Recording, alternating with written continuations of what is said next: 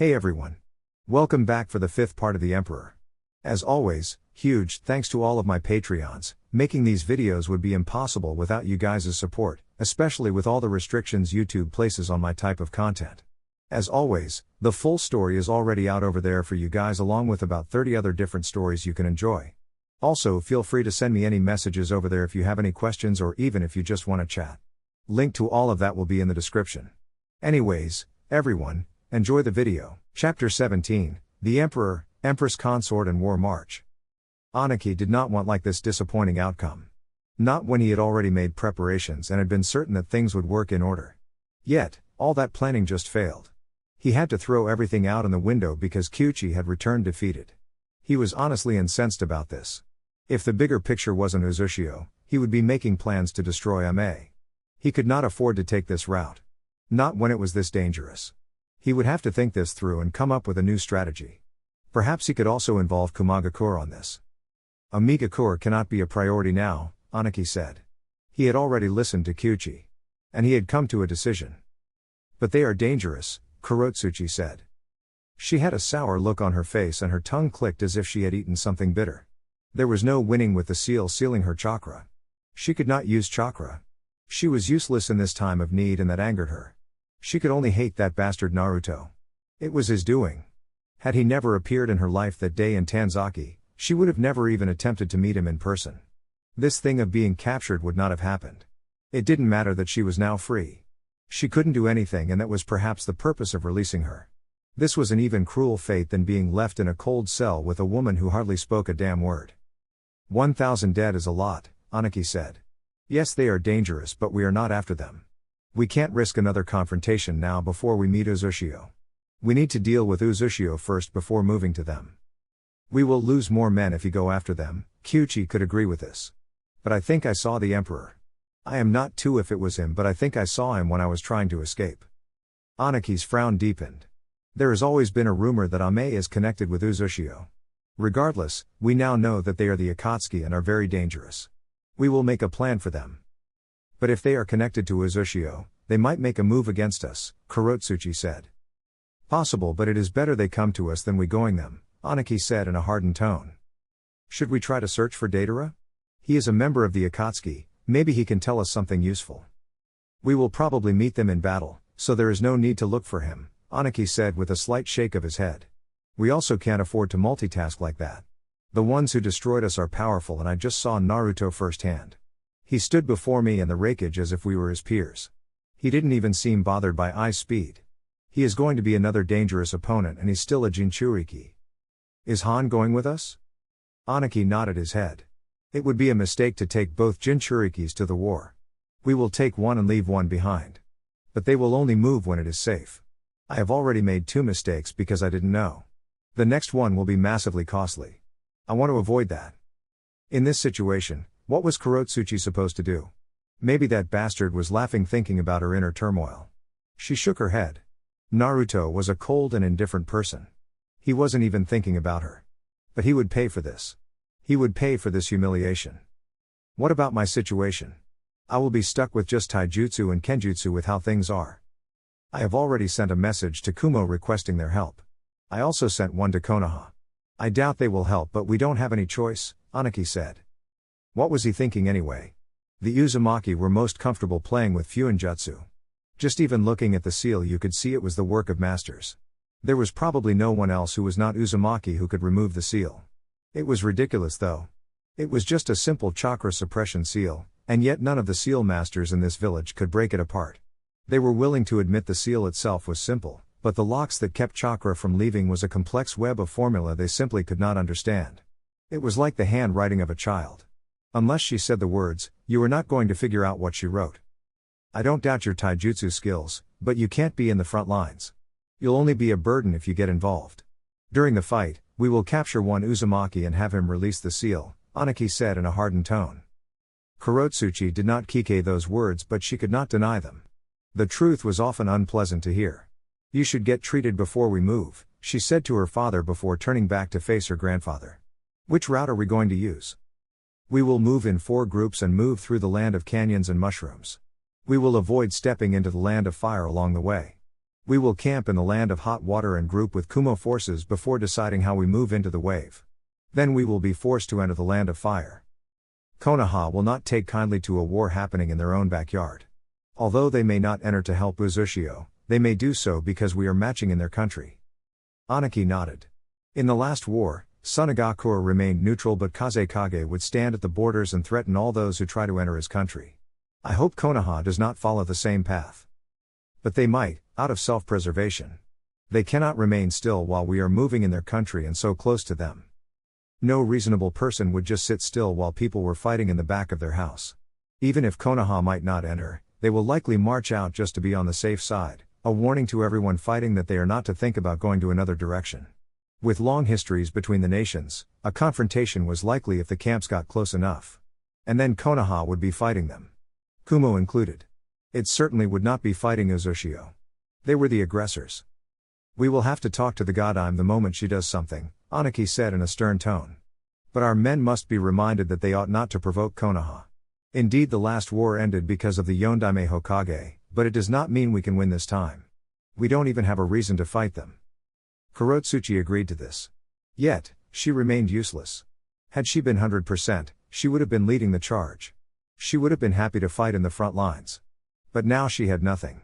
She could not do much. Should we send a few skilled people to try to infiltrate Uzushio? At this stage, they will surely be stretched thinking about war. Anaki nodded. That could work in our favor, he said. Remind everyone that they must absolutely avoid those two Akatsuki members. Everyone will just be slaughtered if they encounter them. Sunagakure. It was finally happening. The war was really happening. Gaara had entertained the idea that with things moving slowly, perhaps it might not happen after all. It had been naive thinking from him. Of course, they were going to fight. And it had started. It really did start in the worst case possible, for Iwagakure at least. The news was already sending shockwaves around the elemental nations. No one had thought that Amigakure had such capable shinobi. But the rain had displayed it, and Iwa was surely not going to try to fight the village after those massive losses. This was war, all right. It was nothing but death. People just died needlessly. The war field was a shinobi's grave, and yet, this has never stopped people from starting wars. Shinobi never learned. They always repeated the same mistakes over and over again. But at least Gaara now knew why Naruto was confident he could win against both Kumo and Iwa. If two people working with him could cause that much damage within a couple of moments, what more could he, the Emperor, do? Obviously, there were going to be deaths. Massive deaths. Uzu could not match the numbers of their enemies. They will be employing some tactics to reduce those numbers. It was not going to be pleasant. What is Konoha saying about this? Surely they will also move into the Fire Nation. If they had intended to move a portion of their forces through the rain, then they were going to cross the fire borders, Tamari said to her brother. Gaara looked towards his sister for a moment before staring at the papers on the desk. He remained silent for a minute before finally speaking. I have not heard anything from them. But we cannot move because Konoha has moved. We must also fortify our borders, just to be safe. Tamari nodded. You think Konoha will do the same? Most likely, Gaara said. We are closer to the Earth country. It would not be out of the picture for Iwa to send forces towards this side just to keep us guessing and from doing anything. We will also have to set out. Obviously, they will do the same. But we will try by all means to avoid fighting, just as father did. What about Uzushio? Tamari asked with concern. Iwa is sending a bigger army than I had anticipated. That alone would make anyone afraid. I have seen Uzushio, it is not a shinobi village. I want to send you there, Gaara said calmly. This time at least things could be different. If Naruto is serious about his sister, then this time he will speak to her. I have written a message, I want you to deliver it to him. Isn't it dangerous to be moving around now? It is, Gaara admitted. But I still need you to go. You don't have to worry about your safety. I will send Baki and some others with you. They will return home once you have reached the wave. You can ask the Emperor to help you return home. I am sure by then, Iwa and Kumo will be all over, making movements dangerous. Are you sure he will be gracious enough to send me back? Tamari asked cautiously. She still didn't know what to expect from Naruto. He was an unreadable person after all. You want to sort out your feelings with him. If he refuses, he doesn't care for you. Since it will be dangerous to return, request to stay there until we make plans to retrieve you safely, Gaara explained in a hardened tone. He once said that I was a better person than he was. I didn't get it then, I'd always thought he was a pleasant person. You know him better than I do. Tamari shook her head. I thought I knew him, she said. I don't think there have been any changes with him, Gaara said. There were just a lot we didn't know about him, but I think personality-wise, there was much we missed. Of course, I could be wrong. Tamari hoped not. Honestly, she was expecting the same person who came to her about a week ago. She was expecting to see that same smile that had greeted her. It would give her hope. She was still bitter, of course, but she could work around that if Naruto proved to be a person worth the effort. When do I leave? As soon as you are ready. Konoha. It was war all right. It was still unfortunate that Iwagakure had to suffer the same fate it did in the last war. But last time they had learned. Tsunade doubted this time around they were going to stop. They might choose another path, but it was unlikely that they would end their efforts. There were still many shinobi in the fighting stage. Yet, the heavy loss they suffered in the last round was certainly going to damage morale of their forces. Tsunade was not much worried about the hidden stone, she was simply concerned about the outcome of the war itself and the direction of things. There was no stopping it now. But they could still try to manage things. Uzushio didn't want them to get involved, but Tsunade was not going to sit still and do nothing about the situation at hand. Naruto could do all he wanted to do, and if he turned on the leaf, there would a battle. Tsunade would give him one. No one was going to threaten this village and get away with it. No one. Not Naruto and certainly not Anaki and I. The god Hokage looked around the chamber for a moment before speaking. Within the war room, it was Jiraiya, Sasuke, Shikaku, and Kakashi. The war has already started and Iwa has taken the first damage. She announced. About 1,000 shinobi from Iwagakure were all killed by 2 people from Amigakure. It is Konoha and Nagato, no doubt. Naruto is said to have been seen at the end, Jiraiya added in a firm tone. Shikaku did not find this surprising. They should have known that there was overwhelming power that Naruto was banking on in this war. He was not stupid nor filled with arrogance. He had calculated things. If just 2 could do that much damage, then it was going to be a long battle. It was going to be destruction all over. Jiraiya had already said Nagato was a wielder of the Rinnegan. There was still much they didn't know about the Dujutsu. He shook his head, they didn't know anything. Anaki is stubborn but not stupid. He won't try to pass through Amigakure again. He will use another route to move his forces to avoid them, Shikaku said.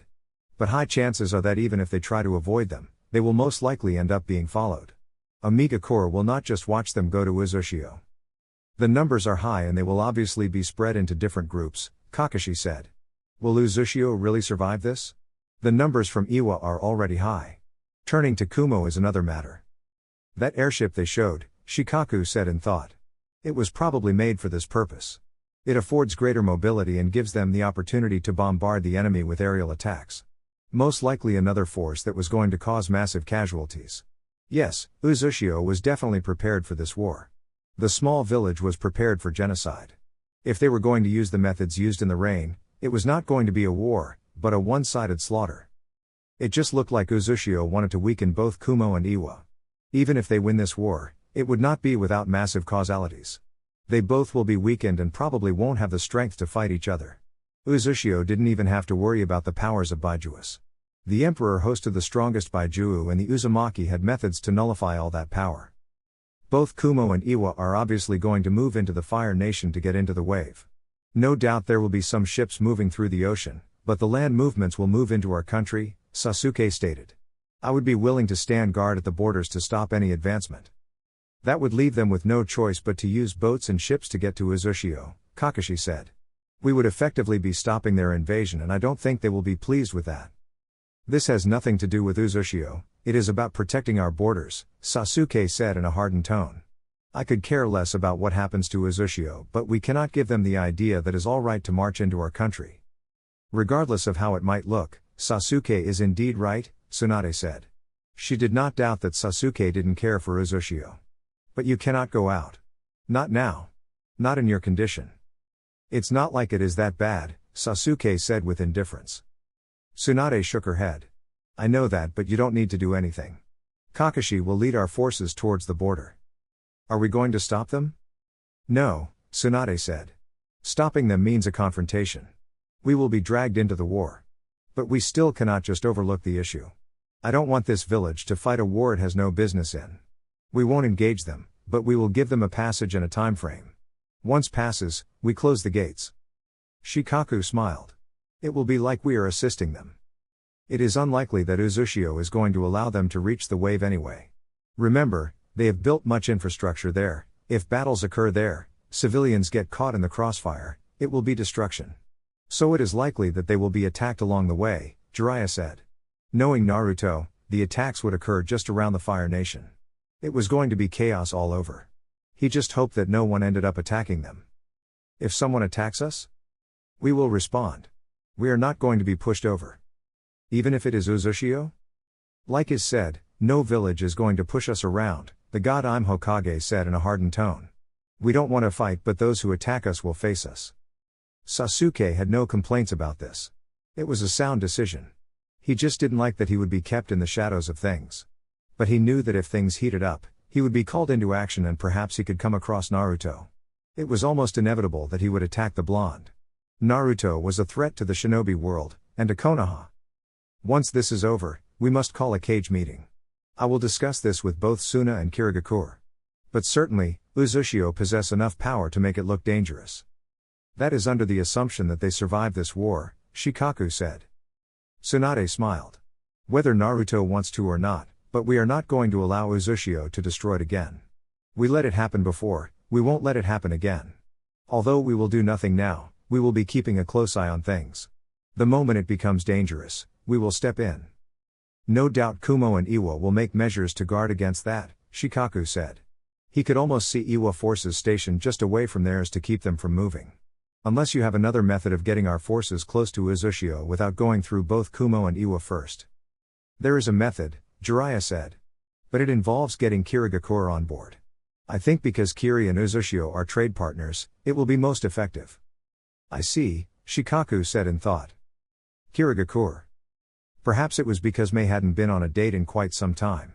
When was the last time she had been to one anyway? No one asked her out. Marriage was not coming. Ah, the horror never ends. But when Haku had come, she had asked to delay their talks a little bit so they could talk it over at dinner. He had seemed surprised by it, but she hadn't minded it. She'd just smiled and told him someone would get him later. Haku was a handsome man. So much more than the emperor, and he was such a kind-hearted soul, nothing like the emperor. Was she comparing them? She shook her head. She had no interest over the emperor in that fashion, but she was curious. She smiled warmly at Haku and spoke. I hope this doesn't make things awkward. I haven't been out in a long time. I just wanted to remember the feeling, she said. Haku shook his head. Had he ever been out with a woman? Never. Not when he was with Zabuza, not when he was in Uzu. Naruto has been pushing him to make a personal life. He has just never found the time. No, that was not it. He has just never been interested in forming those kinds of relationships. It is fine, he said calmly. But I am certain Naruto won't be pleased about it. He added smiling. The emperor had expressed interest in the Mizukage. It was a surprise that he hadn't hit on her already. Mei raised an eyebrow at this. What makes you say that? Well, the first time we came here, he asked personal questions and seemed rather interested in you. Though knowing him, it could be just for the canal pleasure. Is he a pervert? Haku laughed before shaking his head. No, he said. He is just particular about what he likes and rarely does he not act on his likes. Interesting, Mei said in thought. So tell me about him? What kind of person is he? I know he is cold and rational, but that can't be all that is to him? One hardly knows what is in his mind. I don't think anyone knows what he is thinking, Haku said with a shake of his head. Cold, yes, he can be most of the time. But it's not that he can't speak honestly and share warm moments. He has those moments, just not a lot of them. He seems cold because he ignores feelings and rationalizes. I think I am there to make him see those emotions he ignores. So, he is not completely a cold-hearted emperor, Mei said. And what about you? How did you get to serve him when you are so kind? You don't refer him as the emperor but just his name. Which suggests you're close to him. In a way, yes, Haku said with a nod. I speak for him, I represent him.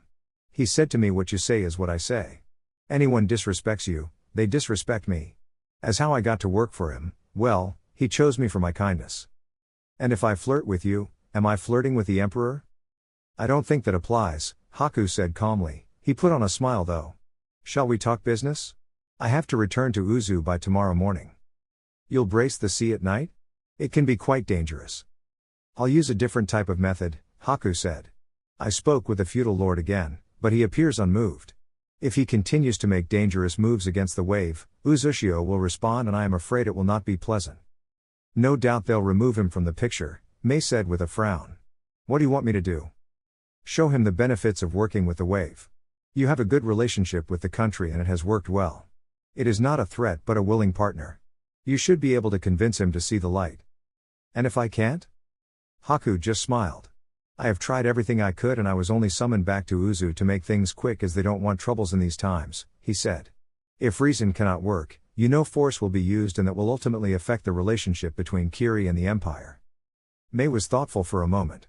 If it was Naruto, she'd think there was another hidden motive. But this was Haku and she already knew about the Waterlord's movements. It was a troubling situation and she knew who was in the wrong. I will talk to him. But I must first see Uzushio and speak to the Emperor at his home. Haku smiled. I was just telling him that if we worked out things well, I could invite you. If you are willing, I can delay my return and we could take a ship early morning, he offered. That is sudden, Mei said. There is war. Kumo ships will be sailing soon and the waters will become dangerous, Haku said in a firm tone. What do you say? Island. Why are you doing this? It was a question that was asked Naruto as he threw an Iwa shinobi inside a cell. There were infamous prisons within the shinobi world. There were some in which once you got in, there was no out. But prisoners were often given some freedom of moving around to play. But in this prison, there are no guards. There was no warden. The seals were the guards and the warden. The prisoners would cook for themselves. If they played with their allocated food, they would starve. There was no mercy in here. No, war criminals did not deserve it. This was a place to punish criminals. Some would see the sun once more but some would never see it again. They would die in here. The prison itself was dug underground. A thick mist covered the island. You could not see anything. The mist also confused one's senses. It was a good place to lock up people who misbehaved in the shinobi world. Naruto's eyes faced the man asking him questions. You are a spoil of war. I thought I should test how things work here. The seal I branded you with keeps you within this cell on lockdown times. When it is not, you will be allowed to move around the entire facility. However, no movements at night. If you leave your cell, you will regret it. Even if you hear someone screaming and calling for help, ignore it. He then threw a key towards the man. This is the key to your cage. Lock it when you asleep and when you get out. Naruto then turned away from the man. The shinobi unlocked the cell and tried to get out, but he hit an invisible wall. What the hell? Naruto spoke without turning to face the man. There is a barrier that activates on certain hours.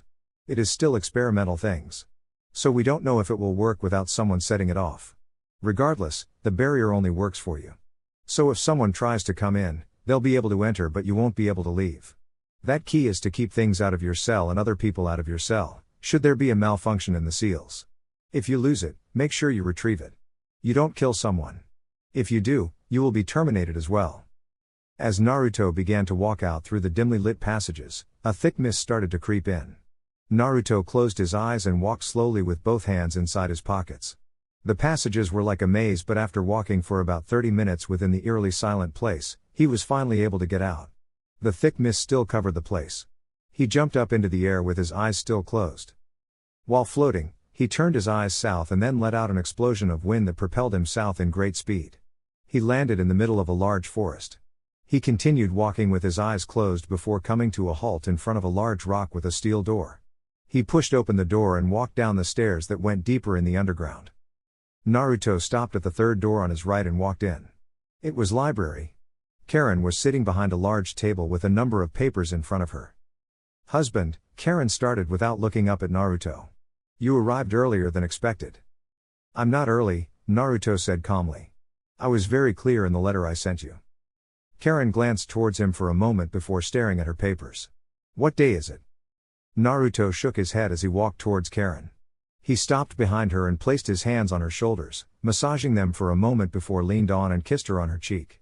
I have missed you, you know. Karin snorted. Yeah, right, she said. Why must you always doubt your husband's love for you, dear? Have I not been loving and supportive to your dreams? He asked in a whisper while continuing to massage Karin. Karin closed her eyes for a moment, enjoying the comfort. You have been supportive but I don't know about loving. I think you have been happy to see my back so you can fool around in our bed. Naruto just smiled. And I was thinking you enjoy being around here more than being around me. Karin shrugged carelessly. Who knows? Maybe that is true, she said while turning her face upwards. Naruto lifted up his head a bit and stared straight into Karin's eyes. He smiled. It's good to see that you are still in perfect health, dear. Am I allowed to touch you? Since when do you ask for permission? Since you nearly bit my hands off, Naruto said. That was because I'd said no and you kept insisting, Karin said. You are allowed to touch me. I can see you have been keeping your hands to yourself these days. Hitting a rough patch? Naruto's hand slid down slowly before resting on Karin's bust. He fondled them for a couple of seconds before leaning in to kiss her. He captured her lips slowly, and moved slowly as he enjoyed her. After a minute, he stopped. Nothing like that. I have just been saving myself for you. Don't flatter me with cheap lies. I know you have another wife, Karin said. Naruto just smiled. Don't say it like that, he said. If it wasn't because there was a snake wearing glasses somewhere in here, I would tell you that I'm a little turned on. Even if there was no snake, I would tell you to turn it off. Naruto straightened up. You are as cold as ever, he said before glancing towards the entrance. He saw Kabuto but said nothing to him. Yoshino has found someone to love and he wants us to meet her. That is why I have come here. Just for that? Karin asked with a frown. I thought there was something important. This is important for Yoshino and he is important to me, Naruto said in a firm tone. Besides, it is time you think about returning home. War has started. I have no interest in it, Karin said in a flat tone. I will come back when the war ends. Naruto sighed. But I am still not leaving here without you. How serious are you? I'm willing to drag you while you kick and scream, Naruto said with a straight face. I'm sure Kabuto will appreciate being able to breathe freely without you around. Are you saying I am overbearing? Karin demanded. I didn't say that, Naruto said. Please go prepare yourself. I will be talking to Kabuto while you do so and then we can leave. You will return to finish your things. Karin stared at him and he returned the stare. Fine, she grunted before walking past Kabuto, who then took the seat she vacated. I didn't know Karin was your wife. I know Princess Koyuki is as it was perhaps how you were able to get the technology from her, Kabuto stated in a measured tone. I really have no interest in playing spy games with you, Kabuto. My personal life has nothing to do with you. I just want to know about your results. Naruto responded in a flat tone. Kabuto had not expected Naruto to start sharing, but he had not expected this kind of talk to get underway this way. Well, it was not like he wanted to become friends with the Emperor. He was fine here. As long as he got the resources he needed to prove many of the hypotheses he had come up with Orochimaru. I saw you have plenty of Sharingans locked up. I asked Karin for a pair but she wouldn't give me any. I really want to work on them. For what purpose? Orochimaru and I came to conclude that the Rinnegan is the natural evolution that comes after the Mangekyo Sharingan, but you need to have both Senju and Uchiha genes to be able to achieve this feat, Kabuto said. Oh, you are not surprised by this. It makes perfect sense.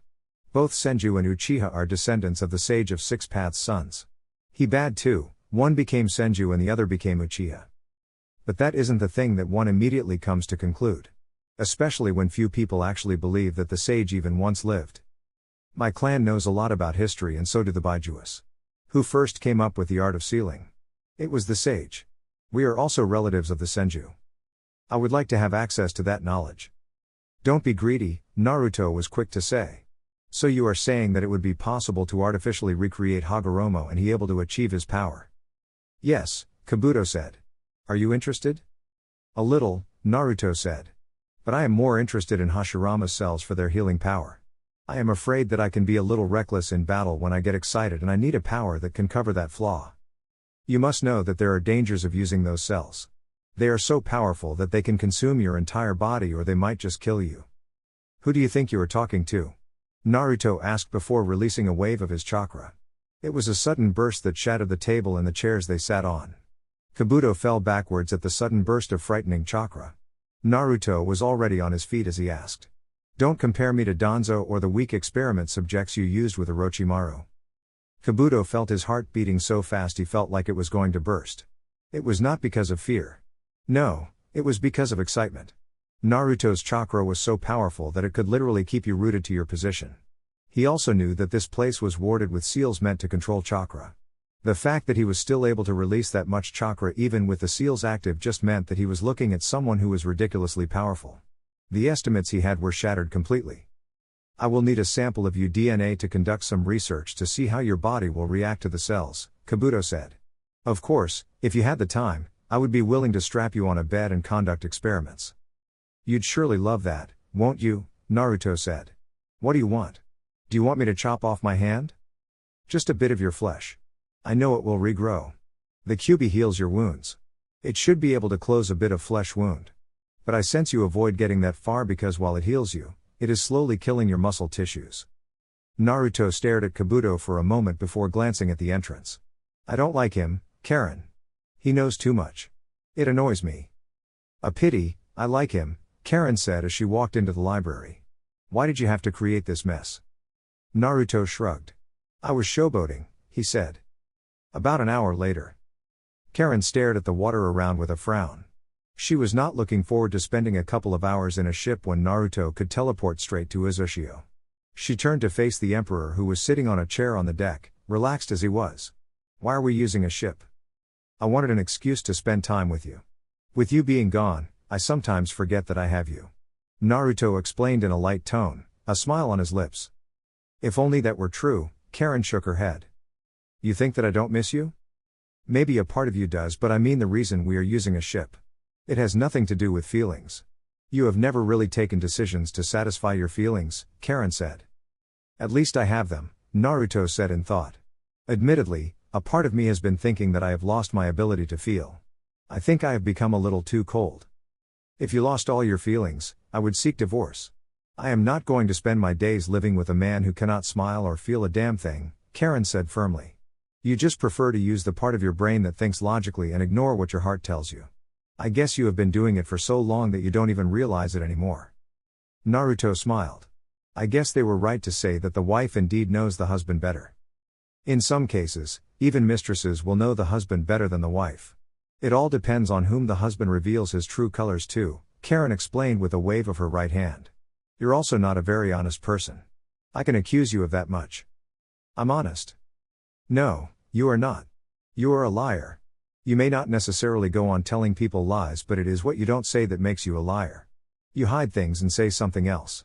You let people believe things that are not true and allow people to have perceptions of you that are based on false conclusions, Karin said with a stare. I pity Tamari. You said you didn't know anything about her. Naoki keeps me informed, Karin said. Then, why are you questioning yourself? Naruto Uzumaki has always been confident and never doubted himself. That has not changed, Naruto said with a shake of his head. At some point in your life, you just look at your heart and see where you stand. I have done many things in my life, but now I am getting into a crucial stage. Yoshino was also talking about family. It has just gotten me thinking about certain things. Karin turned towards her right and stared far away. She frowned. Why are we using a ship, Naruto? Your senses are still as sharp as ever. I can't believe you could sense enemies that I can't even see, Naruto said with a smile. We are bait. I had this ship travel yesterday with some people to draw the attention of a couple of nuisances in these parts of the ocean. Karin stared at him for a long minute before shaking her head. They'll be upon us in an hour or less, she said. You thinking about your family now? What have you been thinking about with Koyuki? She wants children and I thought you had been trying to knock her up. She isn't getting younger and needs an heir for her country. You have always known you were going to give her that heir. That was part of the marriage agreement.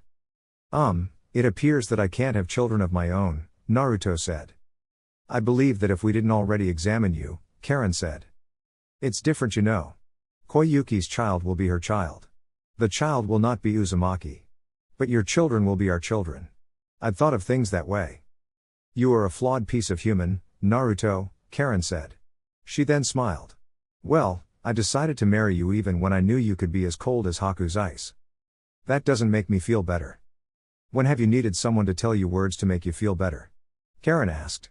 You've always been independent about your emotions. You don't like inviting people in. Well, we will have to heal those emotional scars the brats in Konoha gave you. She smiled sadly. You are not bad. To those close to you, you have always shown love. Even Koyuki cannot complain. You're mentioning her a lot. Am I? Something bothering you? No, Karin said in a flat tone. I just don't particularly like her. Naruto sighed tiredly. I'm not getting involved. Just wake me up when our prey arrives. You are gonna nap now? I couldn't sleep last night. The ghost of my mother was haunting me. Karin laughed. If you are sleeping, I am going inside to sleep as well. I'll keep the doors locked just in case. Ever since Kabuto arrived, I have been very busy. Hardly get enough sleep. And I am not going to let you sleep tonight. Karin groaned. Why is it that whenever I am home you are always thinking of getting on top of me? I just love you that much. I bet you say that to all the women you sleep with. Have some faith in me, will you? Karin did not respond. She just walked away without saying another word to Naruto. The Emperor just shook his head and then closed his eyes. It was only about an hour later when his eyes snapped open and he found himself surrounded by 4 men. They were just mere bandits who robbed ships delivering goods. Fake intel had been sent out to catch these people. They were being annoyance to his trade with the water country and he really could not be hiring shinobi to guard ships that were traveling on waters he controlled. Sorry to disturb your nap time, Your Majesty, someone said with a wicked grin. Naruto's eyes narrowed down towards his throat. There was a blade pressed against him. He must have really been out of it. I wasn't enjoying my sleep anyway, he said carelessly. Don't move. We just want the goods you have and we will be on our way. But if you move, you will lose your head. Unfortunately there are no goods here, Naruto said before whispering a couple of words. Wind just flashed in front of him with small wind blades that just cut through the sword touching his throat and the hand holding it. Arg! The bandit cried in pain as his arm fell to the floor, with blood gushing out. Naruto stood up silently and looked around. It was just one ship. Yes, they only brought one because they knew their ships were not protected by shinobi. It was just merchants who traveled by their ships. He sighed, looking thoughtful for a moment before his right hand shot towards the man he'd cut. He grabbed the man by his face and then hurled him out of the ship. He hit the waters and started shouting help as he began to sink. Jump, Naruto said to the other 3. You are not worth the effort of me wasting my energy throwing you out. So, jump, now, he said in a deadly tone. The 3 looked in fear before jumping out of the ship. Naruto followed, but towards the bandit ship. There were still some within their ship. But he did not care for them. He just landed atop of water and clapped both hands, holding them together before holding a single hand sign. Futon, falling havoc. Powerful gusts of wind started to pick up above the sky. Naruto jumped into his ship as the water started to become violent, hitting the ships. A tornado formed just above the bandit ship. It was twisting violently and in the blink of an eye, it flashed down like lightning. It crashed through the ship and then went through it, breaking it in half. The powerful rotation caused the ship's halves to be sucked in and as the waters began to form a small whirlpool. Are you trying to kill us as well? Karin asked, seeing that their ship was being pulled towards the whirlpool. You are awake, Naruto said. I should have just stayed still and told those fools that their money inside there, he said before waving his right hand. The whirlpool then started to slow down before finally stopping. That would have been fun, wouldn't? No, Karin responded in a flat tone. How long till we get home? I'm getting sick of the ocean. Naruto looked up for a moment before turning to face the clone steering the ship. He created another clone. There should be more pirates along the way. If not, I'll have to hunt them down. I know their location anyway. Why didn't you just do that from the start? I wanted to show off how powerful I am to my wife, Naruto responded with a smile while walking towards Karin. He held out his right hand. Shall we? Yes, Karin nodded before taking Naruto's hand. But he suddenly pulled her and held her bridal style. Someone is feeling very happy today, she said. I am, but I am forced to run through the sea with you. The barrier around Uzushio has been erected because of wartime. I cannot teleport straight to the compound and I have not marked any other place aside from the wave. Then let us go to the wave. I don't want to, Naruto said. This should be fun. I want to test my speed, chakra control and see if my stamina levels are still at optimum levels. I have been lazy recently. Why can't you just create a clone and take me to the wave? I don't the reason I need to d. Naruto stopped her from talking by placing a kiss on her lips. Consider this a bonding moment. You're being uncool. I'll just decide to spend the night drinking at a bar. Naruto shrugged. You know when we get home, you are going straight to sleep and I am going to work. Besides, I am fine with you getting drunk but just know that I will come to pick you up and then abuse you. I'll file a complaint to the council. As emperor, I'll threaten to disband it. No, you have no authority to do so. The council represents the Uzumaki clan. You are not the guardian of the clan. Well, I'll be damned, Naruto said before jumping into the water. I'll be quick. You can just enjoy the fresh breath of the ocean. Yes, your majesty. You mock me, Karin. Iwagakure. Naruto stopped in front of Yugito's cell. He stared at her for a moment before opening the cell. He entered and held out his right hand. Yugito stared at it for a moment before grasping it gently. She was helped to stand up and the blonde walked her out of the cell. Once they were out, they disappeared in a blur and appeared atop of the tallest building in the village. Yugito could tell even though this was her first time actually seeing the village. So this was Uzumaki. She could not feel the outside. Everything in here felt so disconnected from the rest of the world. Perhaps it was the barriers they put around the village for protection. The village itself was not that big. Even when you were comparing it to other small nations. The wave was much bigger. Perhaps the Uzumaki didn't want to mix with other people and preferred to stay secluded like this. They had done everything to ensure that the wave grew. It may not be a shinobi country, but the wave had a lot of people. It was becoming powerful and its goal was not shinobi but its trade and economy. Any village allied to it would certainly have big benefits. Yugito closed her eyes and breathed in the fresh air of the outside. God, she had missed the sun. She had missed the light. She missed everything about being outside. Being a prisoner was not fun. But who could she blame for this? She was a kunoichi who failed her mission and this was the result. When will it end though? Things were certainly heating outside. She was not going to see anything. She was not going to protect Iwagakure. She was a prisoner after all. Your chakra is still sealed, Naruto suddenly said. Yugito glanced at the emperor for a moment before looking down at the peaceful streets of Uzumaki. Everyone was going about their lives. There were no problems. I didn't think you'd risk anything like that, she said. Although I would probably not escape, I'd cause some damage in my attempt. Naruto raised an eyebrow. You are a confident kunoichi but you don't strike me as being cold enough to get innocent people involved in your battles. You'd simply transform within these threats and threaten those lives? Yugito did not express any emotion. She didn't want those piercing eyes trying to read her mind. Still, though, getting innocent people involved? It was something else, but she was not going to give Naruto the answer he was looking for. When one is backed against a corner, anything happens. True, but there should be limits, Naruto said. You simply cannot act in the same manner as to the woman I released. She is a cold-hearted woman who'd not hesitate to kill innocent people for her freedom. I don't find that hard to believe, Yugito said. There was something seriously wrong with Kurotsuchi. Her hatred for Naruto was also something unhealthy. Why am I out here? Naruto settled down and motioned for Yugito to do the same. I just thought of giving you some time to get a breather. That aside, I have a proposal for you. You'll probably reject it but I am still going to propose it. Yugito frowned. She didn't like this kind of talk. Regardless of the hardships she experienced in Iwagakure, the village was her beloved home and she would die rather than betray it. I am not betraying my village. Naruto smiled. Shinobi and their loyalty towards their villages, he said shaking his head. I am not going to ask you to betray your village. I said I want you to be comfortable. I don't want you to be miserable.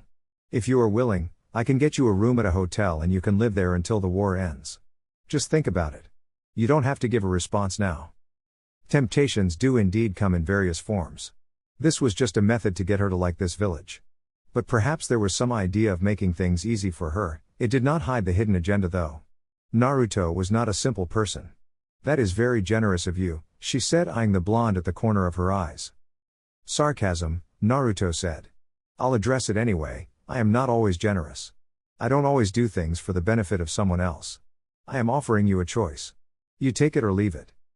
Any other hidden reasons? Well, if they are hidden, I am not going to tell you, Naruto said with a smile. We have already made an encounter with Iwa and of course, we annihilated them. Bigger forces will be moving within the next days. Preparations have already been made, both Anaki and I have made a truce to their troubles. So it begins, Yugito said. You want to go out and fight for your village? This might be treacherous but if Kumo and Iwa arrive at this village, they will plunder it. They will destroy everything and kill even innocent people. I think it is better for me to be away from such a thing, Yugito explained in a bitter tone. You have a conscience, that is good, Naruto said. They are not going to get into this village. No enemy forces will get into this village. If anyone is going to do that, I will be dead and this village will be empty. Are you sure you should be telling me about the last part? You are not going to tell, are you? I am telling you in confidence. I would rather not know, Yugito said. Karin looked around for a moment before staring at the tall redhead standing beside the creepy and unnerving Yoshino. Miracles do happen. She'd never thought that the man would actually love someone. People might think that Naruto was bad, but Yoshino was worse. He was much nastier and more of a schemer than Naruto was. Yoshino was in many regards a genius. Naruto filled his head with so many things, which made him knowledgeable but also had the wisdom to apply his knowledge. Of course, in battle, Yoshino was a mere toddler compared to the monster smiling beside her. I think you are having unpleasant thoughts about me, Karin, Yoshino said with a smile. He had decided to stop all formalities for the night. He was sure Naruto wouldn't mind. Karin, though, was another matter. It can't be helped, Karin said with a shrug of her shoulders. Are you going to introduce us? Be nice, dear, Naruto said to Karin in a measured tone but yet still smiling. I would like both of you to meet Miyuki, Yoshino said with a smile, a warm tone, both his hands on Miyuki's shoulders. She was a slender woman with clear crystal blue eyes. She had a large cleavage that made Karin envious. Atop of all, she could win any beauty contest with just that innocent smile of hers, and the pure look on her eyes. Naruto Uzumaki, but otherwise known as the Emperor. This Karin, my wife, Naruto said, introducing himself. A pleasure, Your Majesty, Miyuki said with a small bow. Her voice was almost melodious, a hypnotic sound that caught the Emperor in a mental trance as he studied her. Naruto shook his head. The pleasure is all mine, he said smiling. I was not expecting such a beautiful woman to be in Yoshino's hands. Yoshino put on a flat smile on his lips. I was positive that you already knew her, he said. Naruto shook his head. You know my half-blood is not wanted by those cold-blooded vampires, he said. I don't play around this side of things, he said. I hope we are not just going to be talking, Yoshino. Of course not, I know you get bored easily, Yoshino said with a smile. Well, Yoshino certainly got a woman who is somewhat like him, Naruto said as he entered the bedroom with Karin following behind him. What gave you that impression? She seemed like a pleasant person. Yet you didn't seem to be too bothered to speak to her, Naruto said with narrowed eyes. He walked towards the back door and slid it open slightly for some fresh air to get in before going back to stand by the bed. You had that covered, Karin said with a shrug before helping Naruto take off his cloak. She didn't bother folding it but just dropped it to the floor. She helped him remove his shirt as well before he helped her remove all her upper clothing.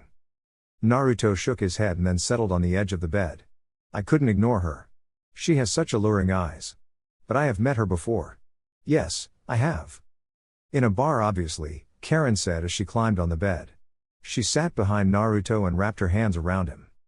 I won't deny that, but I just had a conversation with her. She acted as if she hadn't met me before. I am sure Yoshino already knows given that flat smile he gave me when he asked, Naruto said with a shake of his head. And you said you hadn't met her before. I was denying seeing her naked. It's not like there are thousands members of the clan. I have met everyone who is Uzumaki in this village, Naruto said. Karin bit Naruto on his right shoulder.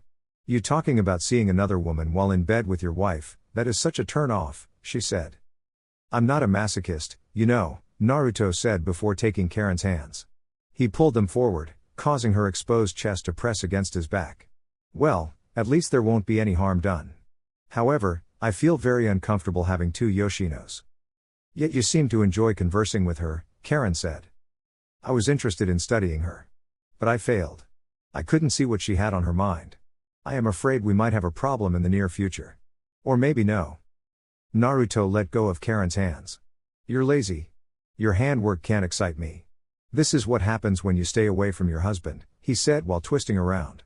He pushed Karin backwards, and had her lie on her back before going atop of her.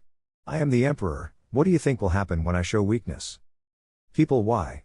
Karin trailed off, biting her lip after Naruto had bit her right nipple. People will think you are human, she finished. Naruto's tongue was too busy with Karin's breasts to form any words. Both his hands held her firmly around her waist before he moved up, while kissing her chest, her neck, and cheeks. Being human is overrated. Humans are horrible creatures anyway, he said. But then again, you are still Huma. Karin was stopped from continuing as Naruto gently captured her lips. His tongue slid into her mouth. She was ready for it. Their tongues choreographed for a couple of moments before Naruto broke it off, after feeling Karin's hands trying to get into his pants. He smiled. Someone is a little happy today, he said. Just shut up and help me out here. After 4 rounds, Karin was fully satisfied. She had a content smile with Naruto's hands holding her gently as they lay in the bed. I'm still not returning before the war ends, she suddenly said. Naruto sighed. I did not expect you to change your mind, he said. It shouldn't take long though. So, hopefully, within a month, you'll be back here, with me. Hopefully, Karin said. Are they going to make you marry another woman? Naruto shook his head. Not as things stand. We'll see once things settle down. But I doubt it. It's not my duty to increase the numbers anyway, and you don't want a lot of children.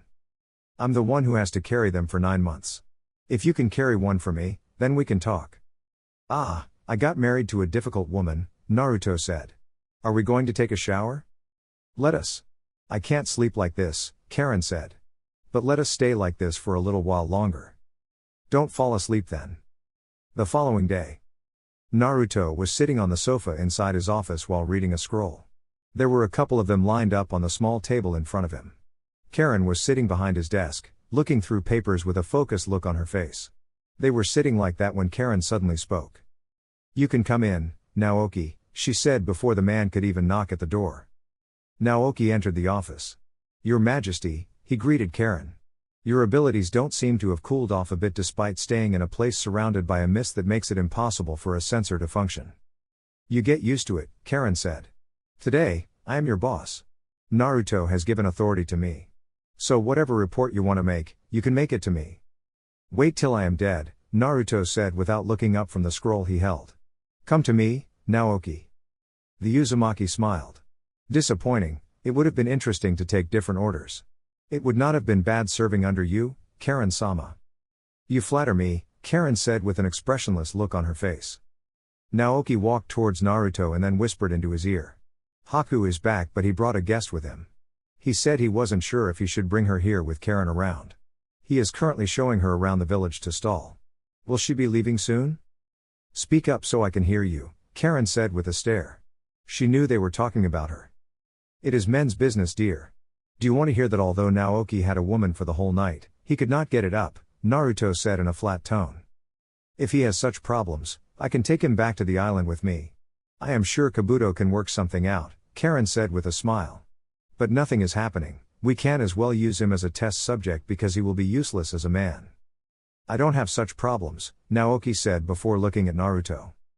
Haku is afraid she might have a problem, Naruto said in thought. Unless Haku was planning something personal, there should not be a problem. But then again, this was Karin. She could still have a problem. Well, it did not matter anyway. Yes, Naoki said with a nod of his head. Tell him it's fine. Once he is done, he can bring her here. Hi, Naoki saluted before leaving the office. Karin stared at Naruto for a moment. So you are hiding things from me now? Yes, Naruto nodded. We didn't have to sneak around or whisper when you were not around. But since you are here, we have to do things this way, he said. I will be leaving soon, Karin said. I need more money. Or at least certain things I need. Can't give you any. Work with what you have, Naruto said in a hardened tone. We are not negotiating that, Karin. We have a war we must prepare for and I can't be wasting funds we don't even have. At this stage, we are just leeching off the wave country. It is your war. And it is my empire. Not ours, Naruto said. You can speak to Yoshino. But imperial coffers are not going to give you anything. You're being stingy. If you saw how bad the situation is, you wouldn't say that, Naruto said with a slight shake of his head. What do you want to work on anyway? Shouldn't you be thinking about wrapping up your things in preparation of your return home? There was something I wanted to make before that, Karin said. I'll have to leave Kabuto in charge of the island. She paused for a moment. Can I really trust him? I believe so, Naruto said. We don't have to worry about him. Though, being careful isn't a sin, that is why we gave him a special seal, the Emperor said. You can also tell him that if he wants to move in and of the island, he can speak to Yoshino and make arrangements. In the meantime, we have a guest to entertain. A woman, no doubt. Yes, the Mizukage, Naruto said. What does she want? She came with Haku. We will hear from her when she arrives. He is currently giving her a tour around the village. You have been very accommodating to her. If it was someone else, you would have forced things already. But you have been diplomatic with her, Karin said. Sometimes I wonder about your intentions and if you really don't hold grudges as you say you don't. Kiri was in a bad state and fighting them would have made things difficult for us. I made a rational decision, Naruto said with a shrug. But admittedly, Anaki, I dislike and so does the Raikage. Both of them really don't fit into my ideal world, thus they must die. Mei fits in perfectly. My other reasons are just a bonus. Iwagakure. Anaki had divided his men into 5 groups, 4 with 2,000 shinobi and the other with just 1,000. They were all going to march towards the wave country before heading to Uzushio. Naruto had even made things simpler by creating a bridge they could use to reach the island without having to struggle with the whirlpools that surrounded it. The problem now was the intel he had received. Konoha was moving out and it appears that Suna was also moving as well. It didn't surprise him that they were both making moves at the same time. They were allies after all. But Konoha moving was the bigger problem. He didn't expect them to move so early. A confrontation was bound to happen and the leaf was likely to stop them from crushing Uzushio. It would be a big problem. Yet, if he managed to work out things with the Raikage, they could turn on the leaf. Should that happen, it was going to be a shinobi world war all right. Anaki wanted to avoid this. Kyuchi, Anaki called the man. Your unit will move second. Akatsuchi will take the lead through the land of canyons. 2 units will force through the land of mushrooms and then into canyons to avoid entering Fire Nation. Always keep contact with other units. And don't move too quickly. Keep a safe distance with others. Hi. Now get ready to move out. Akatsuchi will be moving out within an hour. Anaki then turned to Kurotsuchi. Because of these events that have occurred, you have an important mission that you must handle. And don't fail this one, Kurotsuchi. If you succeed, we hold Suna hostage, possibly Konoha to some extent. We could even have them turn against each other. It doesn't have to anyone specific but get someone important. I will get it done, old man, Kurotsuchi said in a firm tone. I failed the last time, I won't fail this one. Besides, this time, there will be no return if I fail. I will be buried in the desert if things go wrong, she added in a bitter tone. I hope it doesn't come to that, Anaki said seriously. We will be looking for someone to help you out. Once we find this person, I will call for you. Make sure you work fast. Chapter 18 The Emperor, War Reasons, and Reconciliation. Flashback. Your strength is truly impressive, Naruto, Hiruzen said as he walked towards a 10-year-old Naruto. They were within the Forest of Death at a secluded place marked with chakra barriers. This was the place that Naruto used to train without anyone seeing him or even noticing. Naruto stopped what he was doing, stood up straight and glanced at the old man for a moment. Coming from the god of shinobi, I will take the compliment, Naruto said calmly. But it isn't really coming well. I can always offer help if you want, Hiruzen said to Naruto with a smile. Naruto raised an eyebrow. You confuse me, old man. Despite knowing that I am for Uzushio, you would still wish to help me? Isn't that counterproductive? Hiruzen shook his head. Naturally, my help doesn't come for free. Although I know you are for Uzushio, you still Minato's son and this village continues to be hard on you. You know that I have always cared for you, Naruto-kun. I didn't tell you about your mother because of any reason other than to give you an identity. And you did. Yes, but it turned out in some ways I had not expected, Hiruzen said in a bitter tone. Why do you hide your strength though? You're smart, stronger than some people and I know that your chakra levels are beyond what many jonin have. But yet, you don't display that strength, not even flashes of it. Naruto sat on the ground and folded his feet, taking a meditative pose. To be honest, old man, I am a little afraid.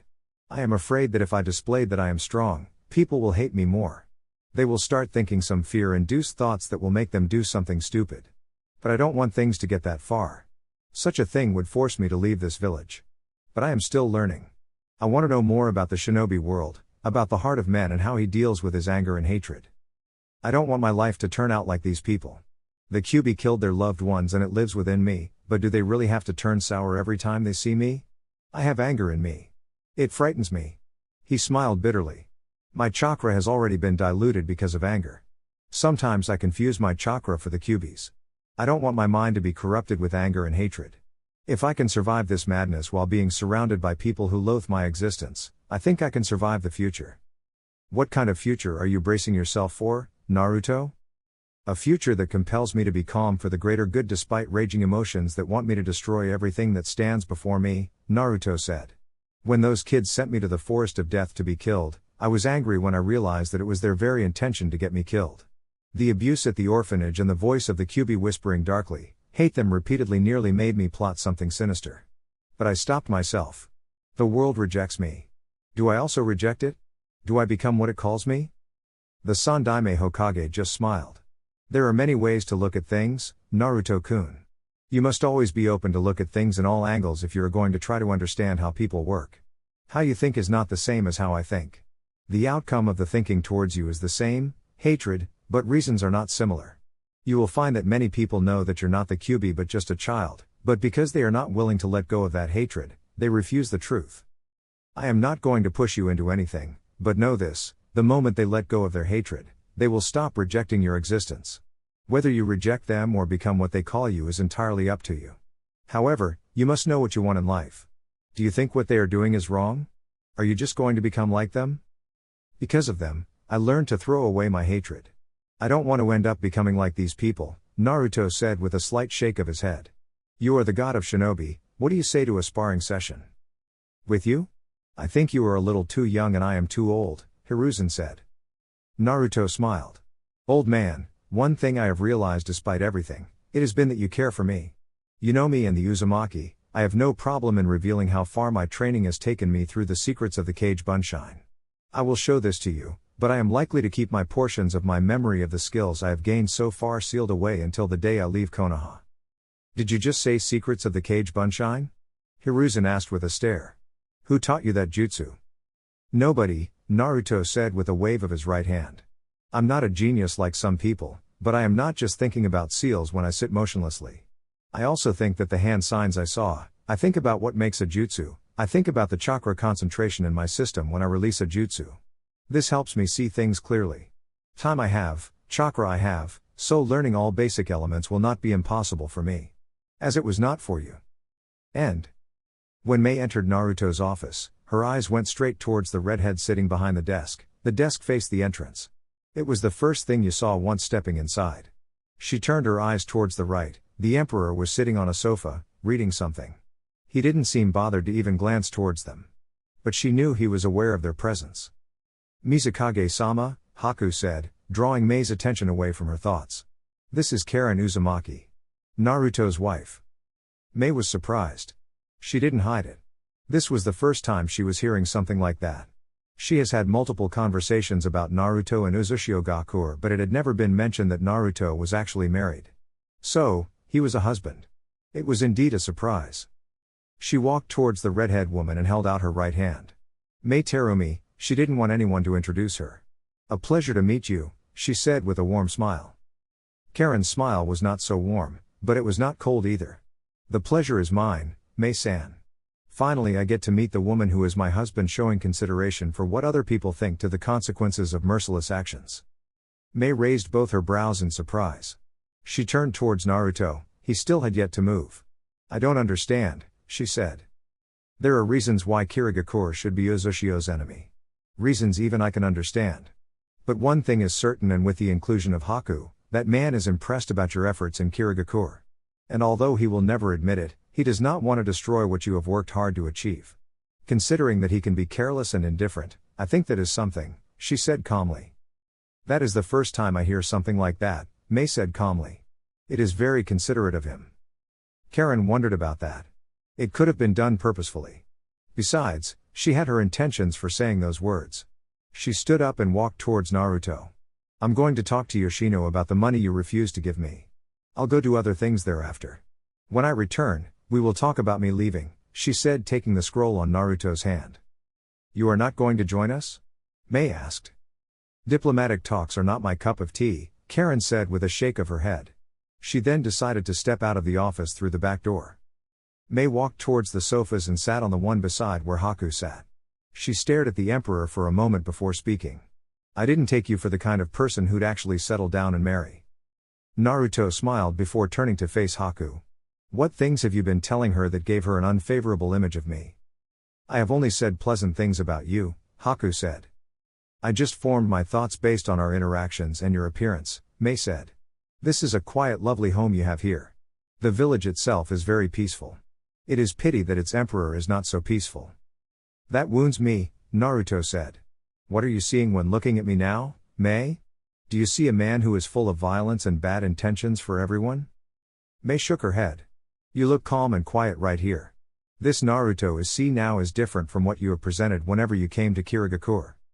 There is always time for everything. I have my moments. Right now, I am at home, enjoying the peace while it lasts for very soon. I will be gracing the battlefield, Naruto said. He hid his excitement very well. Then again, he was used to hiding things from people. The war had already started. It was really a surprise to see that this village didn't seem like it was preparing for war. Although battles occurred outside the villages, the atmosphere did tell from within.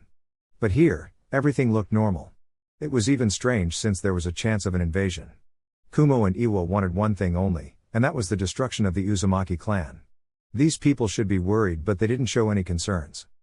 You don't look worried. This village doesn't look worried. It is hard to tell if you are really going to war with forces even Kirigakure could not face alone, Mei stated in a serious tone. Not worried? Naruto smiled. It was not a happy smile. When I first came here, these people were living in hiding. They didn't want the outside world to know of their survival. Every day they slept fearing the worst. They were surrounded by powerful enemies who could destroy them and there was no one to help them. I told them there was a way to get rid of the fear. There was a way to come out of hiding and still be protected. I just wanted to see the Uzumaki rise again. But they would not listen. They were too afraid. And so I warned them. Someone was eventually going to find them, and when that happens, they would be crushed in their fear. The only way to avoid the disaster was to become strong.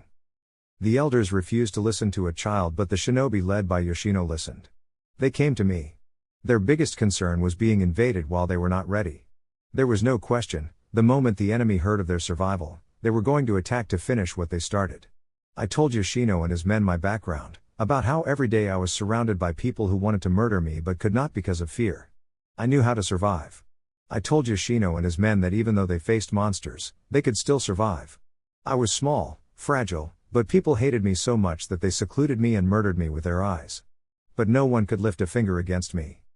Yoshino listened and was convinced of my words. Of course I was still weak. But I made the vow to become the strongest. I already held the strongest Baijuu within me anyway. It took some time, but Yoshino convinced the older generation. And we worked on their fears. Their worries. We worked on it so hard and practiced methods of complete survival even if the village is invaded. What you see now is the result of our hard work to make our people feel safe again. Mei fell silent. She could feel sorry for the Uzumaki. To live in fear in your own village, it must have been a horrible experience. Worse, there was nothing they had done to deserve being targeted. Was it really certain that you would be attacked again? When I went to Iwagakure, Anaki said if we were a threat, he would destroy us. What is his definition of a threat? You'd have to go back to the reason we were attacked in the first place. Kumagakure once attempted to kidnap my mother when she was younger. A couple of years ago when the current Raikage was in charge, they devised a sinister plot to get their hands on the Byakugan. When their plans failed, they threatened war with Konoha, even though they were completely wrong. Mei frowned deeply. Those two villages, Kumo has always been known for being power-hungry. Was this the only way? We could have sealed off our special chakra and become farmers for both Kumo and Iwa, Naruto said sarcastically. In a world that rejects your very existence, what do? Do you wish you were never born? You did nothing wrong. Someone is just rejecting your existence because of a flawed thinking. You know this because you are not the only one who says this. Other people say it as well, but they can't do anything because they are either too weak to do anything or just afraid. What do, Mei? At some point, bloodline welders were hated in Kirigakure and it resulted in us being targeted. Some fled, and we stayed behind to fight. Our response is the same, we will fight. And we will change this world so that it can accommodate us. You are not wrong to fight for the right to your existence. No village has the right to say this village is too dangerous, it must be destroyed, especially when the very village lives in isolation, doesn't involve itself in shinobi wars but lives peacefully. Our fight is against tyranny and the right for our existence. Naruto explained in a hardened tone. You decide, Mei, do you want to trust us? Do you think we are wrong? I don't think you are wrong, Mei said after a couple of moments. I will work with Haku to resolve your issues with the feudal lord. But I will wait to see your actions until after the war to see whether I can call you friends. That is disappointing, Naruto said with a smile. I was sharing because I thought we were friends. How long do you have before you return home? Maybe 2 days. This is not the best time to be away from home. Indeed, Naruto said. You will discuss further details with Haku. But if you need anything directly from me, shout. For now, my throne is calling me, I must go warm it. Mei shook her head and sat in silence for a couple of moments. The Yoshino he was talking about is the same as the one who leads this village, right? Haku nodded. How does that even work? Don't they fight? Naruto is the emperor, yet he is living in land he does not control. He does not live on land he does not control, Haku said with a shake of his head. He is the emperor. Although Yoshino leads this village, Naruto is ultimately his boss. Besides that, they understand each other. Yoshino knows how Naruto thinks. And they both respect each other well enough they don't interfere in each's duties. But before, Naruto would have Yoshino carry out duties he otherwise should carry. It is a very interesting system you have here. It is one made of rules that we all obey, even the emperor. It might be hard to believe, but Naruto follows rules. Isn't it because he made them? Haku shook his head. Village and clan politics are two different things. There are clan rules and Naruto must play by them. Mind you, he is not the leader of the clan. Why? Haku shrugged. He has never displayed interest for as much as I can tell. Besides, Yoshino was being groomed lead the clan before Naruto came to the picture. Either way, Naruto loves his clan and the only thing that matters to him is its survival and being great again. If he can do it without being clan head, no problem. That is the logical part of his thinking that he often uses, Mei said in thought. Now I am at least starting to understand the kind of person he is. Haku just smiled. Then I hope for a more peaceful relationship with Iwagakure, he said. But we must first resolve the situation with the Wind Lord, Mei said. You are also not worried about this war. The wave will be the first target, are you sure you can defend it from the combined forces of Iwa and Kumo? Perhaps I should worry a bit, Haku said in thought. You did hear about what happened in the rain, right? That was done by another Uzumaki. His name is Nagato. Nagato can destroy even one of the 5 great nations by himself. If he wanted to invade Iwa, he'd do it himself and still come back alive. Nagato can destroy an army, and Naruto is an army by himself. He fools around a lot, but let him put on his armor, he will show you power no human should possess. Mei frowned. This was coming from the gentle and kind Haku. It bothered her. He is that powerful, huh? She smiled wryly. What about you? Haku smiled. I am capable. Naruto made me train harder and control my bloodline in some ways I never even dreamt of, but I am not like those 2 monsters. I'm not too sure His Majesty will be pleased learning that you call him a monster behind his back, Haku, Naoki said as he walked into the office. Haku shrugged. It's not like it isn't the truth. You know it well what it is like to be in a room with him when his chakra is leaking. Naoki shuddered at the thought. Those are emotional scars I wish not to relive, he said. Mizukage-sama, this man is being modest. But he is the second most powerful person in this village. But that is not the reason I came here, he said.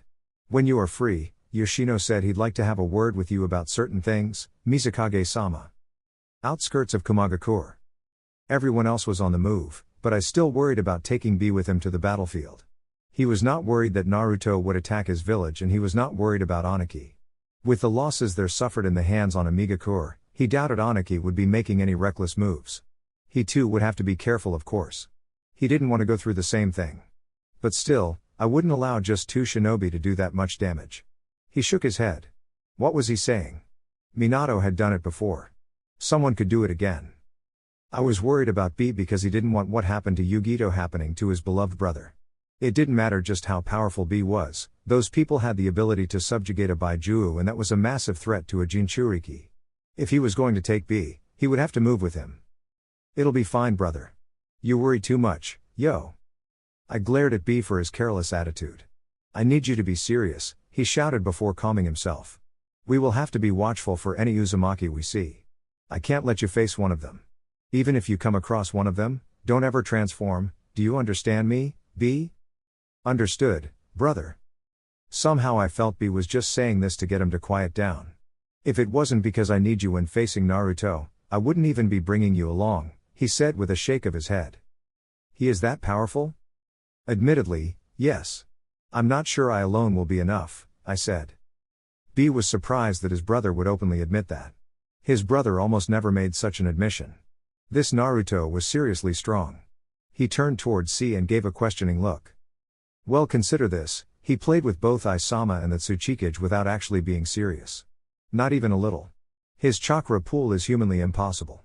I got sickened just by trying to measure it. Because it is also very sinister. I swear you'd think you were experiencing the power of the Kyuubi itself. And, he didn't use his Baiju as power. I'm sure he doesn't need it given the amount of chakra he has. The blonde didn't even blink when facing up to Ai's speed. It was going to be a massive challenge for them. He only smiled. It looked like it was going to be a challenge and he would be tag teaming with his brother.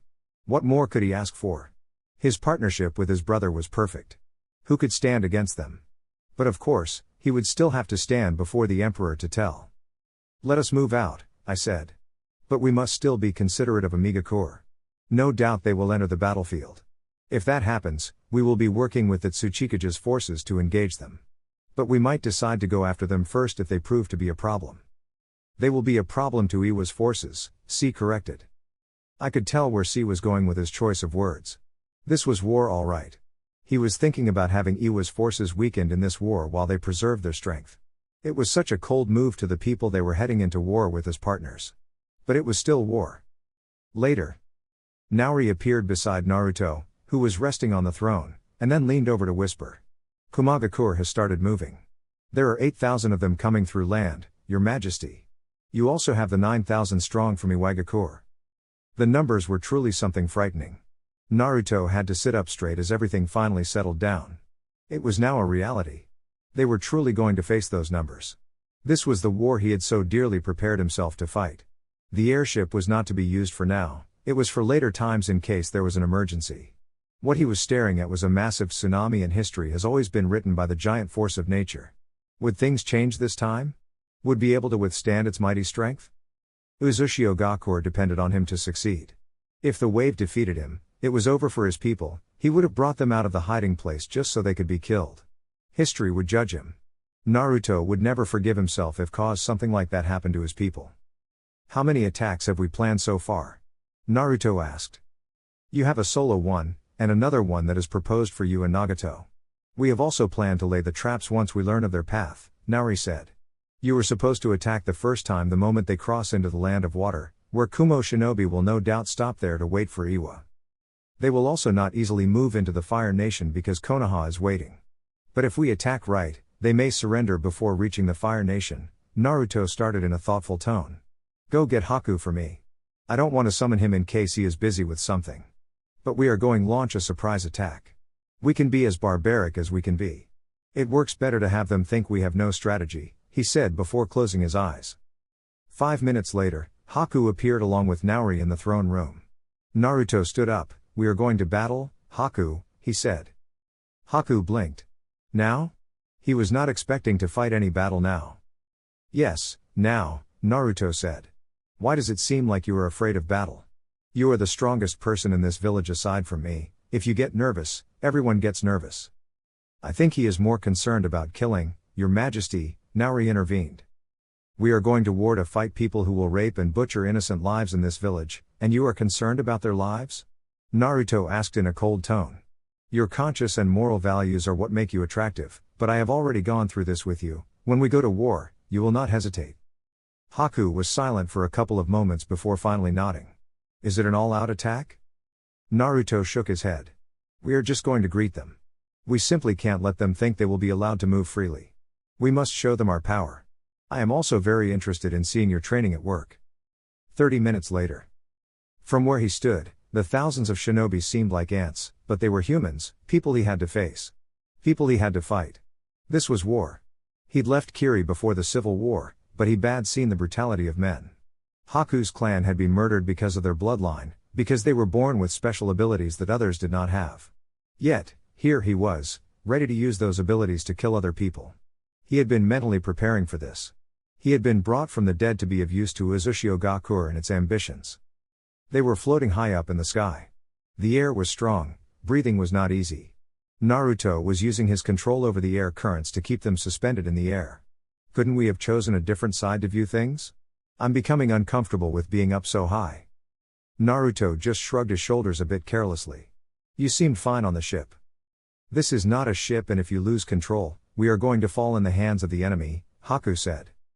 It won't happen, Naruto said. They might have sensors. I didn't want anyone sensing us. That aside, The wind here is very strong and there is something I want to try. Haku had an uneasy feeling about things the moment Naruto said those words. What exactly are you going to try, Naruto? A natural disaster, Naruto responded calmly. Stay on my back, if you don't, you might surely die. He said those words and began going through fast hand seals. Kiss of the Wind God. Once done, he held out both his hands and ordered Haku press his back against his. He then began releasing large amounts of chakra into the atmosphere. Release your ice storm, Naruto said to Haku. Samui halted as she felt a spike of chakra. She looked around but could not see anything. Where is this coming from? She asked of the massive dose of chakra. She was not the only one feeling it, the whole unit had come to a halt as they felt the overwhelming force. It's coming from above, Karu said, looking up into the sky. When Samui looked up, she frowned seeing a dark cloud gathering. She had an uneasy feeling seeing such a formation in the sky. They were not supposed to be coming across any enemies as things stood. She didn't even think anyone in Uzushio had such an attack. There has never been any rumor of a jutsu like that. She told herself, but the uneasy feeling made her want to take a step back. What do you think it is? It's not natural, Samui responded to Karu's question. Just be on guard. We don't know what is happening now. Snow. There was that shout. Samui held out her right hand, and it was indeed snow. But it was ridiculously cold. She had been in snowy conditions before, a drop of snow did not produce this much cold. The air became thick as a cold breeze washed over the unit along with drops of snow. It took only a moment for something to warm her heart when the breeze started to rotate. Everyone, get out of here. She gave the order, but only those close to her heard her. The winds were starting to make a blowing sound. Even though she called for people to get out, she remained rooted to her spot, eyes above her as she watched something form. It was a tornado. It had started slowly, but the moment the winds above started spinning, everything just went out of order. The dark cloud was spinning in speeds her eyes could not track. It was pipeline that started to form from below the surface towards the cloud. It turned everything into chaos when the blowing winds started rotating in furious speeds. The speeds were so powerful and fast that the dust it picked up was moving in such speed that it was able to hit some man and pierce through their flesh. When this started happening, the others began to run away. The tornado finally took its form, violently twisting as it kissed the ground. As it twisted, it did not pull things towards it as a tornado would normally do, it was spitting snow. The ground where it touched was white. Just when they thought they had escaped the danger, the tornado started moving violently. It was violent because it tore through the very ground, lifting up chunks of earth before spitting them out as ice stones in all directions with speeds that made them almost impossible to dodge. Some of the men were unfortunate as the moving tornado swallowed them. It was hundreds who were swallowed and were spat out as frozen corpses. The tornado finally stopped moving, and the winds began to slow down before finally dispersing. The moment it did, a cloud of snow began to fall from the sky before slamming into the ground like a huge wave. The atmosphere was very cold. They could not stay here and be healthy. Boom. There was a crash of something that fell from the sky. Samui was quick to move. She sensed something familiar. Her men quickly surrounded the area as well. She found Naruto on one knee, inside a large crater with a black-haired person standing behind him. He seemed to have having some difficulty breathing. Samui, Naruto said, recognizing the woman had met when he visited the cloud a couple of years ago. I didn't think that you would be one of the leaders. The movements of the enemy forces were hard to ignore. They were not staying in one position, waiting to be attacked. They knew he was a Jinchuriki and if he transformed, it would just be a massacre. Would everyone react in the same way though? No, everyone was going to charge in all at once. They had just surrounded them, forming 7 groups, no matter what happened to the other, they would not attack until the other was finished, a curious formation. But it would only delay the inevitable. Still, they had recovered from his attack very quickly. Samui looked cautiously at the Emperor. Her eyes moved around the remaining shinobi. What was that? Just a welcome jutsu to separate her men? This was dangerous, but could they outrun them? I had not issued any instruction to flee from the Emperor as that Tsuchikage has for his forces to flee from the Iwagakure group that destroyed the first group he had called out to war. Are you going to stop because it is me? She asked, her tone flat, yet still ridiculously hoping that he would say yes. He was keeping Yugito alive, maybe he wanted her and as her friend, her status would factor into that conversation. You are not good at jokes, Naruto said. Say I depart from here, would you go back to the cloud? I don't give the instructions. Naruto did not offer a response, he simply darted towards Samui. There were several men behind her. Naruto did not mind them. As he grew closer, he jumped up slightly about the ground and stretched out his right hand, attempting to grab Samui by her face. His hand never reached her. She leaned back slightly. And two shinobi flashed below the emperor. They did quick hand seals and released a powerful burst of lightning towards him, but it never reached him. A mirror of ice formed between him and the jutsu. The mirror completely halted the jutsu. Simultaneously, a moe flashed to the emperor's right side. He was holding a sword with both hands and swung it in a downward slash, trying to cut the outstretched hand. Haku appeared behind the cloud nin, his right leg flashing through the air before his foot connected with the man's head from the left side. The kick sent him flying to the side. Both Naruto and Haku retreated quickly before landing a distant away. I wish you wouldn't lunge to the enemy so stupidly. You are insulting me, Naruto said, eyeing Haku with a look. The ice user shrugged. You are needlessly putting yourself at risk and making me work hard to protect you. It is training. There is nothing that trains a shinobi's instincts better than real battle, Naruto responded calmly. This doesn't look like it is going to be easy, Amoe said, massaging his temple after being kicked by Haku. I could have been hit hard and then he would have moved closer. It would have been the end of me. I wouldn't have cried if you ended, Karo was quick to respond. No one would miss you either, Amoe was quick to say in a flat tone. That's enough you two, Samui interrupted the banner. We are dealing with a Jinchuriki, one hosting a Baijuu more powerful than the Hachibi. So it is hopeless. Amoe summed it up. We can't afford to fight here. We need to back away. Isama will understand. I have seen him fight before. Fighting here would just result in massive casualties. Samui didn't want that under her watch. She was going to get things ready. She was going to make sure that people live. If Naruto transformed, there would be nothing she could do. They are not just going to let us leave like that, Karo said. Samui nodded. You two lead the others to retreat back into the lightning. We will regroup there, she said. I should be the one to stay behind. There is no need on playing hero. Samui was quick to stay. If you stay behind, they will surely kill you. I have no intentions of dying. But we need a plan, she said before turning around to look for someone. Haku looked towards his right side sensing movement. A large boulder was rooted from the ground and started to charge towards him. The same was happening on Naruto's side. While he created a mirror to block the boulder, Naruto lunged towards it and slammed his right fist into it, shattering it within a second of his fist connecting with it. Haku pushed the boulder away and it slammed onto the ground. Before he could even blink, multiple smoke screens exploded covering them in smoke. They could still locate each other. And regrouped. His back was pressed against Naruto's as he spoke. You feel that?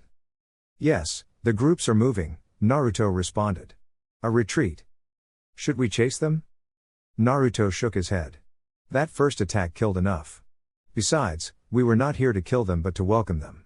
If we got them to retreat back into the lightning, this is a bonus, he said.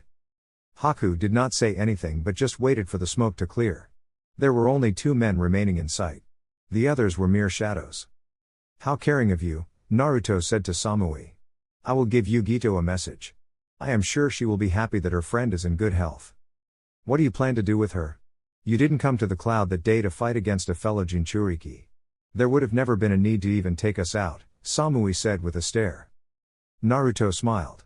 Speculation, he said. Haku, we leave. Well, that went well, Naruto said as he walked towards his throne.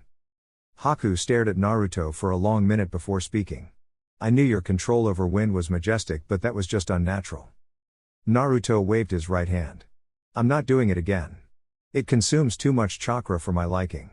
If I am using natural energy it could be fine, but it also drains my stamina. I have no need for jutsu that leaves me vulnerable like that. You know how long it takes for me to replenish chakra. And I thought you had us leave before I could fight because you did not want to end up killing Samui.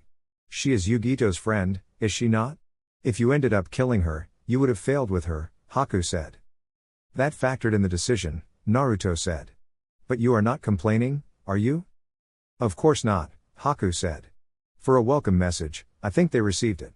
We just have to think about how we handle them for real next time when you fight, he added. In 2 days, I shall leave for battle, Naruto said. It will be then that we will lay our traps, begin our true assault on their forces. If the assaults fail to get them to surrender, we would not complain if by the time they try to cross the fire border the combined army is a little over 3,000, we would have done well.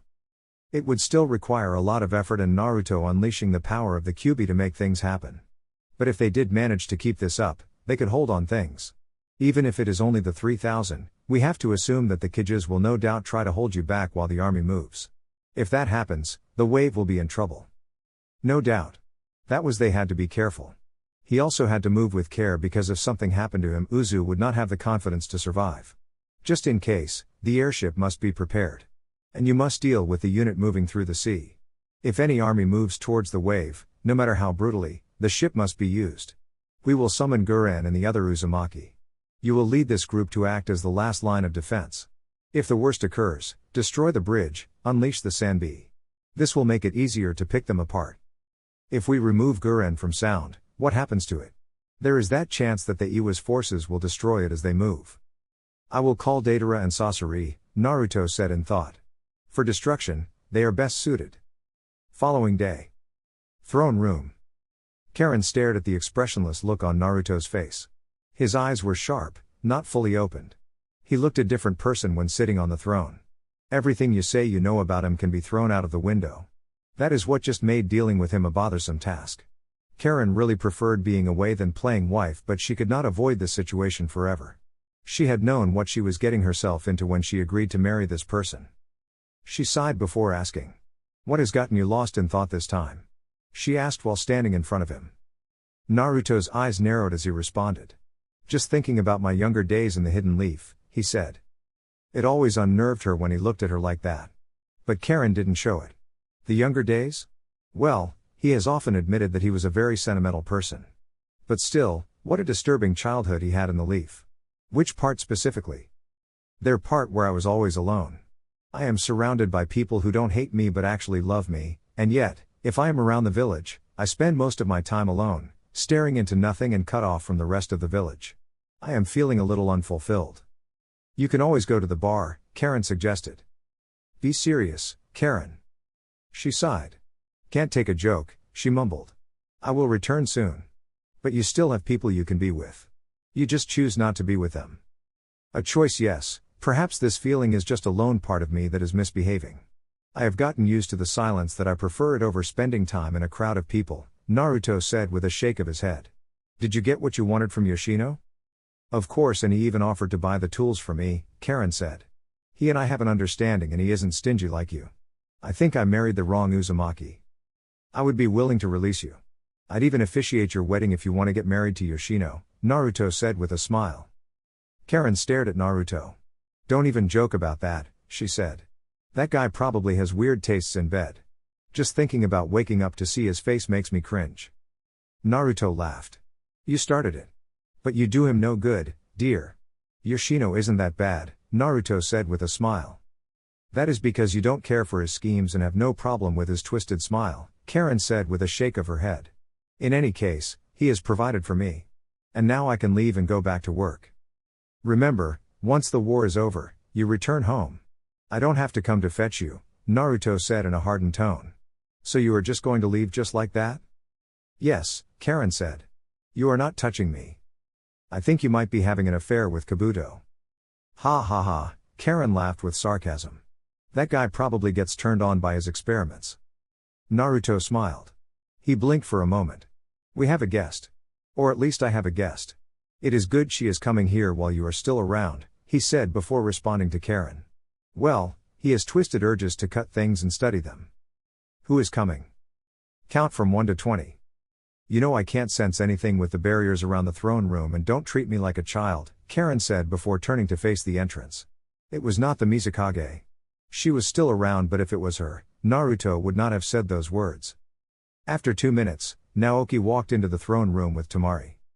The blonde stared towards the throne. There he was, sitting on the throne, head resting on the palm of his left hand. A smile on his lips. But there was someone standing beside him. A woman. Redhead, glasses, hands on her waist.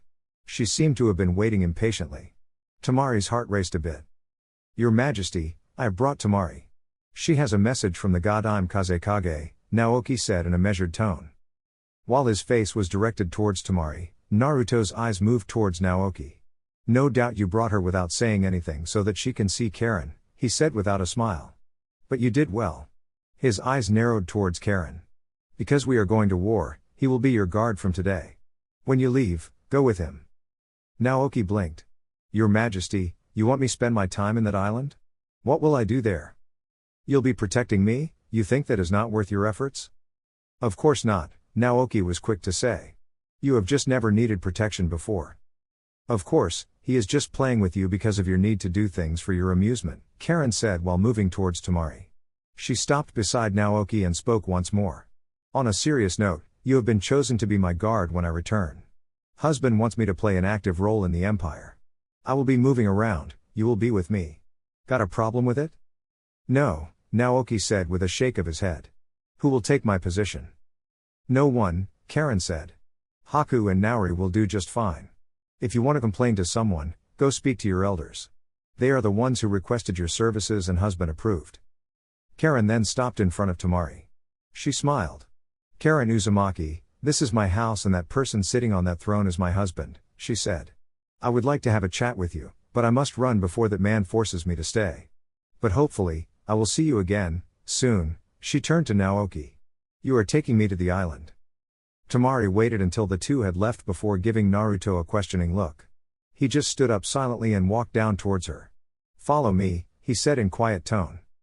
Tamari just followed the blonde in silence. They walked for a minute until they reached what she assumed was his office. He sat on the sofa and motioned for her to sit across him. You need anything? She shook her head. No, she said. Not even once you bothered telling me that you are married? And that was some way of letting the cat out of the bag. There was anger in Tamari's tone. But that was to be expected. He probably would not have told her if she had come when Karin was away. But Naoki had forced things. Does it bother you that I am married? Tamari glared at the blonde. Was he seriously asking her that question? He was married.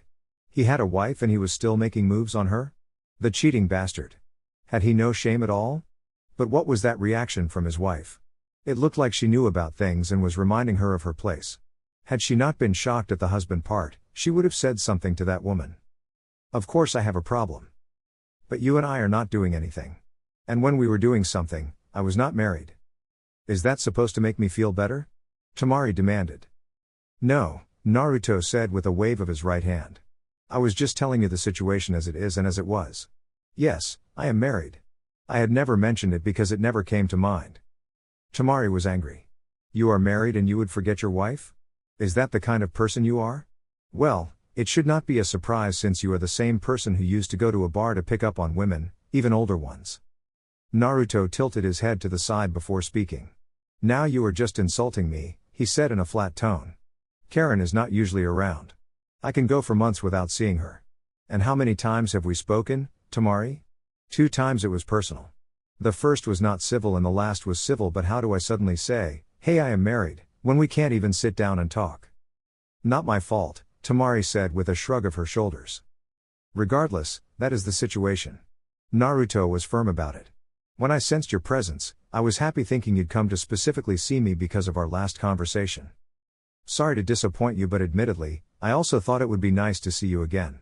To be honest, I had missed that. But I did not expect to come here and be greeted by your wife. Don't let it bother you. Don't think too much about it, Naruto said. How can I not? It doesn't change that you are married. You are being difficult, Tamari, Naruto said. I'm not. But you don't help things, Tamari said sharply. Is there anything I should know? Any children I should know about? This was not going too well. You really sound displeased. What gave me away? Naruto shook his head. I am also married to Princess Koyuki. The marriage was done to unify our nations and I also needed her technology. We also helped her get her country to a sound financial position. Children? No, I don't have any children. He smiled. At least not that I know of. You should check on that, Tamari said. Are you happy now? No, Tamari said. I have mixed feelings about this. I don't know what to think about it. We can just get to business. I will think about this later when I am calm. Naruto nodded. Best it be so, he said. Naoki said you have a message from your brother. Can I have it? Tamari took out a scroll and handed it to the Emperor. Naruto took it gently and unfolded it before reading it. Emperor Naruto, I want to believe that we are still friends as you have said. But there are many things happening in this world that makes me question your motives. Why this war? What do you hope to achieve by it? I sense that something big will come after this war. Even then, I still want to consider you a friend. You are a leader of people and so am I.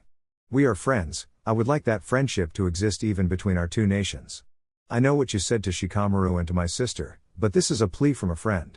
I can understand your reasoning with Konoha, but we have done nothing. As a friend, if you still cannot change your mind, please tell me why. I would also like to know the reasons for your actions. In this case, I ask not as Kazekage but as a friend. I have also sent my sister because I want you to resolve your issues with her.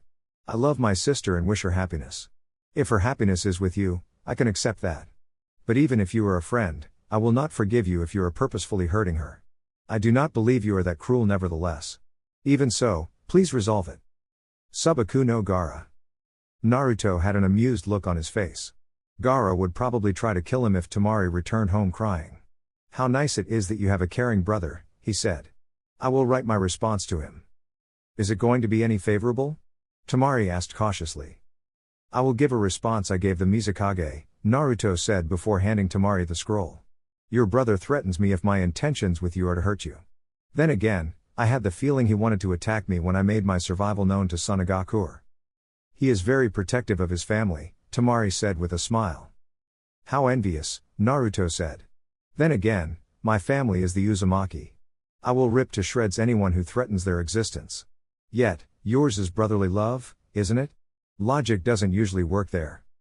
Love can be illogical at times. It can make you do things that seem unreasonable, Tamari said in quiet tone. She shook her head. She didn't want to talk with Naruto about this now. She needed to clear her head. So, are you prepared for the war? She changed the subject. Naruto stood up and walked over to Tamari. He leaned towards her and placed a gentle kiss on her forehead. Let me not indulge the tactic of changing the subject. You'll talk to me when you feel you can talk. This time, I am willing to answer your personal questions so we can resolve this thing. He took Gaara's message once more and walked toward his desk. Am I being dismissed? Don't say it like that, Naruto said with a smile. Naori, he called. The man appeared in a flash. Cage Bunshine? Original has gone to the sound. Naruto nodded. Where is Haku? He is with the Mizukage. They appear to be engaged with Yoshino about something. Naruto looked thoughtful for a moment. What do you want to? He asked Tamari. Can I just take a walk around the village, alone? I want to clear my head and then get some rest afterwards.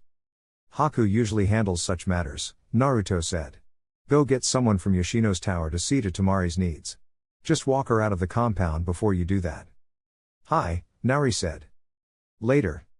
Tamari stared at Naruto with an expressionless look on her face. It was more of a mask to hide her mixed feelings over their situation. She could not get out of her mind that Naruto just revealed that he was married to 2 women. It was not news she came here expecting to hear. Yet, it was the reality and she had to face it before leaving this village. She certainly could not stay here forever.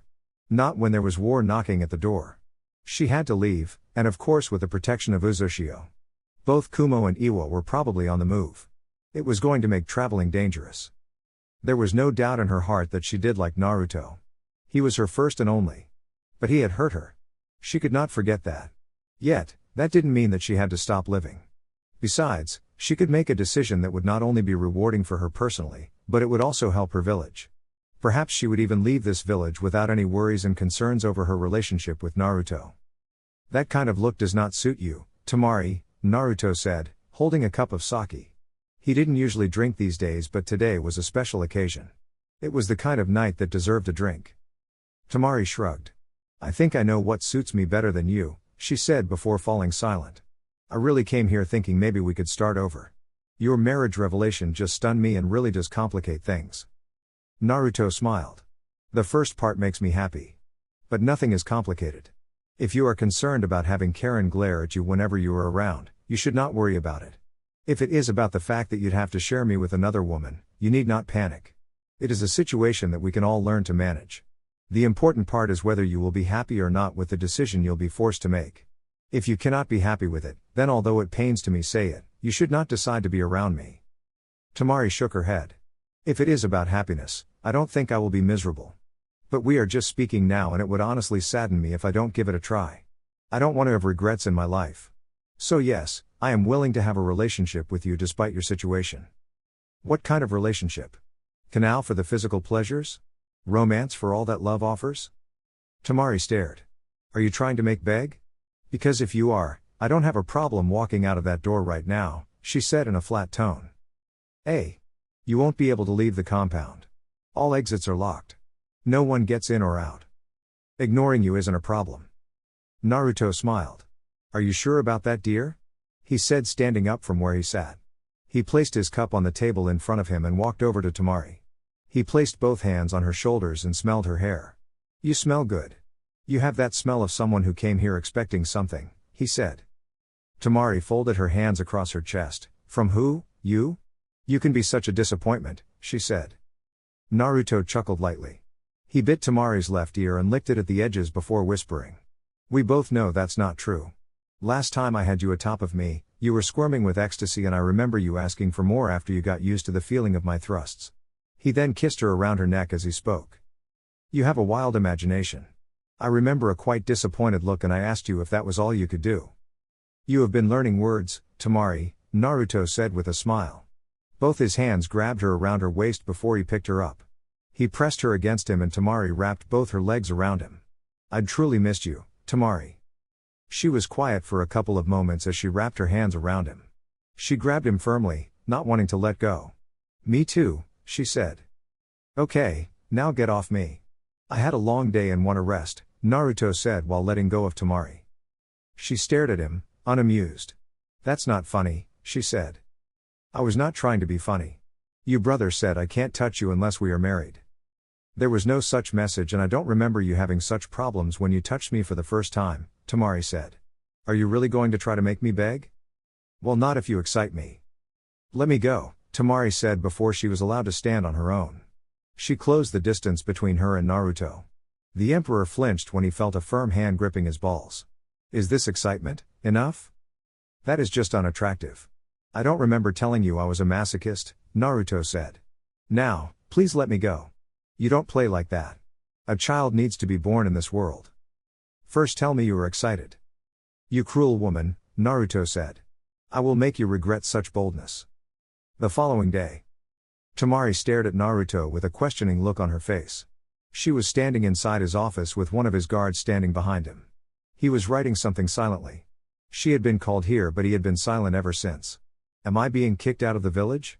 Because if so, I feel very used. Naruto looked up at the woman for a moment before shaking his head. You do need to leave now, Tamari. Iwagakure and Kumo are already moving towards this village. We must prepare things on our part and I must head out for some destruction. I won't be in this village for most of the time.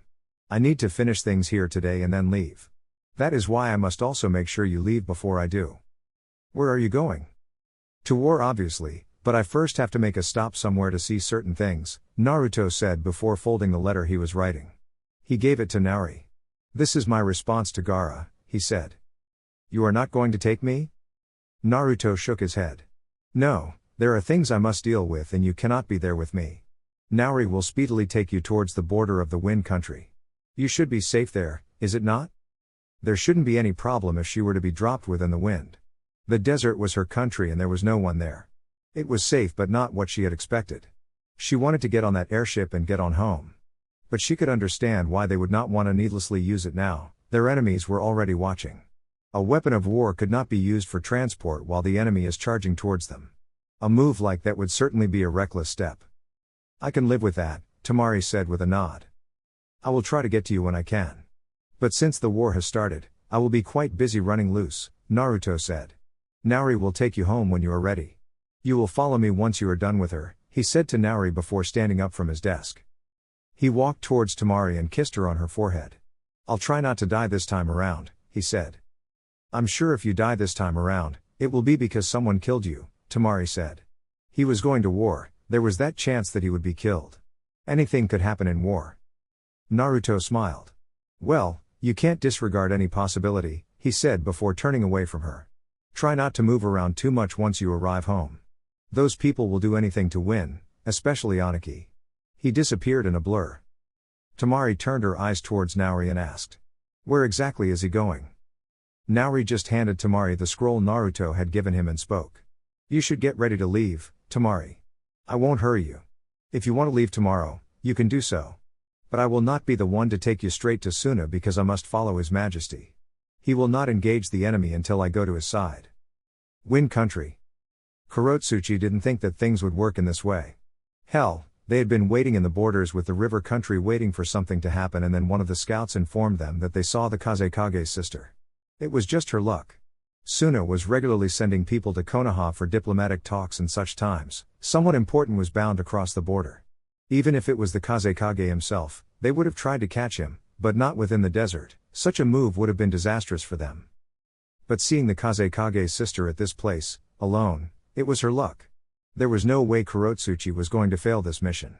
There was just no way. She had run with her men and they had managed to catch up to the blonde woman.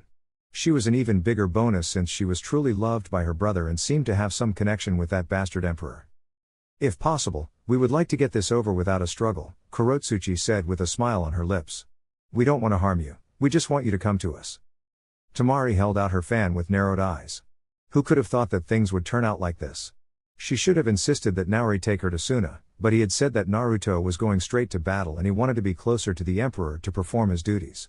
She understood that much, but to think this would be waiting for her.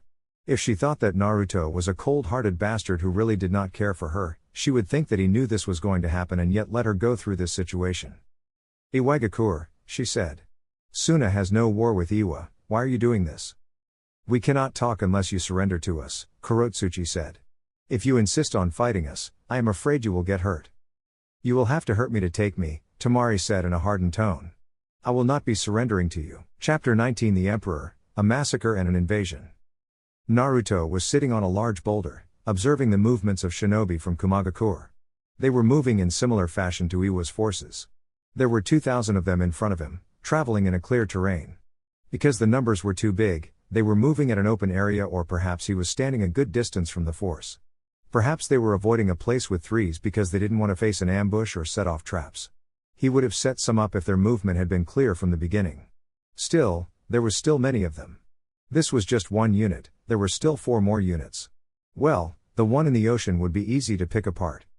He was not here to observe them. There was a war happening. This was war. He had no time for mercy here. He had come here to slaughter some men. If he said he'd come for a battle, he would have been lying. There would be no real battle. He was just going to release his weapons. The enemy was too big to fight. Even if the Raikage was killed, they would not stop. Wars did not stop because a Kage died. It stopped because those in charge moved to end things, or because the other party could no longer move. Naruto's eyes flashed behind him for a moment. Naori, he said. You are late. Something occurred on my way back and I was forced to observe, Naori responded. But I came as quickly as I could. What happened? Naruto asked. If it isn't important, we can forget it. There is much to be done here. He had 2,000 enemy forces to get rid of. Naori pondered for a moment before responding. Iwagakure took Tamari. Kurotsuchi was leading the charge. Although her chakra is sealed, she is still capable with taijutsu. Naruto didn't express any emotion.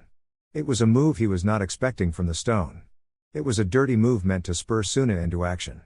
Gaara was probably going to declare war on Suna, but because they have his sister, his movements would be restricted. Damn that Anaki. Naruto would not have thought Kurotsuchi would end up taking such a mission. Then again, she probably ran towards the wind to complete the job over her past failure. She was also willing to do anything to save Iwagakure. It was a pity that she had decided to make such a move. And he had thought that she could live a long life. Maybe she could still do so, albeit miserably. What was he to do about this? He could just storm into Iwa and lay siege on the village. It was not part of the plan. But so was Iwa's action. They were probably trying to guard against Suna entering the fray. Konoha was already moving. If something happened, Suna would be the first to attack Iwa's rear. Still, the village had done nothing to threaten this move. Then again, when did you need to do anything for Anaki to make a move against you? You just watched? Naruto asked silently. Naori considered his options carefully before responding. Yes, he said. At that point, I didn't want to risk anything. I would have gotten involved if there was a chance that they would kill her. But it is highly unlikely. They probably won't even do any harm to her. Naruto nodded and fell silent for more than a minute. What do they hope to achieve? I do not know, Your Majesty. We will move to secure her. I won't mind leveling the village if it is what it takes to get her, Naruto said in a calm tone. Naruto was way too calm for Naori's liking. He knew the Emperor cared for Tamari. He should have reacted in anger. No, he was most pissed off. The shinobi he was going to face would be at the receiving end of that anger, or maybe not. He was not going to step closer to the battlefield. He would observe from a good distance. He did not want to get hit by friendly fire. I did take measures to ensure that the Kazekage knows about this. He most probably will behead to Konoha, Naori said. Naruto nodded before standing up. We will discuss this and our cause of action when we return to Uzu. For now, I must deal with this situation, he said. Which strategy should we use here? Recklessness or play it safe? He shook his head. I don't feel like playing it safe. Watch my back. Yes, Your Majesty. And then the blonde emperor was gone. He appeared above the moving army from Kumagakure. He was floating above the sky, seemingly standing stop of a small tornado that was spinning quietly in the air. Hey, the air just got a little heavy. It feels strange. There is something up there. A shinobi shouted as the army came to a halt, seeing the form of the emperor. It's the emperor. The moment those words were said, the small tornado started to turn into a violent rotation of wind. Within minute, surrounded Naruto and spinning furiously in the air. The tornado then started falling downwards in speed. Boom! The furious winds crashed at the heart of the army in speed. When it crashed into the ground, it picked up massive amounts of debris. The spinning winds pulled in a number of shinobi before hurling them around. Some were unfortunate as the winds tore them apart before dying down after a few minutes. When it cleared, Naruto was standing still inside a large crater, a number of shinobi lying dead around him. Come, Naruto said to the shinobi closest to him. And they did come. He bent backward slightly to avoid a lightning-encased sword that flashed just above his face. While still in that motion, Naruto gathered chakra around his fingertip. Wind bullet, he released a powerful bullet that slammed into the chest of the man above him. The man yelped painfully when the jutsu connected with his chest. There was so much force that there was the sound of bones breaking before the man was sent flying upwards. Lightning style, Thunder Serpent. It was not just a serpent in name. Lightning took the shape of a large snake running through the ground towards him. Naruto didn't stay still, he jumped into the air to avoiding the jutsu. But when I took the air, the jutsu raised its head, following him. He twisted in mid-air along with gusts of wind and then he was gone. He flashed just above the shinobi who had released the lightning jutsu, his body was upside down. He slapped 2 explosive tags on the man's shoulders before grabbing hold of them as balance. Wind tornado. Naruto twisted around while still in that position. A small tornado started to pick up as he twisted around. The shinobi around them cleared the way to avoid getting caught. When an explosion occurred within the rising tornado, it suddenly disappeared, but there was no sign of Naruto. Where'd he go? Behind you. Before the shinobi could react, Naruto slapped an explosive tag on the man's back while pushing him forward slightly to get him off balance. He then jumped up slightly while twisted around before slamming his foot through the man's back. When the kick connected, the man rocked off like bullet, being sent flying towards a group of shinobi. They managed to catch him, but the moment they did so, the explosive tag on the man's back went off. It turned into resounding explosion of flames formed a large mushroom. These elemental explosive tags are quite effective, Naruto said in a calm tone, watching the flames. 5 shinobi lunged towards him from all directions, all holding lightning-encased swords. If he got stabbed, I would certainly be more than pain. One of those would actually manage to pierce through his heart. He glanced towards his target and closed his eyes. He performed a replacement jutsu with another shinobi. The 5 couldn't stop their movements and all 5 stabbed their comrade, and suddenly, a lightning tag went off, hitting all 6 with lightning currents that left them with severe burns. Meanwhile, Naruto held his hands together while being shinobi lunged towards him. Futon, decapitating wind. In a flash, Naruto released hundreds of wind-twisting wind blades. The speeds of the blades made it difficult for the shinobi to avoid them, they couldn't even see them. When the blades hit their targets, they didn't just leave them with cuts, they cut through them. Lightning style, Thunder Flash. A flash of lightning from the sky rushed towards Naruto from above. The blonde didn't even look up. He just closed his eyes before disappearing along gusts of winds. The lightning jutsu hit where he stood, causing the ground to explode. Did you get him? No, he escaped before the J. The shinobi was cut off from finishing speaking. Naruto suddenly appeared in front of him. The blonde grabbed the man's throat and picked him up. That was your jutsu? He asked. Before the man could respond, 4 shinobi charged towards Naruto's back with their swords stabbing forward. They intended to stab him through his back. Naruto responded by twisting around, using the man he held as a shield. The 4 swords stabbed through the man he held, piercing through his body. Naruto's right hand moved in speed as he removed his wind sword his back. He held it just behind him. 2 shinobi flashed just behind him, crashing their swords towards his back. The swords clashed with his sword. Too crowded, Naruto said to himself before wind started gathering around him. The shinobi jumped away from him. Naruto grabbed his sword firmly and bent down slightly. Emperor's Cutter. He twisted around in speed while holding out his sword. The invisible wind sword stretched out in length as he twisted around. His spin was only in the blink of an eye. When he stopped, the shinobi didn't know what happened, but seconds later, their guts burst open before the upper part of the body started being separated from the lower half. It was chaos. Around 70 men started shouting in fear as they tried to get in grips of what just occurred.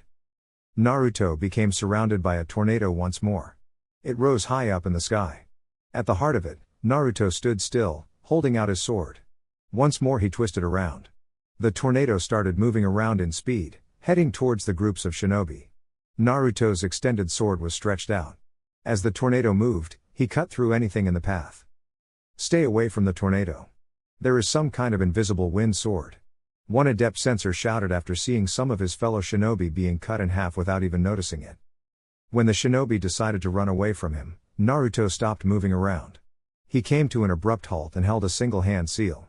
He put away his wind sword and took out the lightning one. He waited for a moment until he was once more surrounded, but they did not want to get close to him because of what happened last time. Naruto did not mind it. He didn't need them to get close. He released a burst of his chakra. The chakra was clearly visible as it washed over a large area. The man could clearly see chakra floating in the atmosphere. It formed like small clouds. He stabbed the lightning sword on the ground. Lightning burst. Nothing happened at first. But static started to form around the air. Everyone, get out of here. Too late. Another wave of Naruto's chakra released a huge amount of lightning. The entire around surrounding became an electrical field. Everyone caught within the vicinity of the field screamed in pain as electricity coursed through their bodies. One by one, they started falling down the ground. It took about 2 minutes for the electricity to completely disappear. When it did, Naruto pulled out his sword from the ground and put it back on its sheath once more. He pulled out his wind sword. You bastard! He ducked under a swing from a huge sword that came from behind. As he was going down, another shinobi flashed just below him, a kunai pointed towards his chest. Naruto blocked the kunai by putting his sword just in front of him. He then disappeared in a blur. When he landed down the ground, 5 men jumped from behind him. He only did a single twist, and they all fell down the ground, in halves. Naruto was forced to jump into the air when lightning burst from the ground below him. A man flashed above him as he was still airborne. The man slammed a punch towards his chest, but Naruto blocked it with his sword. He was, however, sent crashing into the ground because he had no balance. Naruto crashed on both feet and was quick to stand up. A kunoichi flashed in front of him, stabbing a kunai with an explosive tag towards his chest. Naruto's feet moved graciously as he took a single step backwards before twisting around anticlockwise. He avoided the kunai while also stabbing the woman through her chest. He grabbed the kunai with his free hand and threw it into sky. The woman grabbed his sword with both hands. The moment she did so, Naruto felt multiple projectiles flying his way. How noble! To sacrifice yourself for the greater good of everyone, Naruto said calmly. Gusts of wind just picked up around him and repelled the projectiles. Naruto turned around to face the kunoichi. Without even saying anything, he slammed his right foot into her gut so brutally she was sent flying upwards like a bullet. He swiped his sword, removing the blood on it before sheathing it. Naruto jumped up to the ground, legs folded as someone burst from below. Simultaneously, 2 shinobi jumped with him as if they had been expecting him to make the movement. Both flanked his sides, flashing kicks towards his upper body. Naruto avoided the kicks falling back, his body falling into a horizontal position while he stretched out both his legs. His eyes watched the 2 kicks collided in just above his face. Water style, water gun. A shinobi below him released a stream of water from his mouth. The water jutsu blasted towards Naruto's back. The moment it collided with the Emperor, the 2 flanking his sides, with the jutsu pushing him into the air, the 2 held out their hands and grabbed him by the shoulders, both releasing lightning that shocked Naruto with so much power that the water on his body produced steam. They then tried to push him down in speed. But the moment they let him go, Naruto flipped before he could hit the ground. He was not able to fully regain his balance, had literally crashed down, on his knees. He was forced to once more go on the defensive by folding his hands across his face when someone landed in front of him with just their left foot, the right picking up wind as it sped toward his face. The kick slammed into his defense, and forced him to slide backwards while still on his knees due to the power behind the kick. When the momentum stopped, small amount of debris still floating around the sides, Naruto fell back once more while stretching out both his hands. A second later, two shinobi appeared on sides, twisting around. They tried to kick him on the sides of his chest. But Naruto's outstretched hands caught both kicks. Before they could try to do anything, Naruto quickly stood up, taking the man along with him. He spun around clockwise before hurling both shinobi towards their friends. 6 shinobi jumped in to catch the two men, and the moment they did, 2 massive explosions of flames tore through the ground, enveloping the 8 men while others jumped to safety. The flames that were formed by the explosion created a large ball of flames that continued to burn for a couple of moments. When it finally died down, there were no remains of the shinobi caught within it. The Kumo shinobi charged towards the emperor once more. Naruto handled both his swords, the wind with his right hand and the lightning with his left. When it came to being sharp, wind was much sharper and then darted towards the incoming enemy. 2 moved ahead of the group, holding lightning-encased swords. They flanked his sides. Naruto tried to speed past them, but a wall of rock burst forth in front of him, stopping his movements. He twisted around swiftly as an incoming downward swing moved towards his right shoulder. He held his right sword just above him, blocking the swing. There was spark of electricity when the swords collided. The other man flashed on Naruto's left and swung his sword in a horizontal swing aimed just above his waist. Naruto bent his knees slightly and took a step forward while pushing the other man away from him. He then positioned his other sword in a vertical position on his left sword. Within a second, there was a small explosion of lightning as the sword was hit by another lightning sword. With his right free, Naruto took a step forward, moving away from the opponent before he spun anticlockwise, bringing up his wind sword as he did. Emperor's Cutter. The sword cut through the man cleanly across his chest before cutting through the rock wall that had been erected to stop his march. A shinobi jumped up from the wall as Naruto felt a massive spike of chakra from multiple shinobi. He blocked a downward swing with just his left sword and held firmly when another shinobi appeared from behind. The emperor pointed his wind sword towards the man, holding it in a reverse grip. The sword extended, and pierced through the man's throat, halting his movements before he dropped down. Naruto pushed the man just above him away and leapt backwards quickly. His eyes snapped up into the sky as he saw clouds gathering. Thunder God's strike. An immense lightning strike flashed down towards the emperor in lightning speed. When it seemingly hit him, there was a loud boom on the ground that caused large amount of debris to pick up in the surrounding. Did we get him? I can't feel anything. Be ready for a second right just in case. When the dust cleared, Naruto was standing still in a large crater with Naori kneeling in front of him. There was a chakra chain barrier surrounding them. That nearly got me, Naruto said while looking up in the sky. They are preparing another one. Will you manage? I erected a chakra barrier. The seals absorb the chakra and transfer to the ground, Naori said. But I don't think I can handle repeated attempts. The jutsu consumes too much chakra, they can't afford too many uses, Naruto responded calmly. Here the jutsu hit Naori's barrier before Naruto could even finish speaking. Once more, the barrier withstood the powerful lightning attack but the ground beside them did not. It was turned into dust the moment the jutsu struck. Thank you, Naori, you may hold your position, I will go wild, Naruto stated before handing Naori both his swords. The man cancelled his barrier and then took the swords. A second later, he was gone in a flash. Crimson chakra started surrounding him like bubbles before he dropped into all fours as the chakra surrounded him. The chakra then formed 5 tails behind him. His form completely disappeared as he turned into a 5-tailed miniature beast. A small grow was accompanied by a small shockwave that had the shinobi scrambling backwards in fear.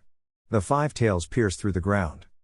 Multiple chakra tails burst from the ground in front of the retreating shinobi, stopping them from going anywhere.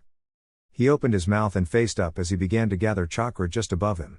After a few moments, the chakra formed into a small orb of condensed chakra. He then swallowed it whole. The moment he did, his stomach enlarged and the ground below him shattered. Once more, he opened his mouth and released a powerful blast of energy that spread out wide towards the Kumo shinobi in lightning speed.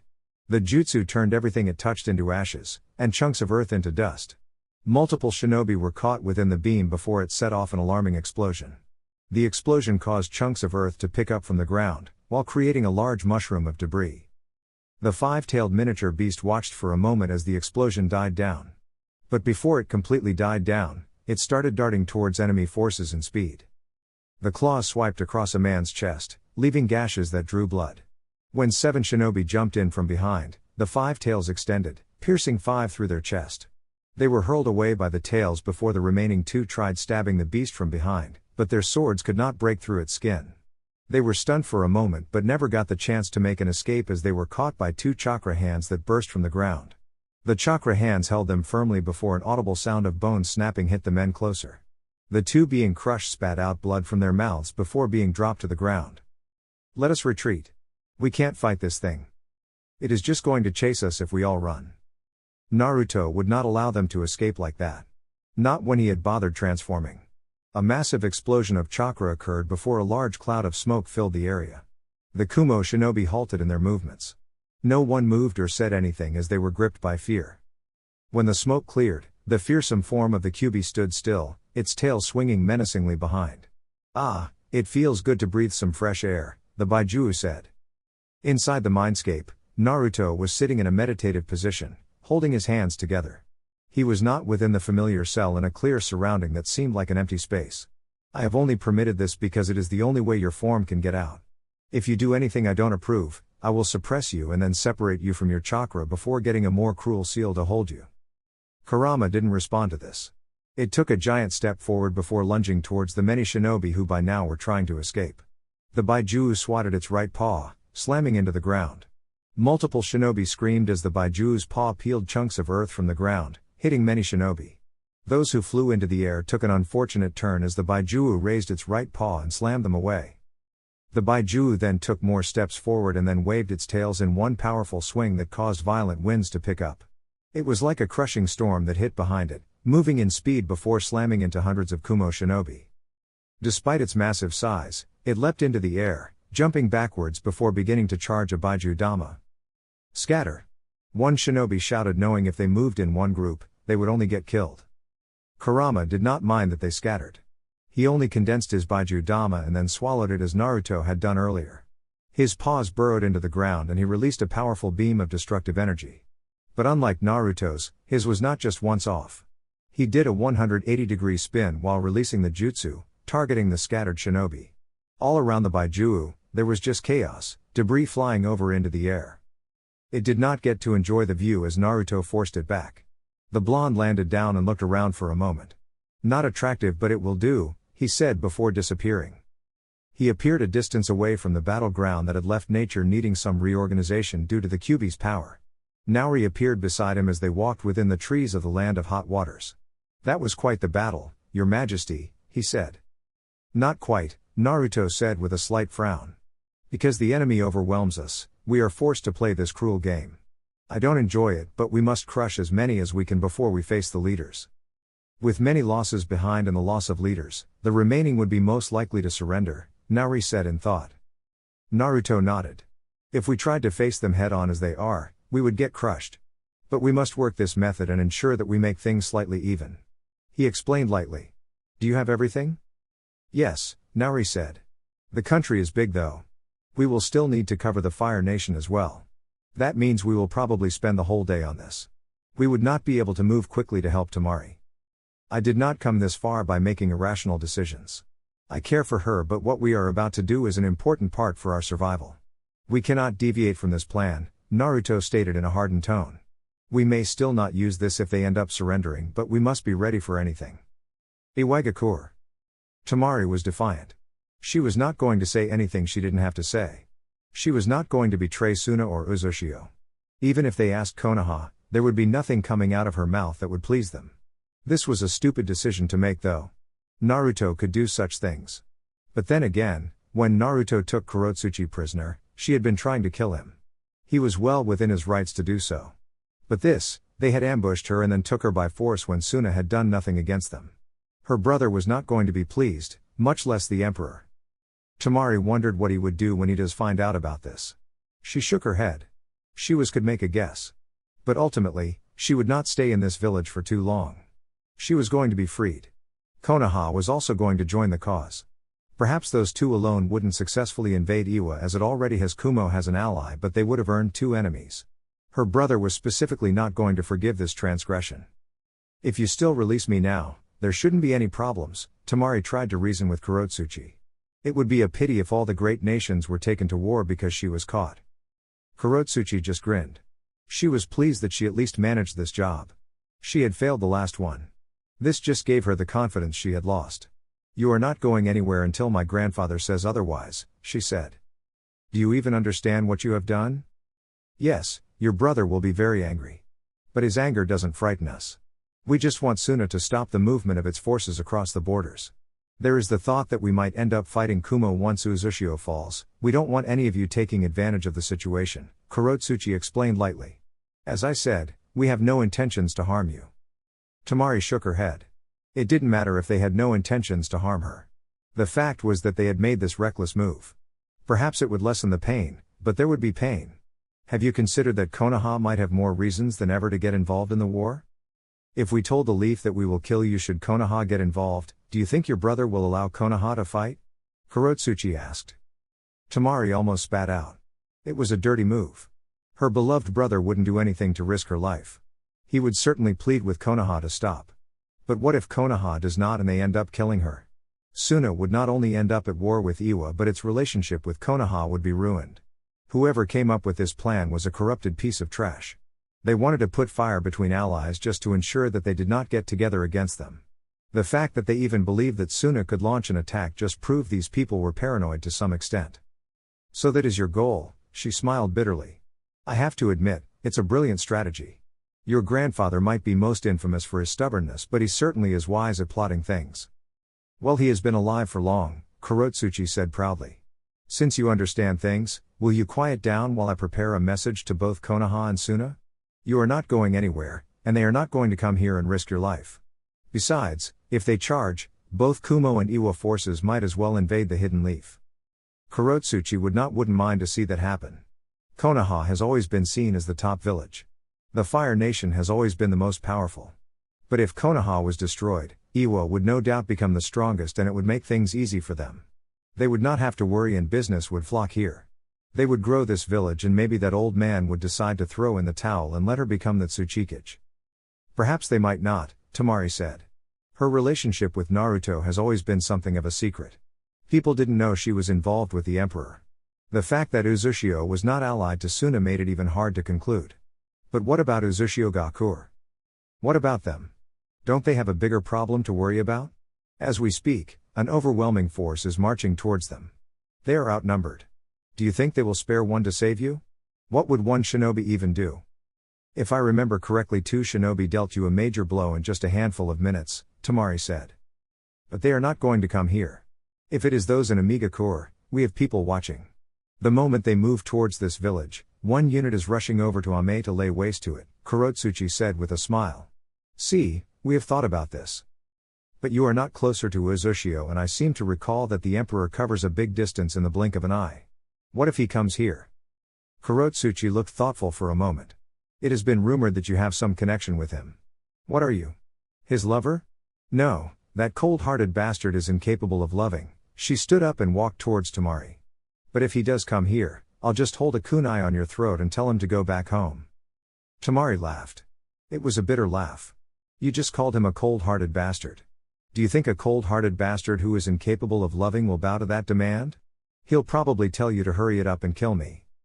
Kurotsuchi frowned for a second. Well, since you may end up dying, I might as well help myself in making you suffer as I was made to suffer when I was held up in Uzushio. And then when your brother asks why, we blame the Emperor. We might even add that he let you be captured so that you can get involved. You'd have to be alive to say that. What is that supposed to mean? With Raikage-sama, a messenger shinobi said to the Raikage in a fearful tone. What? I demanded with a look that clearly said, it better not be bad news. The shinobi swallowed hard before giving his report.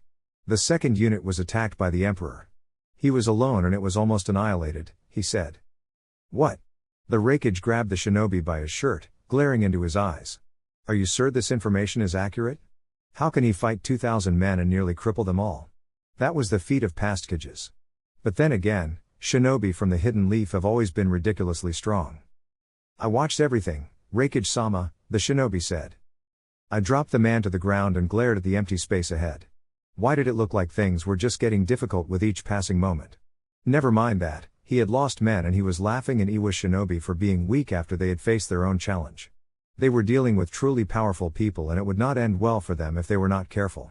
He just hoped that there would not be any attack like this again because it would surely impact his shinobi negatively. Whenever Naruto appears, they were likely to just give up. There was nothing more useless than a shinobi without the will to fight. But what was he to do about this?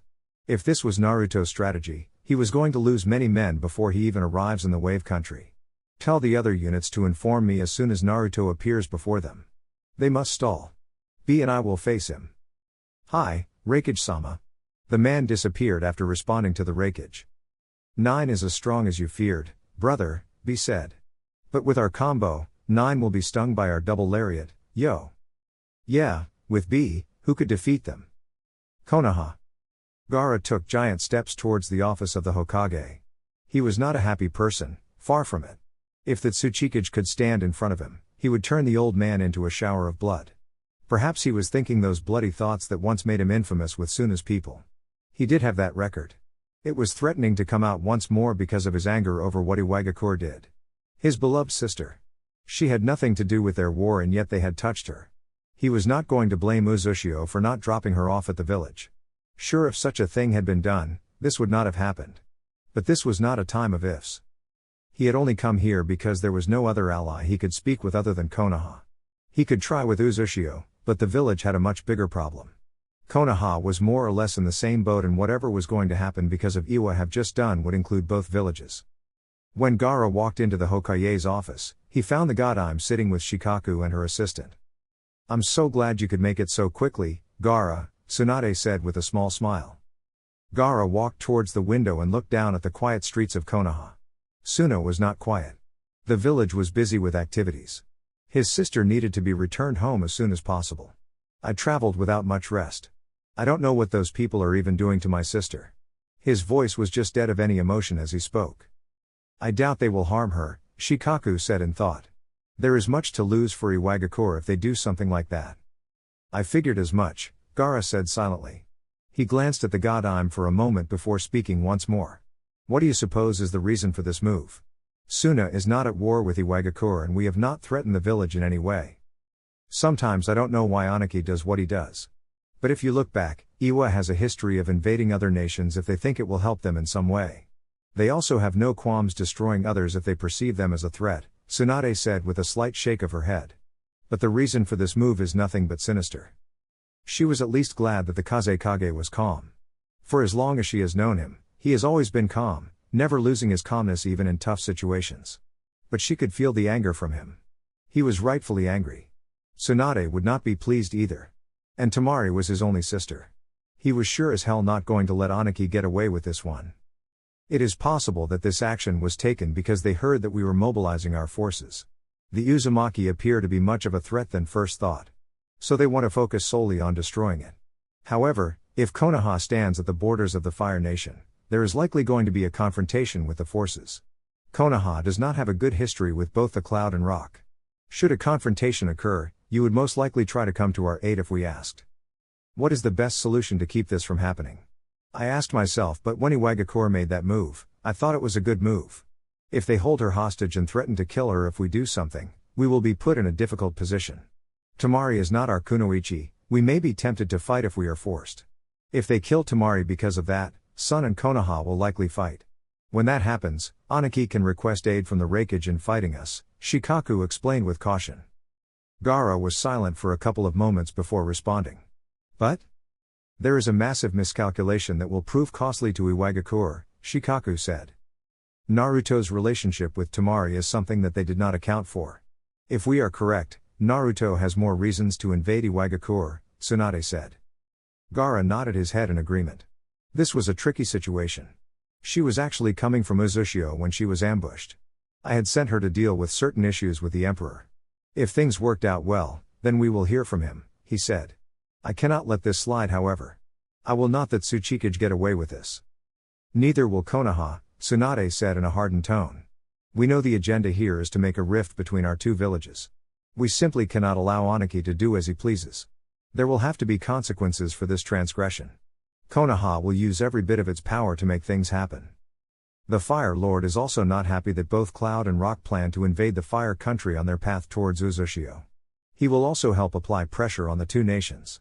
For now, I am calling an emergency summit with all the Kages here in the Fire Nation before things become chaotic in the war. We will sort out this issue and apply the means we must apply to make him pay. Will he agree to it? We have to make him agree to it, Tsunade said in a hardened tone. We will have to use Naruto to make it happen. What do you think he will do anyway? If he does something, it will convince Anaki to attend the summit. And we won't have to do anything. I will know what he will do when I hear from him. He has not said anything. But I am certain he already knows, Gaara said. Are we certain that he will do something? Shikaku asked cautiously. Will he even come here? Cloud and Rock are already marching, and any lapse in his part, both the wave and Uzushio will fall. We don't know. We don't know if he will even come to me, Gaara said calmly. That is why I came here. I wanted to let you know my thoughts and see if we agree on a course of action. Uzushio Gakure. Naruto settled on his throne silently with Naori standing beside him. He wanted to deal with the Iwagakure issue. There was no telling what Kurotsuchi was doing to Tamari. Either way, this was not going to be the end of the road for Tamari. There was no doubt about that. Naruto would handle the situation without the assistance of Suna or the Leaf. It was perhaps his fault that Tamari had been taken. He should have ensured that she was home. No, it did not matter anymore. He just had to retrieve her from those people, even if it meant laying waste to the stone. It was unfortunate though. If there had been a plan from the start to do this, Naruto would have just had Nagato do it. He would have done it better. It could not be helped. They needed a quick fix to the situation. He could send someone to deal with it, but this was Tamari, he would handle it himself. Besides, he had a bone to pick with Kurotsuchi. To think that he had bothered letting her live. But this was just the case about things in this world. Nothing ever went according to plan. Surprises did try to blindside you every now and then. Naoki appeared in the room along with Haku and Mei. The man left the two and walked towards him. The Kazekage is at Konoha. It would be good to make an impression on him by going there to talk to him. Naruto's eyes shifted towards Naoki before responding. Since when do I care about impressions? Especially to Gaara? Naoki smiled. You usually don't, he said with a nod of his head. But Gaara is Tamari's brother and he cares much about his sister. It would be best to have in good terms with him, as your relationship with him may affect your relationship with her. We are also not trusted, Naori added in thought. In this situation, some people would even suggest that we plan for this to happen. That would not be out of the question. But you cannot do anything about people's suspicions, Naruto said with a slight shrug. I was planning on seeing him, but not in Konoha. It can't be helped. I guess I will use the opportunity to talk to someone, he said in thought. I will return once I finish speaking to him. We will talk about how my actions will affect our overall strategy and future plans. We simply cannot act without thinking clearly. It would ruin everything I have been working hard to create. Of course, Naori said with a nod. I will ensure that Noroi and Guren are here by the time you return from Konoha. Naruto nodded and turned his attention towards Haku and Mei. He stood up from his throne and walked towards the two before offering a smile to the latter. I must apologize for keeping you waiting, but we have a bit of a situation here and it demands my full attention. Mei waved her right hand. It is fine, she said. They were at war and she had already overstayed her visit anyway. I am told that you are leaving. Yes, but I wanted to have a word with you before I do so. I can see there is a lot to deal with, but I just need a couple of moments, Mei said. We can speak as I go to my ship. Naruto nodded. He needed to rush to Konoha. But the teleportation marks were already placed. He would be there soon enough. He could take a couple of minutes and hopefully, Kurotsuchi isn't torturing Tamari. Haku, follow us. You will guard her as she returns home. I see she did not bring any guards. My duties to guard Uzushio? You are not going there forever. Naoki will come to fetch you later, Naruto said calmly. Shall we? Mei turned around and started walking alongside Naruto with Haku just behind them. Although Haku has been talking to the water daimyo, I have received word that he has gone on to contact lightning and earth daimyos. How unfortunate, Naruto said calmly. Then he is after the wave country. That is a scenario I did not consider. Feudal lords are truly problematic, he said with a slight shake of his head. Then you have no problem with us handling things in any way we see fit, no? Not now, Mei said. I will immediately head out to see him after landing in Kiri. No doubt he will try to force Kiri to join the war. If that happens, I will handle him. You don't have to get involved. Naruto glanced at the woman for a moment as they exited his compound. The streets were as peaceful as ever. It was truly hard to see that these people were aware that an overwhelming force was marching towards them. Haku will be with you. Not physically, of course. He has other duties that require his abilities. But I will trust you will handle this issue. Thank you, Mei said. What is happening? Iwagakure decided to kidnap Tamari for some sinister motive that has the possibility of seeing the sand clashing with leaf, Naruto said in a measured tone. The same woman who came here? Naruto nodded. What is she to you? Naruto could feel Mei's eyes on him without blinking. Love, you could say, he said, but did not add anything to it and was not planning to add to it. It has changed the dynamics of things because now those villages are involved. I have to go see them before retrieving Tamari from Iwa's clutches. It complicates things because it does not look like I will do it cleanly.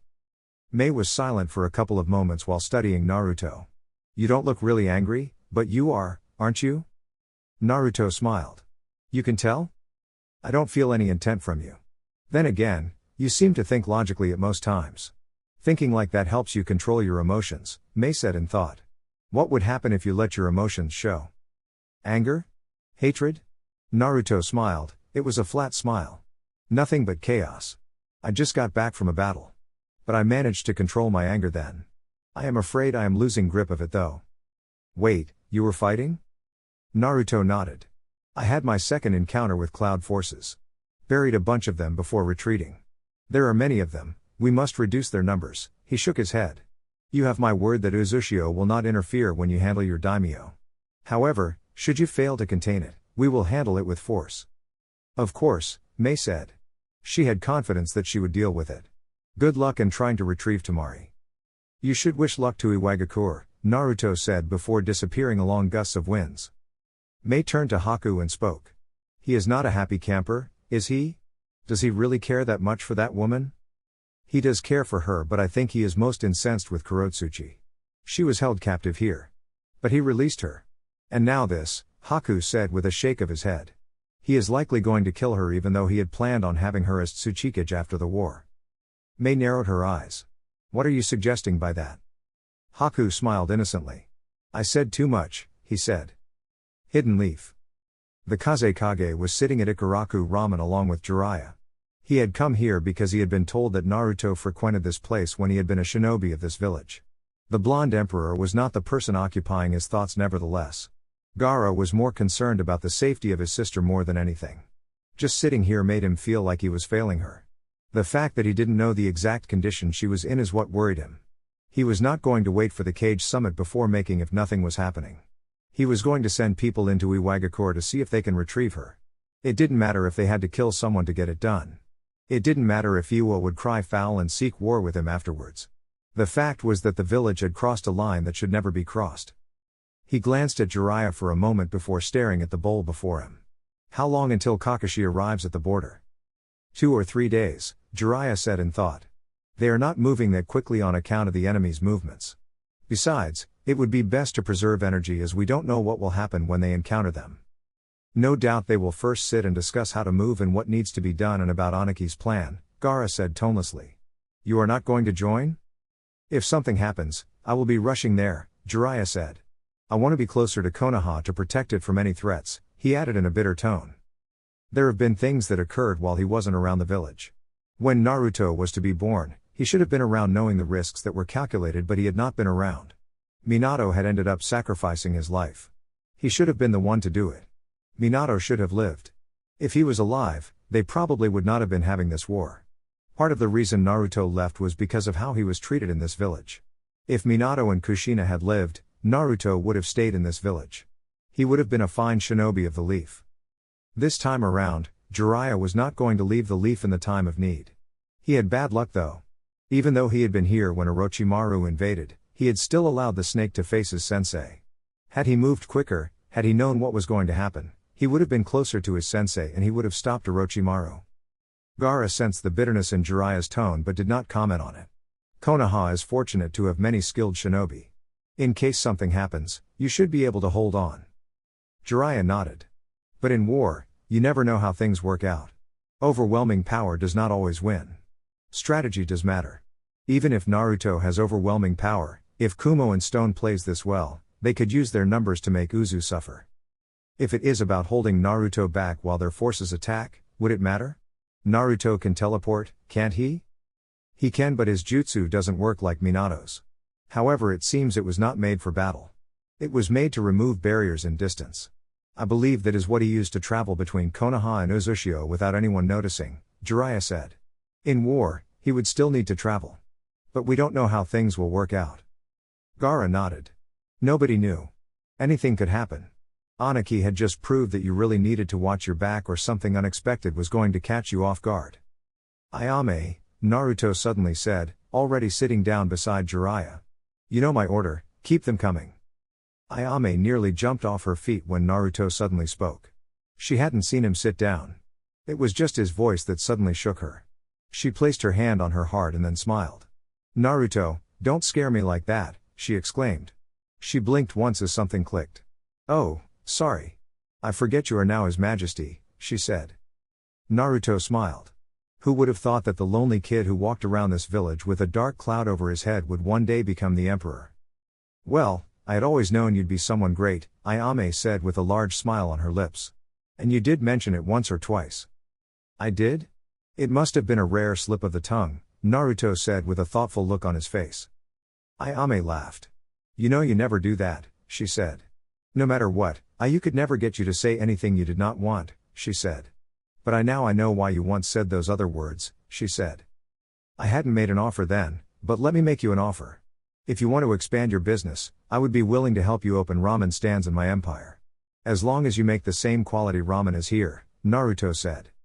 I'll think about that, Ayame said before telling him she was going to get his order ready. You are still a master of stealth, I see, Jiraiya said. I only sensed a change of the breeze, he said. But still entering here freely it seems? Naruto shrugged. I did not leave Konoha as an enemy or having done something wrong to it. I just played dead for a while. Konoha has never been my enemy either. I just don't care for it and don't want it in my war, he explained. Besides, I have not come here willingly. The situation forces me to be here. Predictably, Jiraiya said. Naruto glanced at Gaara for a moment before speaking to him. Kazekage, he said. Emperor, Gaara acknowledged with a nod of his head. Tell me what happened? My sister was in your village before this happened. You didn't know this was going to happen? Naruto didn't look at Gaara when he responded. His response didn't come immediately either.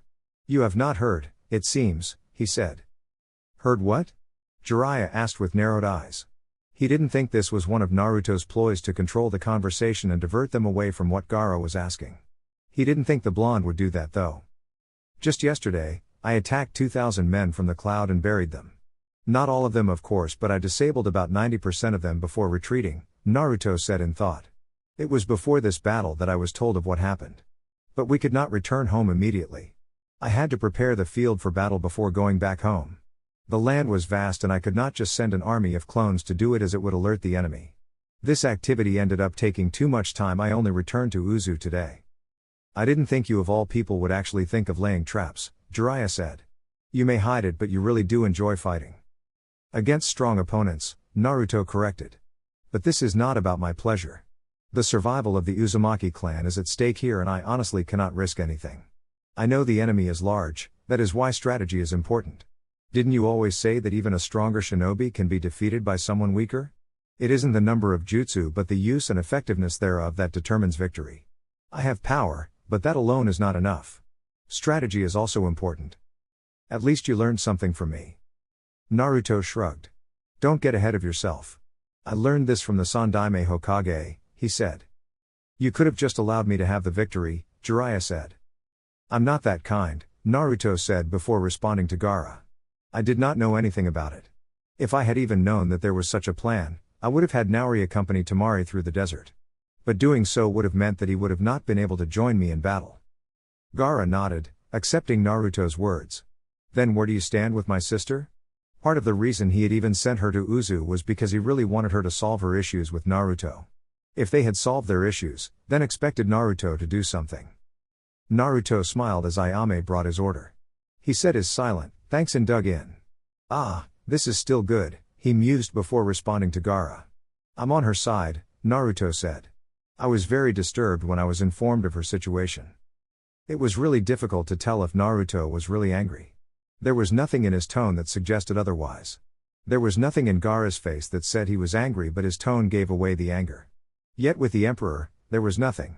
It is really hard to tell. Naruto turned his eyes to face Gaara, but he did not say anything, not until a couple of minutes passed anyway. He first enjoyed his ramen before responding. You will know that I am displeased soon enough. Tamari, I will retrieve, but I thought I should just give you a warning to what I will do, and I also wanted to know what you have decided to do. Of course, I would still need to discuss things to see where it leads us. Jiraiya narrowed his eyes. What are you planning to do, Naruto? I know Tamari is currently being held at Iwagakure. They have secured the village and put on one of their Jinchuriki as a guard, but I am still going to go there and ask for her to be returned. Are you planning to send your airship? No doubt it was created as a weapon. Naruto shook his head. In a case where there is a Jinchuriki, I cannot take it unless forced. It would just become a shooting target, he said. There are means. But Tamari will be retrieved at the end of the day. What have you planned? A cage summit? Yes, Gaara said.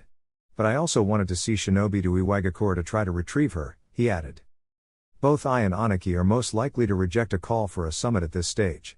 They are at war and would not want to leave their men when we have already attacked them, Naruto said in thought. That is fine though. The idea of a summit. I will give Anaki reasons to attend it, and I will be honorable by not attacking them. The safest thing of course would be to have me attend the summit, he added. I smell something fishy, Jiraiya said. Gaara ignored this. You promise me that you will bring back my sister? Of course, Naruto said with a nod of his head. As Emperor, my word should mean much more, especially a promise. If I just went around saying things, my words would not have value. Then I will hear from you, Gaara said. The place and time for the summit has already been selected. By tomorrow, the summons should reach all Kages. I think both I and Anaki will object to your presence since you are not a Kage and they both hate you. Naruto shrugged. I could care less about their petty feelings, he said indifferently. He took out money and placed it down before taking his bowl. Next time you see me, I will be returning your sister. He disappeared after saying those words. A couple of minutes later. I was beginning to think I had made a mistake, Yugao said as Naruto walked towards her, carrying a ramen bowl. She was sitting a tree branch, within the forest of death, in her Anbu uniform. Naruto jumped up and sat beside her. He did not glance toward her as he responded. I was still talking to the Kazekage and Jiraiya about what to do about this situation we find ourselves in, he said. Why did you call me? I am not your spy, you know, she said in a hardened tone. There is not a point I came to suggest that, Naruto said with a shrug. He took out a scroll and handed it to Yugao. After the war, you can give that to Shikamaru. My arrangement with the Sandaime was that he would allow me to leave Konoha for Uzu as long at the end, Uzu and Konoha become allies. Terms also included a political marriage, he frowned upon saying that. Ah, even you can frown, Yugao said with a smile. It was a tricky situation I found myself in, Naruto said. The Sandaime did not buy my threat to release the Kyuubi because he knew I really wanted to live. And he was certain he would be able to handle things even if the Kyuubi were to be released. I had to improvise. Good thing he cared for me and thought deeply about what was best for Konoha. But you don't.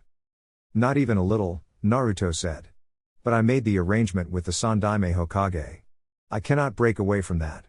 Besides, he had measures put to ensure I don't break from the arrangement. That he did, Yugao said.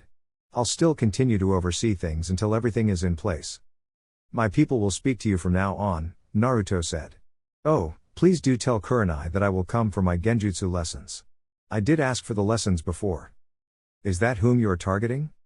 Of course not, Naruto said. But she would not be a bad choice. I always figured if the Sandaime selected someone, it would be you. I wouldn't have agreed to it. Naruto glanced at the Anbu with a raised eyebrow. Do you find me that unattractive? Her response had come too quickly. I am not going to fall for it by answering that question. You obviously have something lined up in case I answer any other way, Yugao said calmly. I will give Kurenai your message. I am not sure she will be too thrilled though. It doesn't matter, Naruto said. Yugao stared at his form for a moment before speaking. You chose to die not only because it provided you cover. I mean, if you are dead, Konoha had no reasons to look for you.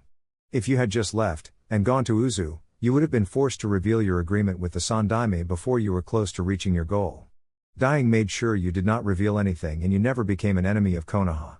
Technically, you are still a Konoha shinobi. Your return from the dead changed that status. Konoha never declared you a rogue shinobi. Now that is a wild thought, don't you think? Keep telling yourself that, Yugao said. What was it that the Sandaime had on you that forced you to agree on terms you obviously don't like? Naruto was silent for a couple of moments before responding. He didn't buy my threats but also made a threat to me. A threat he could carry out and one that would destroy everything. He just had to open his mouth, he said. And you're not the only one who knew about this. He told me this in case I decided to have you killed upon his death. No doubt you would have done so, Yugao said. And you think I'd agree to marry you when I know you wouldn't blink trying to kill me? I thought you were not entertaining that thought, Yugao, Naruto said. Did the Sandaime perhaps try to get you to agree to it before he died? Who knows? Yugao said. Then who is the other person? Don't know. I have tirelessly looked but I did not find anyone. I once thought it was Itachi given that he did speak to the old man but that turned out to be false. And I bothered quickening his death, Naruto said with a shake of his head. Keep the scroll safe and only Shikamaru must know its contents. Why Shikamaru? A Nara was chosen to oversee things, Naruto said. Perhaps the Sandaime also let slip of some things to Shikaku, which is why he decided to send Shikamaru to Iwagakure without Tsunade knowing. Iwagakure. Naruto looked through the village hidden in rain from the tallest tower. He always found it fascinating whenever he came to this village. Iwagakure was indeed a unique village. There was no village that was like it. Today was also a good day as the god of this village was allowing the villagers to have a bit of the sun. But the moment he went out, the rain would return. It was pleasant now that it was not always raining. Nagato didn't have to always feel like someone was out there. He had Uzushio to watch his back.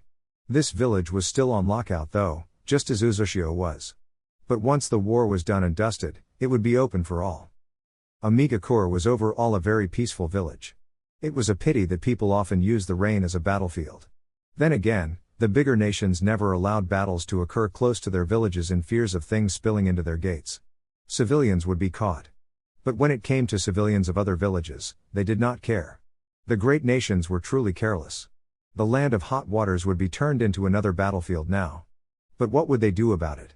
They just had to keep their gates locked and hope that things don't last long. Naruto was sitting at his favored location with his back pressed against the wall. Naori and Noroi were already in the village, just looking around. They were not needed with him here. Are going for another battle? Nagato asked as he walked towards the blonde with Konan slowly behind him. Naruto glanced at the man for a moment before looking at the peaceful streets. But it's not against the numbers we are facing in battle. I am going to invade Iwagakure, he said. Nagato raised an eyebrow. Something had to have happened because they had decided against an invasion on these villages. They would defeat them in battle rather than invading them. It would have been much simpler to just invade, but that would not have helped their cause. Has something happened? Naruto nodded but did not immediately respond. He looked at Konan for a second before speaking. Iwagakure has the Kazekage's sister. I have to retrieve her. It won't be a full-blown invasion. But I will face a Jinchuriki. If you are going to invade, won't they decide to move out while you are fighting? Konan asked calmly. They would not wait for him to finish fighting. They would even have the chance to kill her while he was busy fighting. Diversion, Naruto said with a shake of his head. It will affect our situation in Iwagakure but it cannot be helped. Nagato did not like this but they must have thought this through before deciding to make a move. Naruto wasn't the one to make decisions without thinking first. Why have they done this? What is the end goal? And why are you doing it? She has nothing to do with the Empire's goals. We don't have to act because of that. Naruto smiled. That is a good argument. Tamari indeed has no value to our goals. We could let her be and it would not affect us in any way. Suna would blame Iwa, he said calmly. But aside from it being personal with me, there was a calculated move behind this. Iwagakure wants to make Suna and Konoha fight while keeping them out of the battle. It would be bad for us if those two fought. For now, things work well when they are a civil. It is even better now since my attack in Iwa has both Konoha and Suna agreeing. I will not be putting the civilians in danger. If we can take advantage of the situation, we can get those two to support any consequence Iwa has to face for its actions. Nagato nodded. As expected, Naruto had thought about things. He wasn't just acting recklessly. Both Cloud and Stone should be meeting soon. We should make a move once more before they do. That is part of the reason I stopped by here. Their numbers are still too large. Both you and I will attack. We will reduce their numbers before they meet, Naruto said. Konan will stay behind to watch over Iwagakure in case there is any movement. If it is too much, with my mobility, I will move to intercept. Is this acceptable? Yes, Nagato said with a nod of his head. Konoha is planning to force both Anaki and I into a cage summit. Our actions will convince them to go to the summit to take a breather and think through things over their losses, Naruto said. You plan to use the summit to lay the seed for what is about to come after the war? Konan asked. It won't make difference with both Anaki and I, as they are surely going to die in this war. But their guards will be alive and will witness everything. Even if the guards die, it does not matter because this will be to contain the other three, Naruto said in a measured tone. He then stood up. Be ready for when I return. I assured Konoha that we would not attack during the summit. So want to make an attack before? Naruto smiled. We have to. Their numbers are honestly frightening to us. We must use our power effectively to stop things from becoming dangerous for us. If they enter the Fire Nation and get close to the wave in their current numbers, the wave will fall. We will not be able to defend it. For this reason, we must use this means. And you are also excited about the idea of fighting alongside Nagato, Konan said with a stare. Guilty, Naruto said. I won't be long, he said before jumping from the balcony. He did need to fetch Naori and Noroi before leaving the village. It would not end well for Tamari if he did not take those two. About 2 hours later. The hidden stone nearly came to standstill when something flashed from the sky and crashed into the Tsuchikage building. The large building was hit and exploded into debris. Every part of the building crashed, creating a large mushroom of debris. Powerful gusts of wind blasted debris through the streets. When everything cleared, Naruto was standing still amongst the small bits of debris that lay around. It took just seconds for him to be surrounded by shinobi, some masked and many without. Kurotsuchi stepped up with a smile on her lips. Naruto could recognize the Jinchuriki behind her. Welcome to Iwagakure, Your Majesty, she said in a mocking tone. If you had said you would be coming, I would have prepared a feast for you. But I suppose this will do. Naruto just looked at the black-haired with indifference. Then turned away from the woman. I would rather not have civilians involved. Let us take this outside, he said in an indifferent tone. How kind of you, Kurotsuchi said. I don't have time for your sarcasm, but if you still want to fight here, I have no problem in stepping on your throats now, Naruto with his eyes narrowed behind him. We will take your offer, Kurotsuchi said. But I thought you came here for Tamari. Don't you want to know what happened to her? I quite enjoyed her pain screams when I gave her the same treatment you had given to me when I was your guest. I thought you would. Nobody saw him move, but Naruto was standing in front of Kurotsuchi. His face inches away from hers. Before anyone could move, there was a sudden burst of potent chakra that caused the very ground Naruto stood on to crack. Kurotsuchi fell down when the chakra hit her. I let you live before, but my grace does not extend further than this. You will die before I leave this village. Don't worry though, I will release your chakra and then crush you. Naruto then took a step back. But I am still a merciful person, you have 1 minute to say your goodbyes. And I will begin laughtering these people while you watch helplessly. Chapter 20. Noroi stared from a distance as Naruto blurred away from the destruction he'd caused. It was perhaps because there was a bigger agenda that was bigger than Tamari that the Emperor had even bothered to move away from the streets of the village. If there was no bigger picture, this village would have been covered in smoke with the Emperor running loose within the streets. I thought they would have been keeping her at the Tsuchikage Tower, Naoki said. He was not concerned with Naruto's battle, he had already seen enough. He didn't even need to be concerned about anything with regards to Naruto's safety. Noroi looked towards the departing Emperor for a little while longer before speaking. I really want to watch the battle. They also have a Jinchuriki waiting in line in case things don't work out. We have a mission, Naoki said in a stern tone. His Majesty will not be happy if we fail it. Noroi turned to Naoki for a moment. When have we failed a mission? In this situation, when things are not completely in our hands, we can fail. Well, if they lose, they might just decide to kill her. It would set off an interesting chain of events, Noroi said in thought. Let us get this over with quickly. If we can finish up early, I'll be able to watch the battle. 4x. Naruto looked up for a moment. There was no need to even draw a sword for this. The gloves were not needed since he wasn't going to be using swords. Besides, he still needed to remove the seal on Kurotsuchi. How many were even facing him?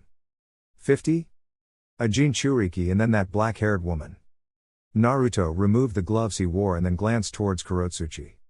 He took a single step forward, but the moment he did so, the round below him burst, lifting him high into the sky. He glanced up when he sensed chakra spike. There were two men, flying down towards him. Doten, Kengan no Jutsu. Both encased their right hands in rock before aiming their respective punches towards Naruto. The Emperor channeled chakra into his leg muscles and bent his left knee slightly. He covered his right leg with wind chakra before aiming towards the incoming rock punches. When his foot crashed into the rock punches, they cracked and nearly shattered, but the two shinobi increased the weight to strengthen them. The rock formation Naruto stood on shattered from the pressure released when Naruto's kick connected with the punches. It did not shatter completely though. The breakdown forced him down a little, but he managed to balance himself while increasing pressure on the attacks above him to defend. While he was still in the struggle with the two shinobi above him, he sensed another shinobi lunging towards him. His eyes narrowed behind slightly. The man was holding a sword with both his hands, swinging it in a horizontal slash aimed towards his back. Naruto waited for a couple of moments while coating his right hand with wind chakra. The moment the man swing neared him, his right hand was swung in behind. He caught the blade within the palm of his hand and strengthened his grip. With all the strength he could manage, he pulled the sword, along with the man who held it. He slammed the man into the rock punches. There was so much strength that the already cracked punches shattered and the man cried in pain as he had hit hardened rock with his head. Now free to move, Naruto disappeared in a blur. He appeared just above the 2-3 shinobi in the blink of an eye.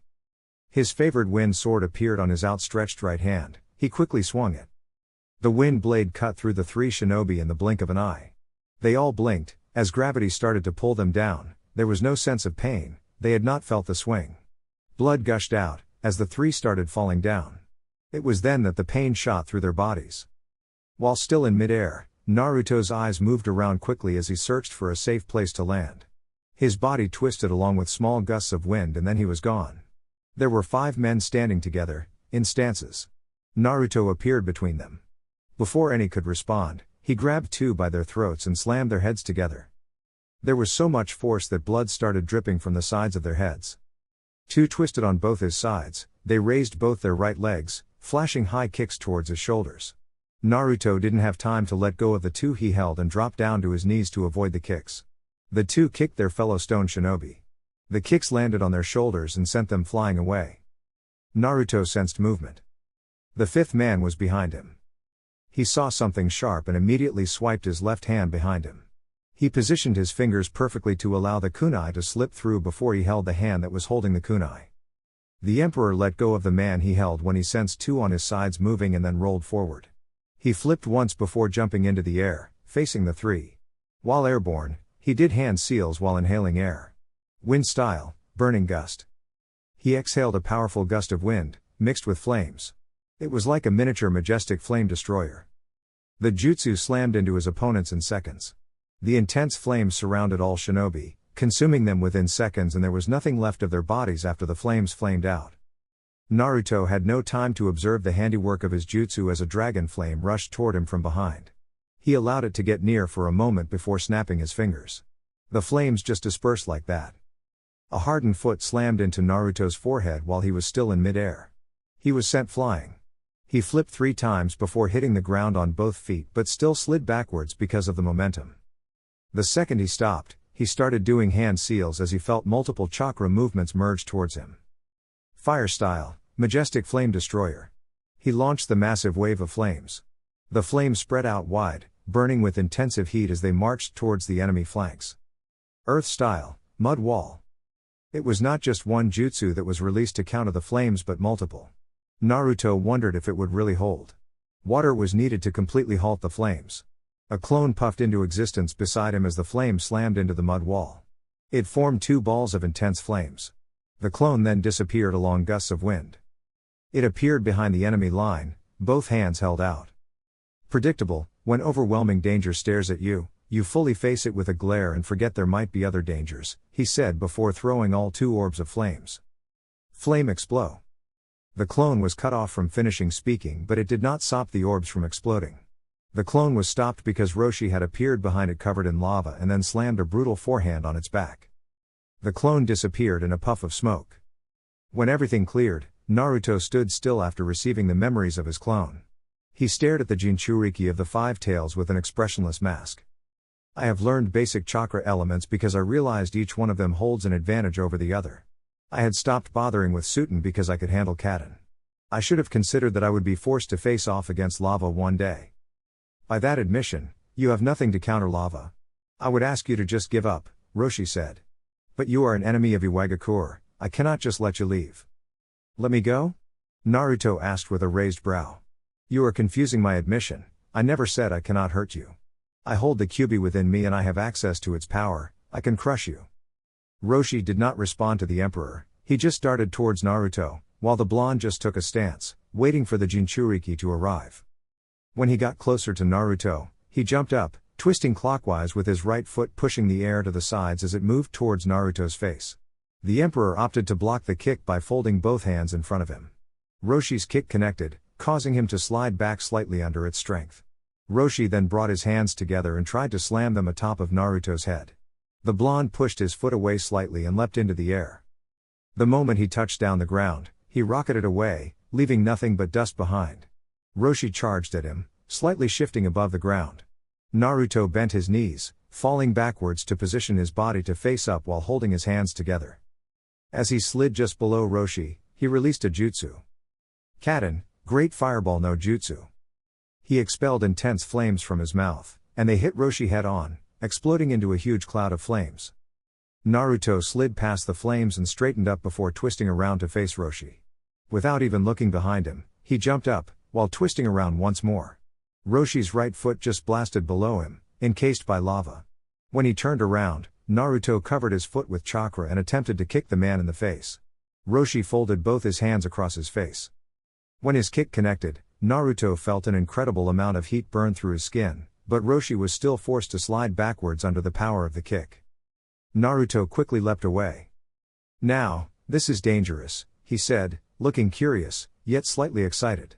I guess I should use. He trailed off when he sensed movement from behind. He silently activated Senjutsu before he tilted his head to his right. A shinobi was driving a punch towards the back of his head. The punch missed him by a few inches, zipping away from his left ear. Swiftly, he took a single step forward while twisting clockwise. His right hand burst through the man's chest, causing a splatter of blood. The shinobi coughed up more blood while trying to stop the bleeding by frantically placing both hands on the hole on his chest, but Naruto's hand was still in there. While his hand was still inside the man, Naruto twisted around, along with the man. Roshi's lava punch slammed into the man's face, burning it horribly while the man let out a pained scream as he had yet to die. Naruto lifted his left hand on his back.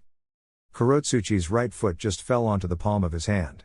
He gripped her just above her ankle with the full power of Sage Mode, cracking her bone. She let out a small cry as Naruto pulled her towards the front. He removed his hand from the man's chest, threw him to the sides to create a clear path for Roshi. He then took a step back before slamming Kurotsuchi towards Five Tails Jinchuriki in a downward motion with so much force that he nearly snapped her leg.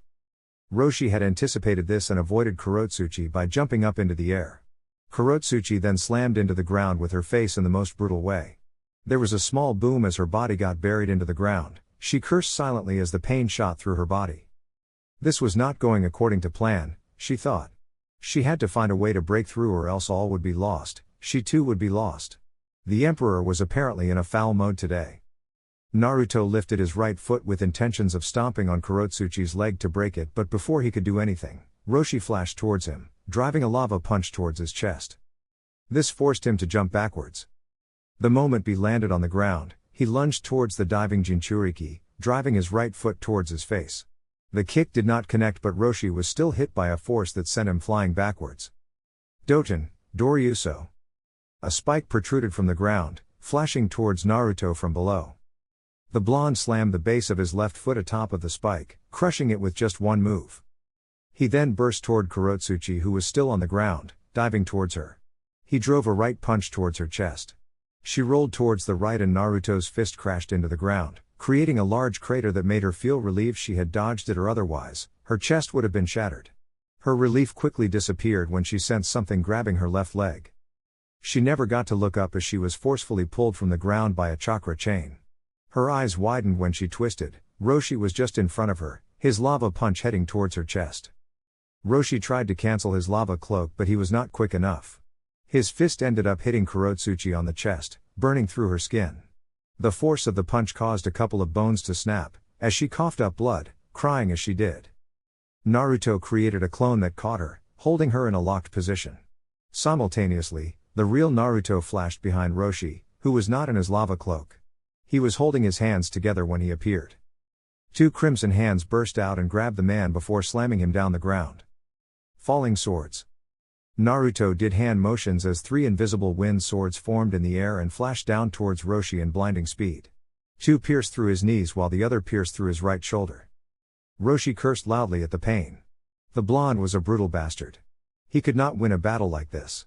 He needed to transform now, lest he suffer more pain. Naruto flashed towards the struggling Kurotsuchi.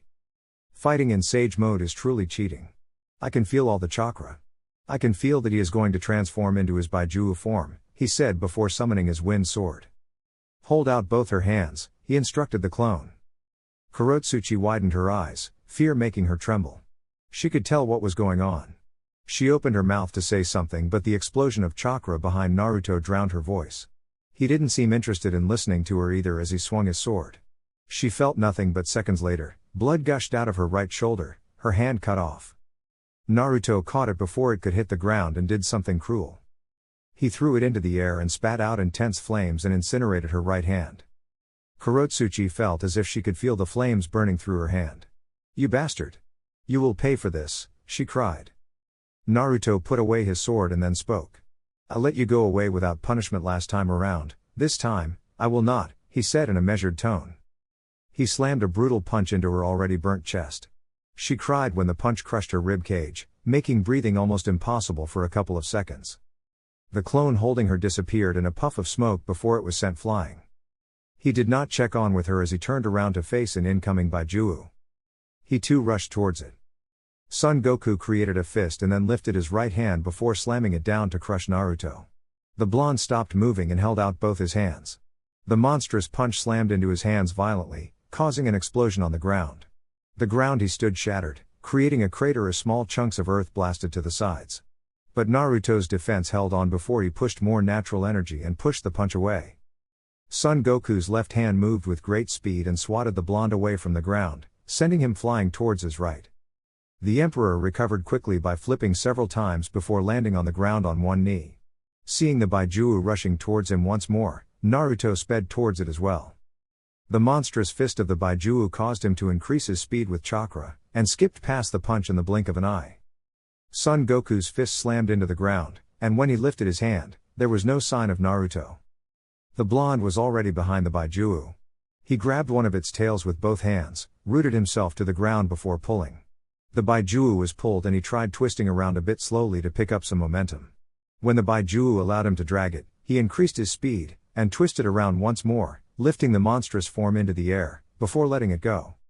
It was hurled a distance away from him, but still managed to land safely on both feet, massive hands slamming onto the ground for support. It lifted its tails and began to charge a Baijuu Dama. Noroi and Naori flashed beside Naruto, flanking both his sides.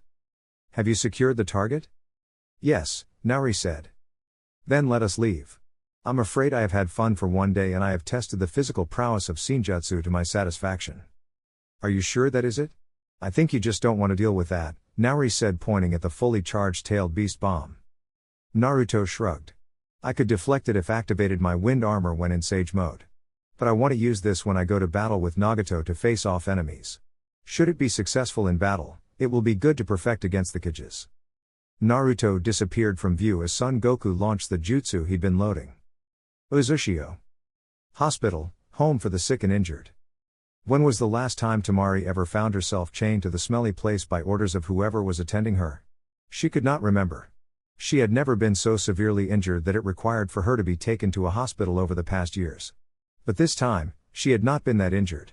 Kurotsuchi had played some game with her, but she had not been badly wounded. The pain, though, the woman had dished it out. She had not been looking at her but at Naruto. Her contempt for the Emperor was unmistakable. It was no wonder she tried to assassinate him. Tamari sat up from the bed and looked around the room. She could not feel anything that was happening outside. She didn't even know where she was, yet her heart felt safe. She didn't feel like she needed to escape. She could run through the open window and fight her way if she needed. Her precious fan was leaning against the wall close to the door. She smiled. At least it had not been lost. She wanted to go out of the bed and get it, but the door slowly opened without warning. Her eyes remained glued to it, waiting forever to see who was stepping within. The Emperor stepped into the room. She managed a small smile seeing his face. "I didn't think that the first person I would see would be you," she said. "If it was you, I expected it to be in your place." Naruto shared Tamari's smile and sat down on the small stool placed on the left side of the bed. She didn't have any bandages. It was only precautionary measures to even bring her here. "I can leave and bring back the person you wanted to see," he offered in a light tone. Tamari shook her head slightly. "This is fine." Naruto took her right hand and held it gently. His smile widened slightly before he spoke once more. "I am truly glad you are well, Tamari. I had been worried over your safety. Though I was certain nothing would be done to you, I did worry about your safety." Tamari stared into Naruto's eyes. She had never seen them so human, so alive. There had been times she even wondered if he truly did feel something. Everyone had emotions they hid away. Although difficult to understand, Naruto had his. He just didn't like showing them. He was showing them to her. She felt happy. She felt something in her heart moving. The life in her eyes lit up slightly as she tilted her head to the side, putting on a warm smile. She felt his gentle squeeze and then spoke. "I was surprised when they appeared. But you must know that I am not a weak person." She then said in a hardened tone. "Your strength as a kunoichi has never been part of my thinking. I never thought about that despite having sparred with you a couple of times. I have always thought of you as my Tamari." Tamari raised an eyebrow. "Since when did I become yours?" "Since I stripped you naked in Konoha," Naruto said. "You were fun then, easily embarrassed, inexperienced. Forgive me for not having the same experience as a man who frequents bars to get laid," Tamari huffed, glaring at Naruto. Now, Naruto stated in a slow tone, yet the smile on his lips did not disappear. "There is no need to bring up the past. You started it," Tamari said. "Perhaps I should lock the door, close the windows and then strip. You seem to behave quite obediently when I don't have any clothes." As he was saying that, he stood up and started trying to remove his upper clothing. "What the hell are you doing? This is a hospital." Naruto just put on an amused look before sitting down. "Don't you know? Forbidden and rebellious pleasures are quite enjoyable."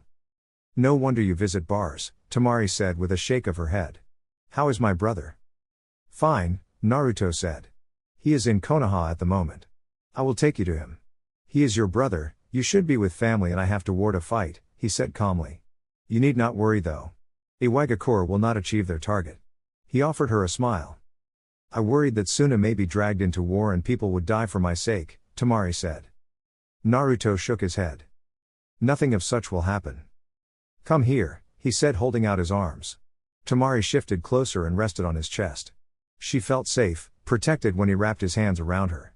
His body was never cold, it was always warm. And she enjoyed the comfort it gave her. Tamari felt her body complaining when Naruto pushed her off him, both hands over her shoulders. He then kissed her on her forehead. "Rest," he said. "Someone will take you my house later on." "Where are you going?" "To war," Naruto said. "Land of canyons." When was the last time he set out of Iwagakure so frequently? Nagato could not remember. He had regained much of his mobility, but he had never quite enjoyed it as he had been working hard to try to make Ame great. The paths always did the fighting for him. It was the safest method to ensure his survival. Ever since they got rid of Madara, his focus has seemed to strengthen.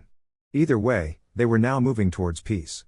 The great nations would no longer be able to impose their will on other nations. It was more or less going in the same path as he had planned, but this going through the more peaceful means. He eyed Naruto, who was sitting beside him on a tree branch. Nagato eyed his swinging feet for a moment. Below him, Haku was standing still with 3 of his paths. He had nearly killed Yoshino when he first came into the village. But the man had said he only wanted to talk. Naruto had been summoned and they talked. He smiled slightly. Yahiko would have truly been disappointed with his loss of sight. He had great power and Yahiko had warned him about listening to Madara but had done so. He stopped following the path they had chosen and allowed his pain to lead the way. Yet, Konan had followed him all the way. The dream had not changed, the method had. How certain are we that the cycle of hatred will really end after this? Naruto shook his head. That was just Jiraiya's childish dream and naive way of thinking. As long as people live and continue to think differently, there will be conflicts. People will hate each other. But the hatred is not what brings about wars. Our own war with these villages has not been brought because we hate. We want to change the system. The cores of the shinobi world are what makes wars. And we are going to destroy it. Of course, we need to do it in a way that means we will not be targeted for hatred.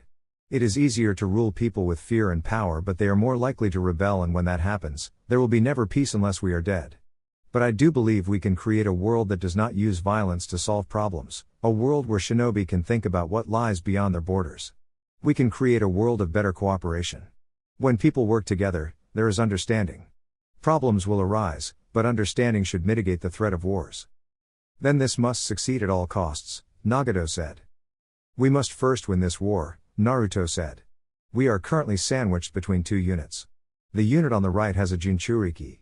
We will eliminate the Jinchuriki to put a dent on their morale before we massacre the unit on the left. I will remain hidden, Nagato said. The target is just the Jinchuriki, then. Naruto nodded. They already know you. So no doubt the moment they see us, they will bring the big guns to fight. The Jinchuriki will transform to deal with you. We will deal with it quickly and then retreat, he said. We will retreat using one of my summonses, Nagato said calmly before jumping down the ground. Shall we? An hour later.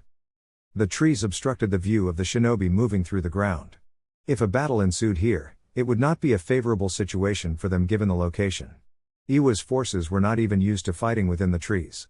They preferred their barren and rocky land of the Earth Country. Kiru knew that Kumo's forces had been twice attacked, the second unit had been nearly annihilated. He knew that it was only a matter of time before they too were attacked. The plan was simple, and it was scattering around to avoid getting caught in the wide-scale jutsus their enemies were using. Worried? A shinobi asked, running beside him under the green trees of the land of canyons. Kiru looked to the side. Shinobi were running at full force behind him, with Han along. They looked focused. They had to be careful so not to do anything to piss off the leader of this country. They had been warned that should they do anything that is in breach of the agreement, there would be major problems. A little, Kiru admitted. The news we have been hearing has not been pleasant. The Emperor released the Kyuubi in his last battle and there were massive casualties for our ally. We have Han-san with us. Hopefully that will be enough, Kiru said. He doubted it, the Kyuubi was still the strongest by Juu. Han had more experience, but if he transformed, it would quickly give them a chance to move away from the any attack before joining their ally. Halt, Kiru shouted after running for a while. Han had moved quickly. He could sense powerful chakra signatures just ahead. Scouts. He motioned for them to move forward ahead of the group. With Naruto group. Naruto was leaning against tree trunk, his hands folded across his chest, eyes closed. His presence had completely vanished. Just a bit behind him, Nagato and Haku were waiting in the limbs of a tree. When he sensed two shinobi moving closer, he smiled. They were being cautious now. Things were truly working differently. The tactics he was using were getting the expected reaction from this people. Yet, it would make things truly difficult if they became smarter. He hid himself when he saw the two hopping through the trees silently. They were scouts all right. Their movements were still silent despite moving swiftly. There was little chakra activity. They had been well trained. It was a pity that he had to kill them. When they jumped from a tree, heading towards the other, Naruto suddenly appeared between the two, arms stretched out. He touched both on their shoulders. He could see their widened eyes, shock. It did not give him pleasure. He released a bit of chakra in wind form. Wind prison, he whispered as a silent breeze washed over both along with his chakra. Both fell down the ground. They were hitting their faces, trying to remove the invisible wind barrier that had formed, cutting off their oxygen supply from nature. They struggled, kicking out as they suffocated. Naruto did not watch. He looked up into sky, with his eyes closed. After a couple of moments, the peace returned as they stopped moving. They have already moved into 4 groups, Nagato said through the Deva path. 2 groups have flanked both our sides and are continuing to move. The other has moved back. It is perhaps the group with their supplies. Are you safe? I should be unless they have a sensor, Nagato said. Even if they find me, I will handle them. Since my real body is unknown to them and their plan is to capture any Uzumaki, they will likely surround me. I will keep the Asura path with me nevertheless. The path in question then blasted off from them. Naruto just shrugged. Then shall we? Back with Iwa group. Kiru frowned. The scouts were not returning. It just meant that they had been killed. He could sense chakra signatures slowly moving through the forest, heading towards them. If it was the Emperor or the Yamei duo, they could at least survive this because he had already made his move. It was no use dying here. He would hold them here while others moved forward. His fears were confirmed when 3 people slowly appeared before them, walking casually through the ground. The messy blonde hair, it was the Emperor. The black-haired was a companion of the Emperor and the orange-haired was the powerful shinobi from the rain. He held up his right hand. A 5-tailed miniature beast, cloaked in crimson chakra leapt into the air seemingly from behind him. Without warning, it released a stream of pale energy from its mouth. The energy flashed towards the group of 3 in the blink of an eye. Boom! There was a huge explosion that occurred when the jutsu seemingly hit the 3. The explosion was so powerful that it uprooted the surrounding trees, causing large amounts of debris to pick up into the air.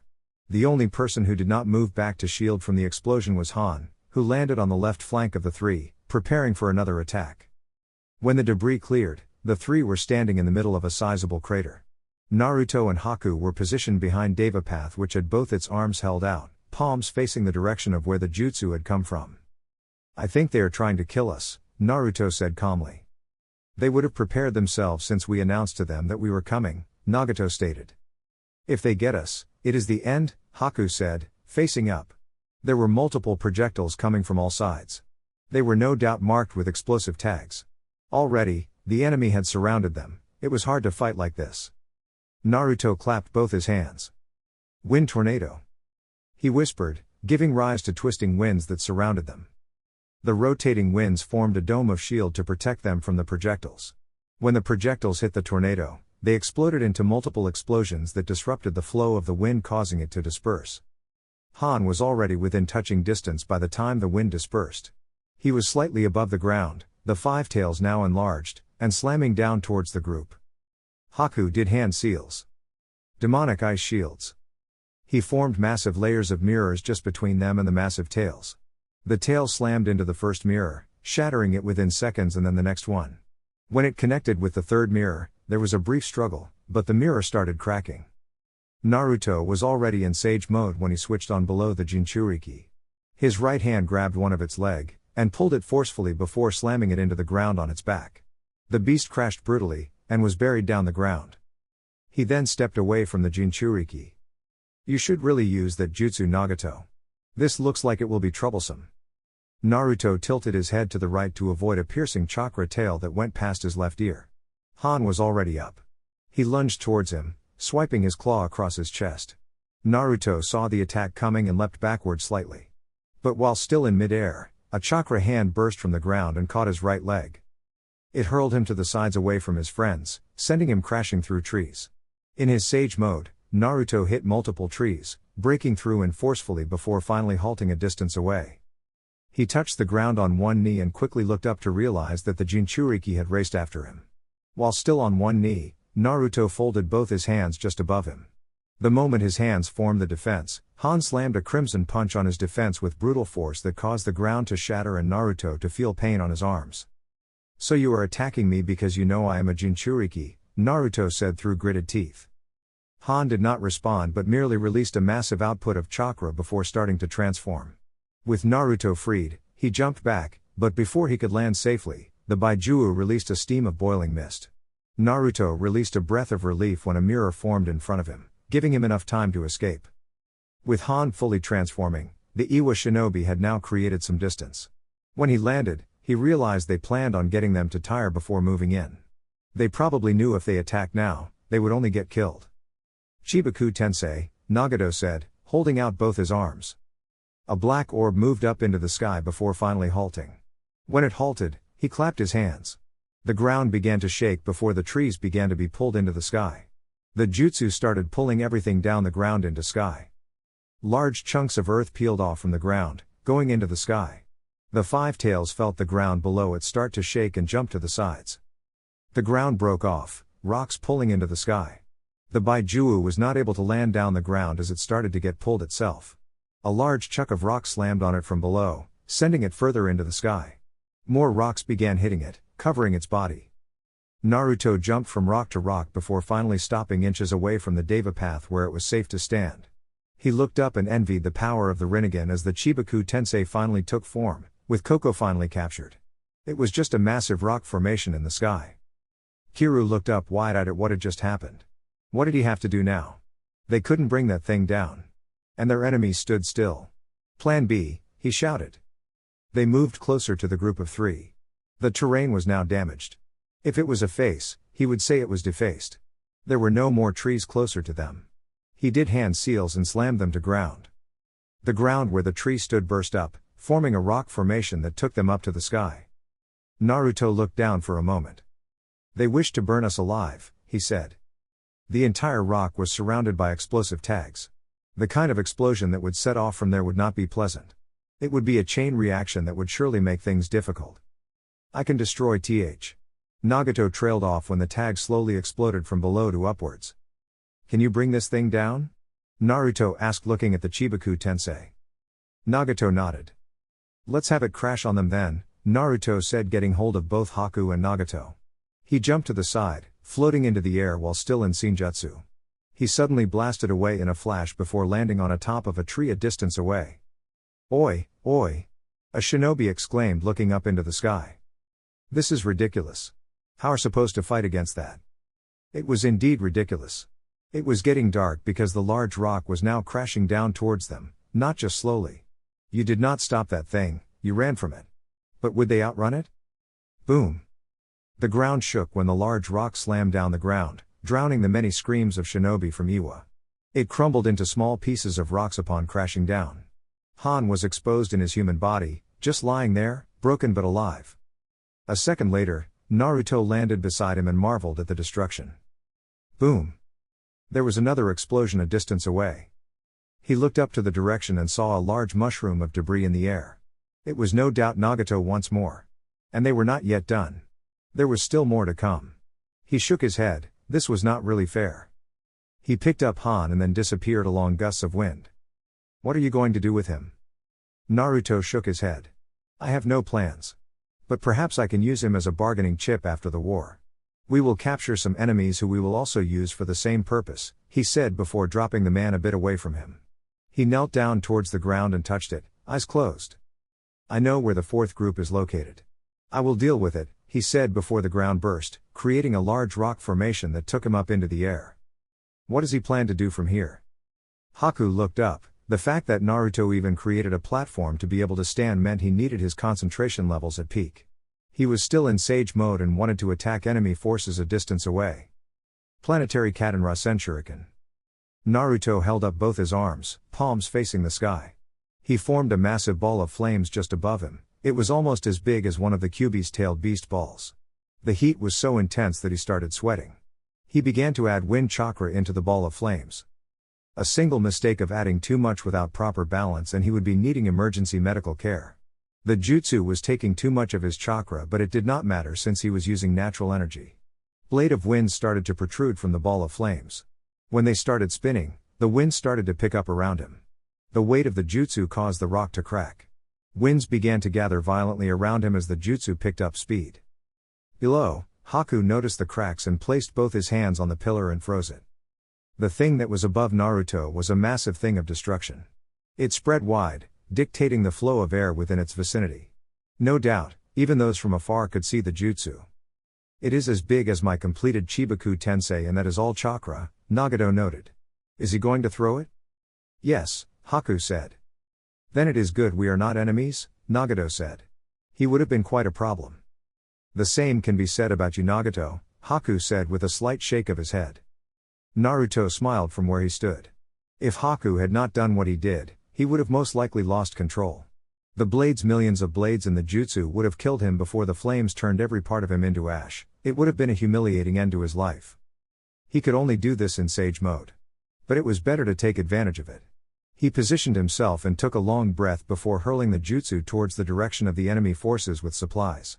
The jutsu flashed through the air, twisting along the wind swiftly straight ahead of him before finally reaching the target. Boom! There was a large column of flames that picked up from the ground after the jutsu exploded. Naruto jumped down, toward the Deva path and Haku. He landed on one knee, breathing slightly labored. After a moment, he calmed down and then stood up. He created a clone to pick up Han before looking at the Deva path, which was looking at him questionably. "I'm a proud shinobi, I don't like anyone showing me off," he said with a shrug. "You can summon the path, Haku, and we'll rush back quickly." Without any word, the path disappeared in a cloud of smoke. Moments later, Naruto just shook his head seeing hundreds of bodies lying at the edges of the large crater where they had left Nagato. It was a day of destruction today. He found Nagato sitting down a couple of feet away from the crater. "They attacked you then?" "It was impossible to hide when I'm constantly sending chakra to my path," Nagato said. "We did more than calculate," he added. Naruto was not complaining. They just got to cut down Iwa forces. Anaki would be more concerned now more than anything. He has already suffered massive losses and he was still going to suffer. If he was wise, he would just surrender now, as he did in the Third Shinobi World War. But we must still press on. If we can stop things with such attacks, it is still fine, Naruto said in thought. I want them to have much to think about anyway.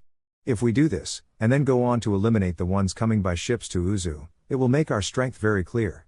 It is not numbers that matter but pure strength. The great nations have been advocates of expressing their great power. I have no problem in showing them what they have shown to us in the past, Nagato said. Then let us move quickly. The others have already heard the sounds of battle, we should move quickly before they learn anything. What about the people of this land? They gave passage with plans to benefit from our destruction, Haku said. I would have just went there and completely wipe out their village, but you will look at me with an annoying look. I would rather not have that. We will deal with them once we have won this war. You won't fight in the next battle, but I want you in support, as you did before. I need to keep your abilities hidden for now. We might need an ace if things get difficult. If we face a challenge, we retreat. We cannot allow ourselves to be trapped in a long battle that exposes our abilities.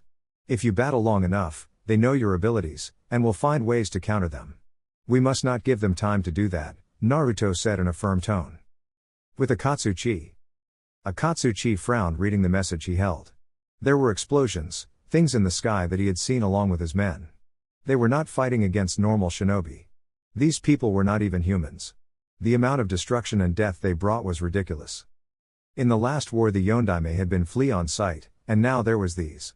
Shinobi would have to be warned to flee from the emperor. But first, they needed to try something to see if it cannot work. He was also worried about the Tsuchikage. At this stage, he should have been protecting the old man. But they were at war. He had to lead.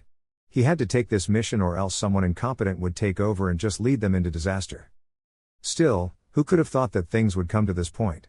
It was just Uzushio they had thought. But Uzushio was a village that housed a monster. Akatsuchi-sama, a scout started, a bit out of breath. Are they coming? Yes. The scout said. This is different from the usual attacks. They usually attack a single unit and retreat, he said in thought before putting on a hardened tone. I have a plan. Listen carefully and deliver my message to the leaders of all groups. Back with Naruto. The terrain was no longer one with trees, it was just rocks and boulders. With Sage Mode, Naruto could feel the many chakra signatures that were moving around. Nagato was a sensory type, he could sense it too, to some extent. They have divided into 3 equal forces. Naruto announced. So they know we are coming and are preparing for us, Haku said with a frown. This was not going to be easy. If anything, the thought of the next battle made him slightly nervous knowing that the enemy had something planned for them. Should we split? Naruto asked. Nagato shook his head. That is probably the intention. It would make things simple for them if we split. Let us continue to the group that is ahead. They have not moved. Naruto nodded. I wonder what kind of surprises they have for us. If they saw what happened, they will not make it easy for us, Nagato said. I will keep my summonses close by for our retreat. Those 2 groups will probably try to block all paths of our escape, he added. Naruto smiled. I have been retreating a lot, he said. But once this day ends, we would have taken a huge step towards victory. Ame will probably not face any more threats and I doubt they will be willing to bring more shinobi. They are Kages, they will know that if they do that, they'll just be sending their shinobi to their deaths, Nagato said. But it won't matter either way. As long as Ame is not threatened, my people can continue to enjoy their peace. We fought for it and we will fight for the peace in this world as well. Naruto did not comment. He was much more focused on survival of his clan. If peace was the result of it, then he would not complain. Besides, who did not enjoy being at peace with one's neighbors? After running for a while, the group finally came to a halt. Shinobi stood on large boulders. They had been waiting for them. There were 4 large golems that stood tall on the sides. They did not appear as weak as the golem that had faced him when he battled Anaki. Naruto stretched his muscles and then turned to Nagato. "You are going to fight yourself? I'd like to see if I can move well. We don't know what will happen tomorrow. Maybe my paths will be destroyed and I will be forced to enter battle. I must be ready. I thought you always believed that you could not be defeated." "There is that, but I am not stupid," Nagato said. "They are busy with something," Naruto said. The moment the words left his lips, the ground below them started shifting down. But when he attempted to jump away, rock walls formed on the sides, blocking the path. A large hole formed on the ground, burying them deep within. Looking around in the darkness with his eyes looking up, Naruto spoke. "This is Earth Mobile Core. I think," he said. "This is not the time to be impressed. Even I can't break from here with Shinra Tensei," Nagato said calmly. "We will have to climb up to get out." "You don't think they plan to bury us alive, do you?" Haku asked. "I can also manipulate Earth. I should undo this jutsu," Naruto said before placing the palm of his right hand on the ground. He frowned. He could not channel chakra through the ground. "Up it is," he ended up saying. Kushios no Jutsu. Nagato summoned his large bird from the Rin summoning world. Before he could even jump onto the bird, they closed upwards, turning everything into darkness. The walls began to light up as well as the ground. Nagato frowned deeply and then released his summons. It would just get destroyed. They were boxed in and he could see thousands of explosive tags. "Leave it to Iwa forces to bury tags underground," Naruto said. "We are not escaping without a scratch." The ground started burning slowly and the 3 jumped up. "That is if we escape at all." While still in mid-air, Naruto summoned the Kyuubi's chakra and transferred 4 taels worth of chakra along with his to both Nagato and Haku. Both became encased by the chakra. "I could probably escape if it was on at least 6 taels worth of chakra. But Haku will die. You will probably blast away most of the damage," he said before releasing chakra chains. "These things of mine are just cheap imitations. They are weak. But we should survive." The chains wrapped around him and then Haku and Nagato. Boom. On the surface, Akatsuchi felt the ground shake and held his hands together, hoping that it had been enough and they had buried the emperor down the ground. It would be the end of the war. After the ground stopped shaking, he did not move. He said nothing but waited for a couple of moments before finally speaking. "Think that was enough?" A beam of energy burst from the ground where they'd buried the emperor and his people. The men closest to him turned to face him, giving him looks that clearly said, "You just had to ask." The 3 burst out from the ground and landed down. Haku spat out some blood from his mouth. He'd nearly bit off his tongue when the shockwave created from the explosion hit him on the chest. He looked at himself. Clothes were burnt, left arm was bleeding, it had some burns but nothing disastrous, it would heal shortly. Considering the danger, he was just happy to alive. Nagato looked far better than him. But he too had his clothes burnt. Naruto was more or less like him. But the rest of his body was fine and so were his clothes. It was just his hands that were smoking. Had it not been his presence, it would not have been like that. He would have managed to escape with just exhaustion. "Do we still fight?" Haku asked. "I don't think we have much of a choice," Nagato said, noticing the golems moving towards them. "Summon your bird, Nagato. Haku, you will get on it and we will be quick about it. We can't simply run with our tails between our legs," Naruto said, standing up straight. He clapped his hands, activating Sage Mode once more. He massaged his neck muscles and formed a Rasengan on the palm of his right hand. He darted towards one of the golems with the jutsu at hand. The golem drove its punch straight towards his small face. While moving ahead, Naruto ducked under the punch before twisting his body to face up, while bringing his jutsu below the huge arm. The Rasengan hit the rock arm, and blasted through it. The arm crumbled quickly upon being damaged by the jutsu. Naruto took a step to the right while holding out his right hand. He got away from the path of golem and moved towards its left flank. He bent his knees slightly before twisting clockwise. When he stopped, the golem's upper body began falling forward, having being separated from the lower part. Naruto then jumped up towards another golem before flipping once just above it. His falling right foot slammed on the head of the golem in one swift move that was with force. The entire thing crumbled down quickly. He quickly blurred away when he sensed small rocks from another golem that was destroyed heading towards his way. He landed on the ground, faced the enemy shinobi who were still watching from the rocks. He calculated the distance and began doing hand seals before he started darting towards them. Sage Art, Dust Storm. He inhaled large amounts of air before releasing it in a powerful stream.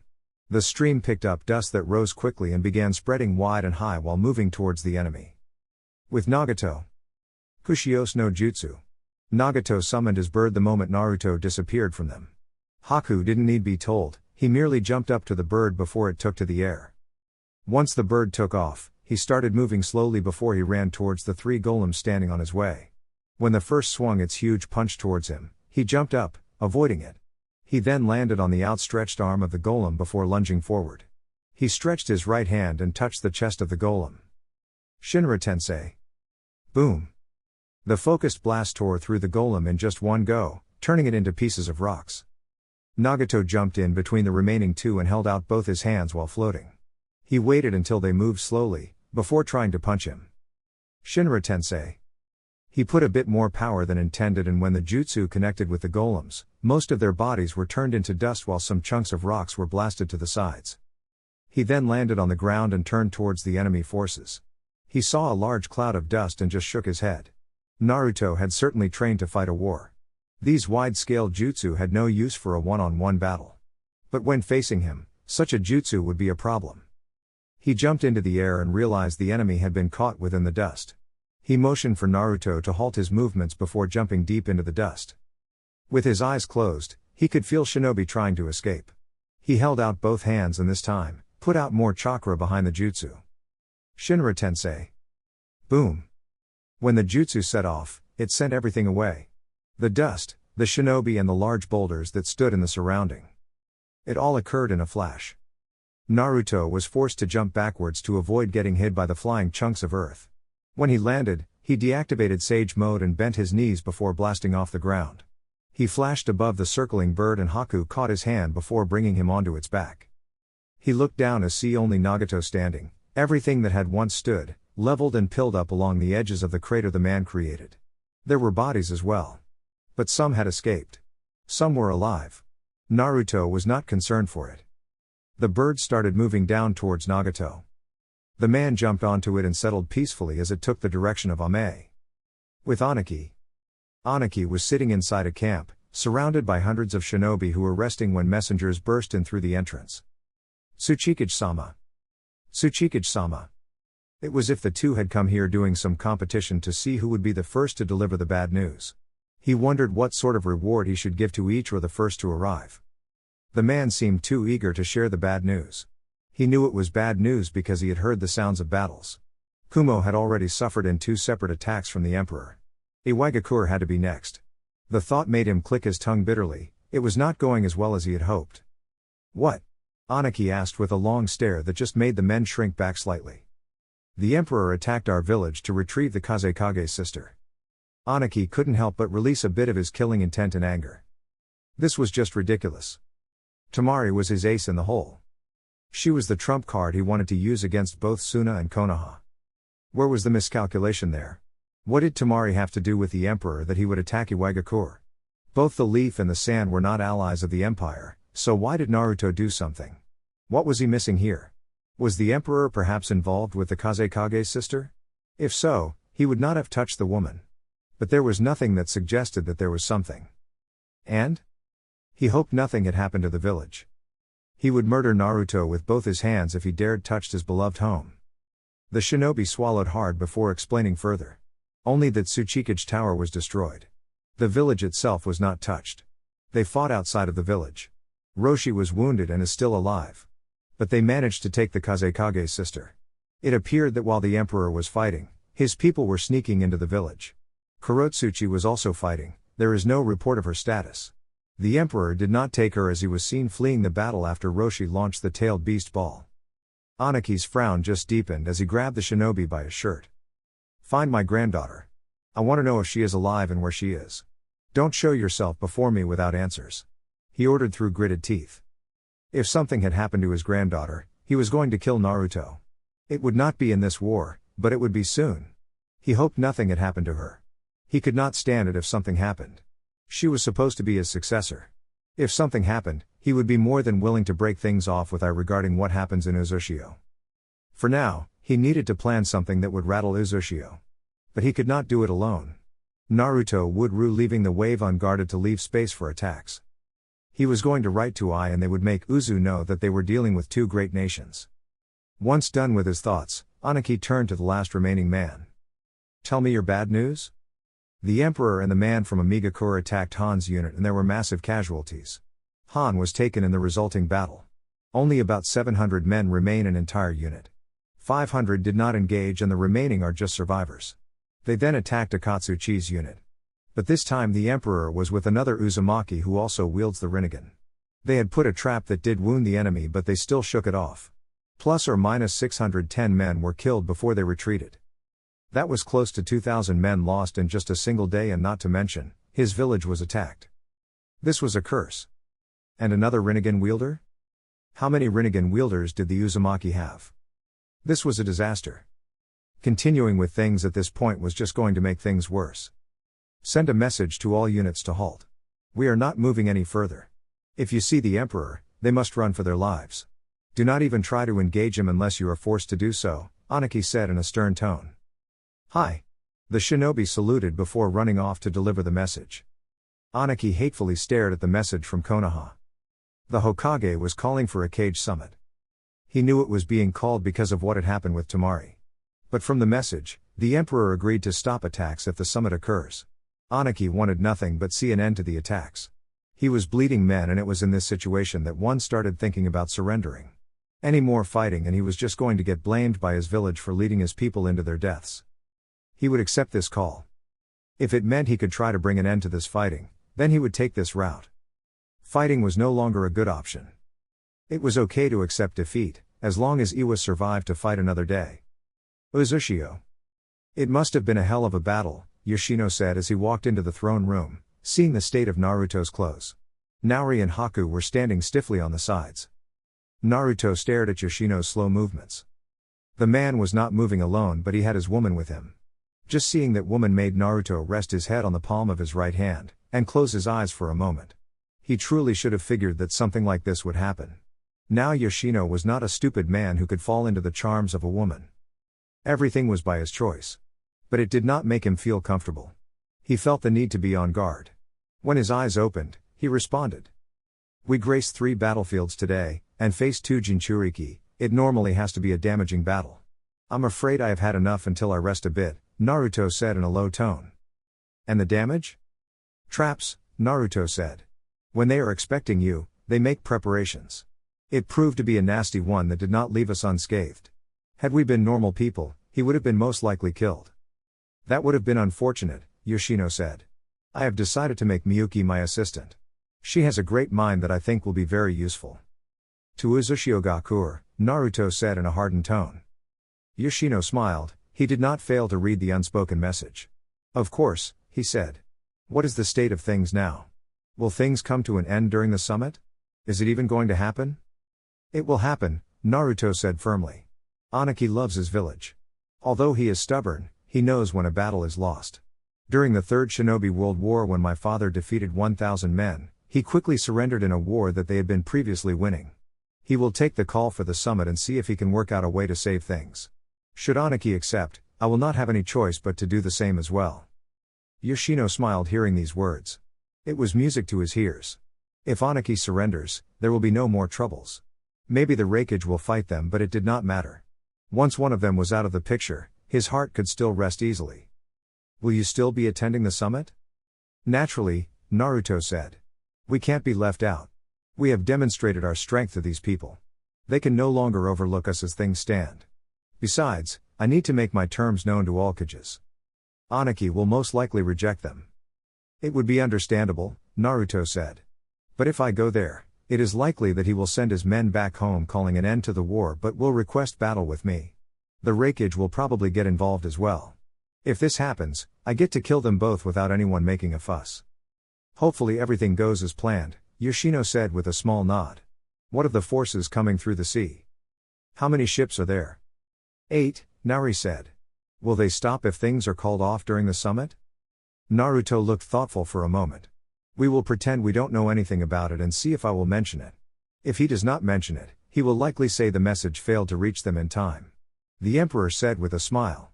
We most likely won't have to defend ourselves anyway. If they come closer, we sink them and don't say a damn thing.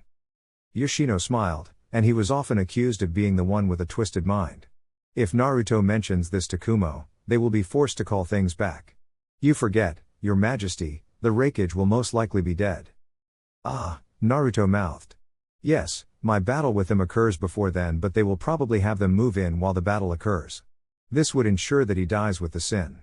You will have Haku with you to defend the village. It appears that we will no longer have to summon Guren should the summit provide us with success. Must we thank Konoha for calling the summit? Naruto looked thoughtful for a moment. Yes, and Anaki for being a scheming little man. It was indeed good to leave these villages out of the crossfire. Had things not been in this well, we would not have had this success, Yoshino said. Naruto nodded. He stood up and heaved a tired sigh.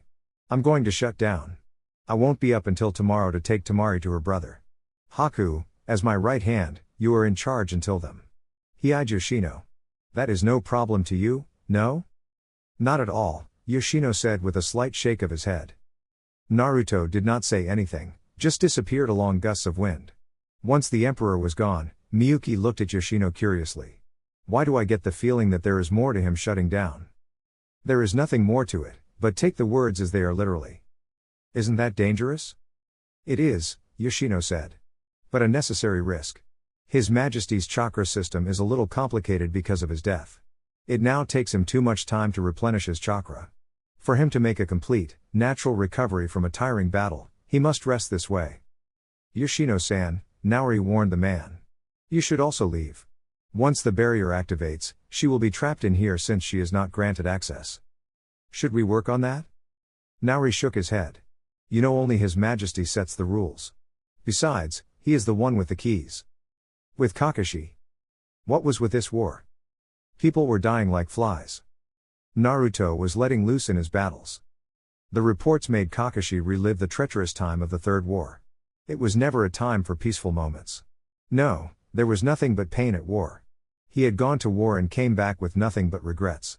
He hoped Konoha would not be dragged into another war, especially one that was as brutal as this. The Jonin looked back towards his camp. There were tents set up, shinobi sat in groups, some chatting with humor and some doing some light movements.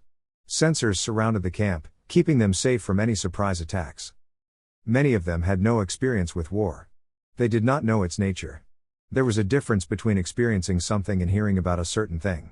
To fully understand the horrors of war, you needed to experience it. Kakashi folded the piece of paper he held and walked back towards the large tent he was using. There were several tents spread through under the trees. When he walked back into the tent, he found Shikamaru and Sakura sitting together. Guy and Asuma were leading the other charge. Sakura would give medical support if they ever get dragged into war. More bad news? Shikamaru asked, seeing the look in Kakashi's visible eye. The Jonin shook his head. He sat down beside Sakura before responding in a quiet tone. No, at least for us. Naruto attacked again. And this time, it is Iwa suffering heavy losses. But this time it does appear he did not leave the battle unscathed. Shikamaru adopted a thoughtful look. These attacks looked like they were unplanned, but it was far from it.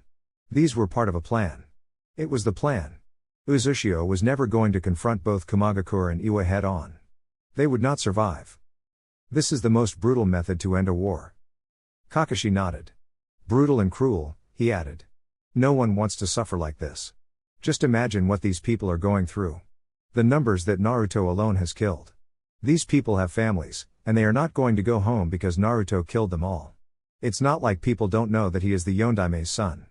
Iwa will hate him more than ever. There was just no way to avoid this. Besides, they should have expected something like this. He shook his head. Even though people head to war knowing that death is possible, they never really think they will die. It was always someone else who was going to die. No sane person wished death upon themselves. Uzu has no way but to play things like this. Naruto was never arrogant, but I was starting to think he was by openly going to war with two great nations, Shikamaru said in thought. But he knew where he lacked and how to deal with the numbers.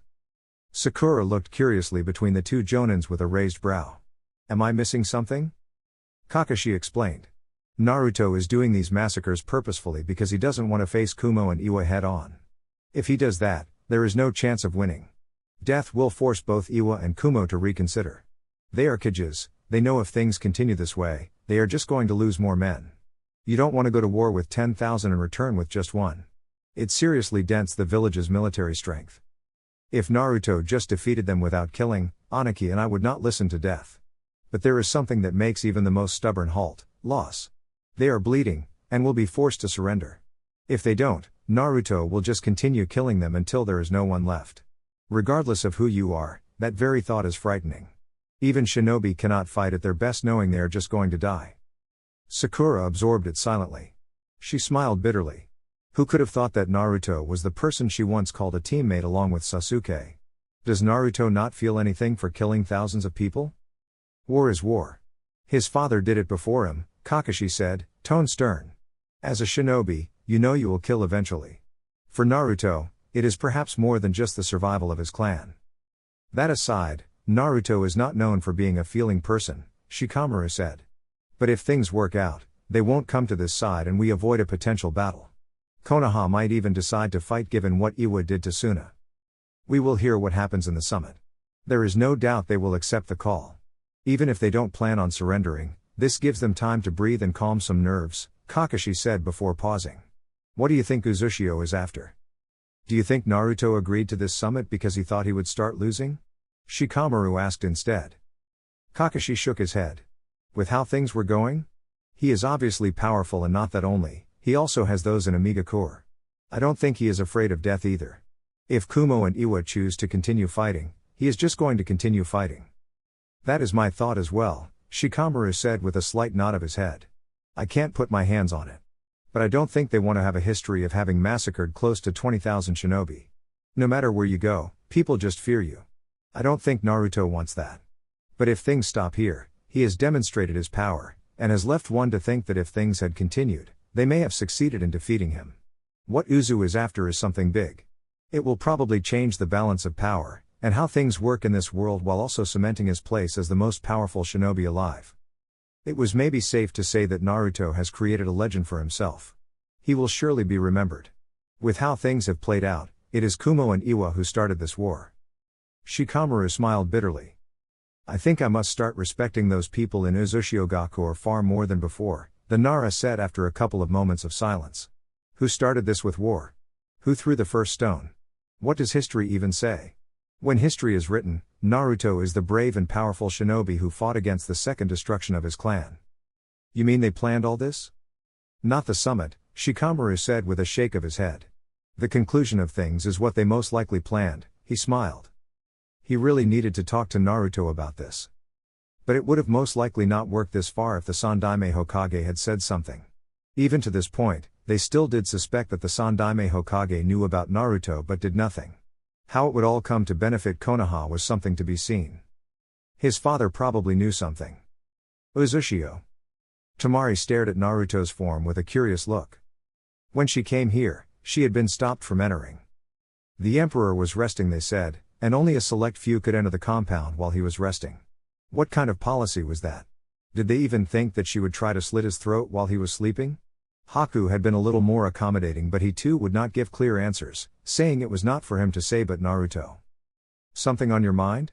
The emperor asked, in a quiet tone, walking over to Tamari from his throne. He stopped just inches away from her, looking straight into her eyes. Why wouldn't anyone allow me to come in here? And I thought you were coming from war to take me home? You know how concerned my brother must be with how things have gone, Tamari said a bit too quickly, but Naruto heard every word. I was not in a state to see anyone, Naruto said with a slight shake of his head. And I can't say why, village secrets, he added with a smile. Why does it look like you just said that purposefully? Naruto waved his right hand. You are imagining things, he said. But we must take you to your brother before he decides to come here himself. We don't want to do anything that will make him angry. When he feels that his beloved sister is going to be wounded, he can get angry. Tamari just shook her head slightly. The scroll you'd given me. I lost it. Don't worry. No one else aside from your brother can read it.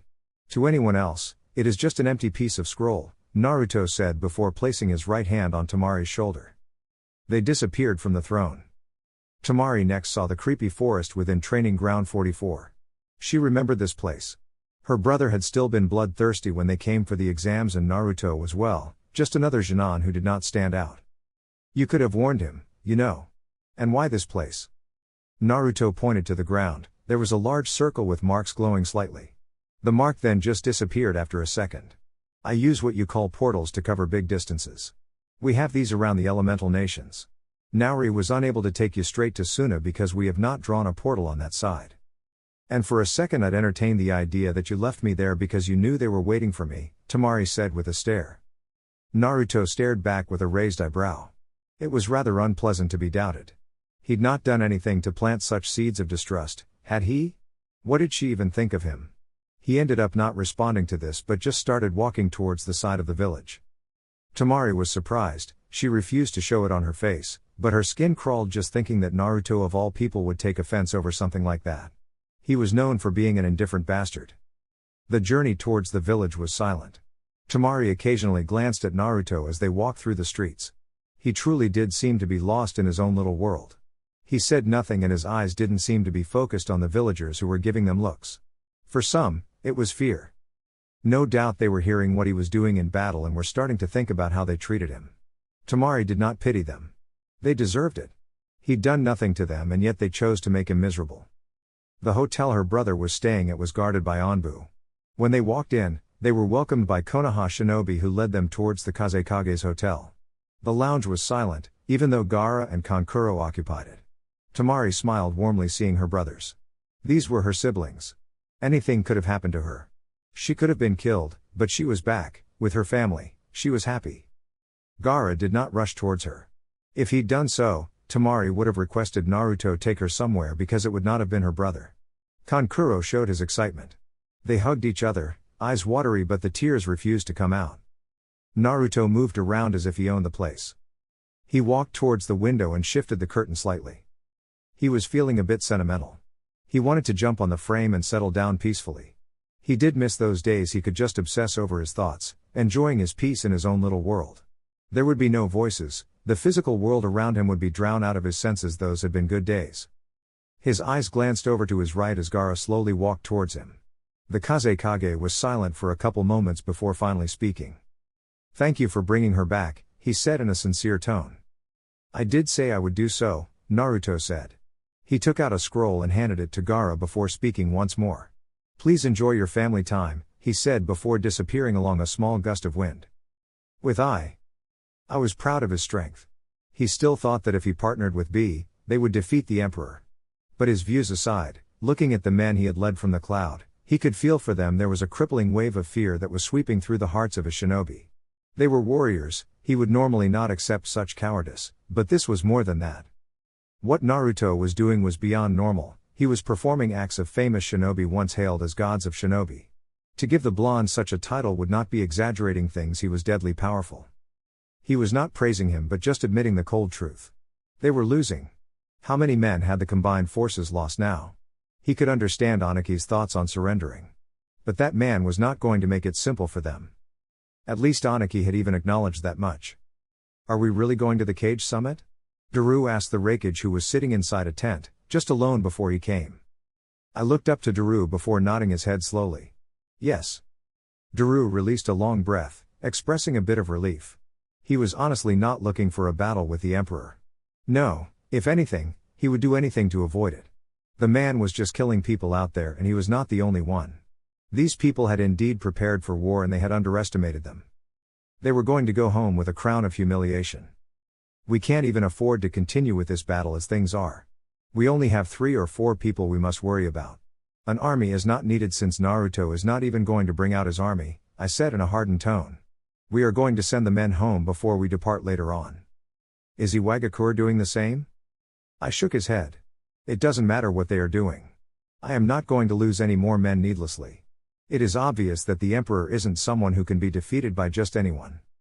But if you manage to defeat him, what happens to the wave and Uzushio? The Tsuchikage has made plans for the wave. He tells me it will work. If we defeat the Emperor, we force it to surrender, I said. Some people might wish for it to be completely destroyed given what the Emperor has done so far. Likely, Daru said with a sigh. It was going to be a drag. But they could not avoid it. Should I send out the order? Let us leave just 500 behind. The others are to return home. And don't send anything to the ones at sea. We will wait to see what happens before deciding, I said with a small smile. You and B will accompany me. Konoha has given us the assurance that the Uzushio will not attack. And if they attack? We will attack the Hokage at the summit. With Kurenai. Kurenai wiped a sweat off her forehead before straightening herself. If Konoha got dragged into the war, she would be going to the battlefield to fight as well. Preparation was needed. In the last trouble when the Kyuubi went on a rampage, they had been forced to stay hidden and kept in a barrier while the adults fought. In the Third Shinobi World War, it was not like that. The younger ones fought. Perhaps it was because the village was stretched fighting a war it was losing, only until Minato performed his extraordinary achievement. Her students were all away with Kakashi. She hoped they would come back safely. Well, they were no longer students. She was just the team leader. Her thoughts halted when she sensed someone moving slowly towards her. She twisted around and looked into the clearing. The emperor of the Uzumaki Empire was walking towards her, his hair still a mess. He wore black shinobi pants, a long-sleeved crimson shirt with the Uzumaki clan symbol stretched across his chest in black ink. His hands were behind him. He looked normal just like any other shinobi. He didn't look like the man who has been killing shinobi from Kumagakure and Iwa. Her hair rose, he was coming to her. There was no one around the training ground. What did he want from her? She swallowed hard. Her conversation with him in the past had not been that bad, right? He waved his right hand as he grew closer, a small smile on his lips. Yuhi Kurenai. Kurenai was silent for a moment, not knowing how to respond. He was just Naruto before, but he was now the emperor, and with how things had been going in his war, you simply could not just call him Naruto, could you? Your Majesty, the Genjutsu mistress said with a small bow of her head. Naruto appeared amused, but he did not say anything about it. I have come to see if we can work out the schedule for me to begin my lessons. I asked you before and I did send Yugao a message. Kurenai stared. He was not affiliated with Konoha, she could not do that. If he was still a shinobi of the Hidden Leaf, she would do it. I can't do that. Naruto raised an eyebrow. Can't or won't? Kurenai looked at him curiously before asking. What do you want me to say? You are not a shinobi of Konoha and have nothing to do with it. Shinobi treasure their skills, and I can't transfer my skills to someone who won't use them for the sake of Konoha. Won't then, Naruto said before walking past the woman. He sat down under the tree and folded his hands across his chest. Why don't you tell me what you really want? I had a certain level of interest in you, but I was told that you were involved with someone. I wish I had asked before. Regardless, I am deciding on whether I should make this person you are involved with disappear so that you can be free. Kurenai stared, puzzled. He just said something like that with a straight face. You are joking, right? Yes, Naruto said. But I am serious about Genjutsu. I learned and made all countermeasures against it. But now I want to learn how to use it. Why? You are already powerful. It is not about power, Naruto said with a slight shake of his head. It is my goal to be proficient in all shinobi arts. I have mastered taijutsu, ninjutsu, kenjutsu, fuinjutsu. I must now learn genjutsu while I still have finer control of my chakra. Hokage office. Shikaku leaned back on the chair behind the desk of the Hokage's office. He was officially in charge now. Tsunade was standing in front of him with her cage robes, Jiraiya and Sasuke flanking both her sides. She was leaving early. The summit would not happen until 5 days later, she needed to prepare things. And during this time, he would be watching over the village. Don't get too comfortable, Tsunade said with a stare. When I come back, you are out of there. Shikaku just smiled. He would not wish to be Hokage. Not in this lifetime. He had no such ambitions. He was even forced into this situation because they didn't know what would happen while Tsunade was away for the summit. I'm already wishing you'd come tomorrow, Shikaku said in a tired tone. But I do wish you success. That is what we are aiming for, Tsunade said before turning around to leave. Let's go you two, she said to her 2 guards. Both Jiraiya and Sasuke? It was a bit of an overkill. But it also showed just how many skilled shinobi the Hidden Leaf had. If things had turned out differently, Naruto would have been another asset. But they still had powerful shinobi with them. The Nara head closed his eyes. This was going to be troublesome.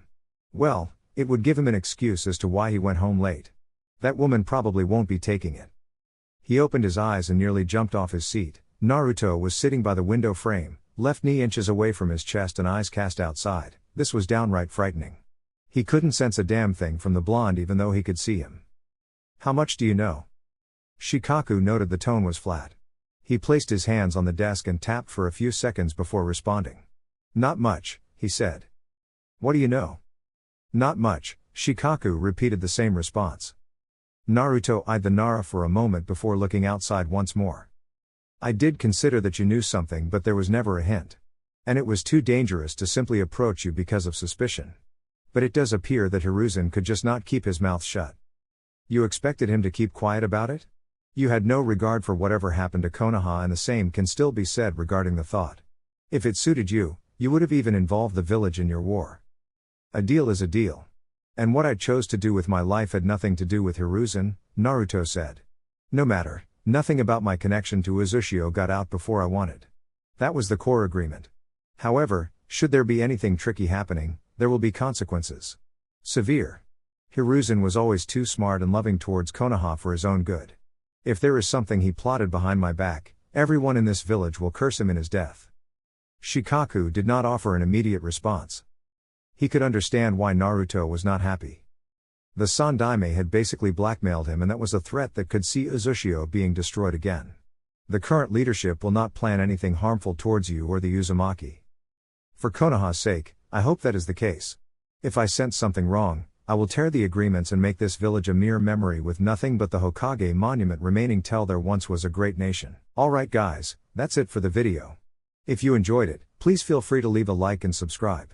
As always, the rest of the story is already out over on Patreon, link to that will be in the description. Anyways, until next time, peace.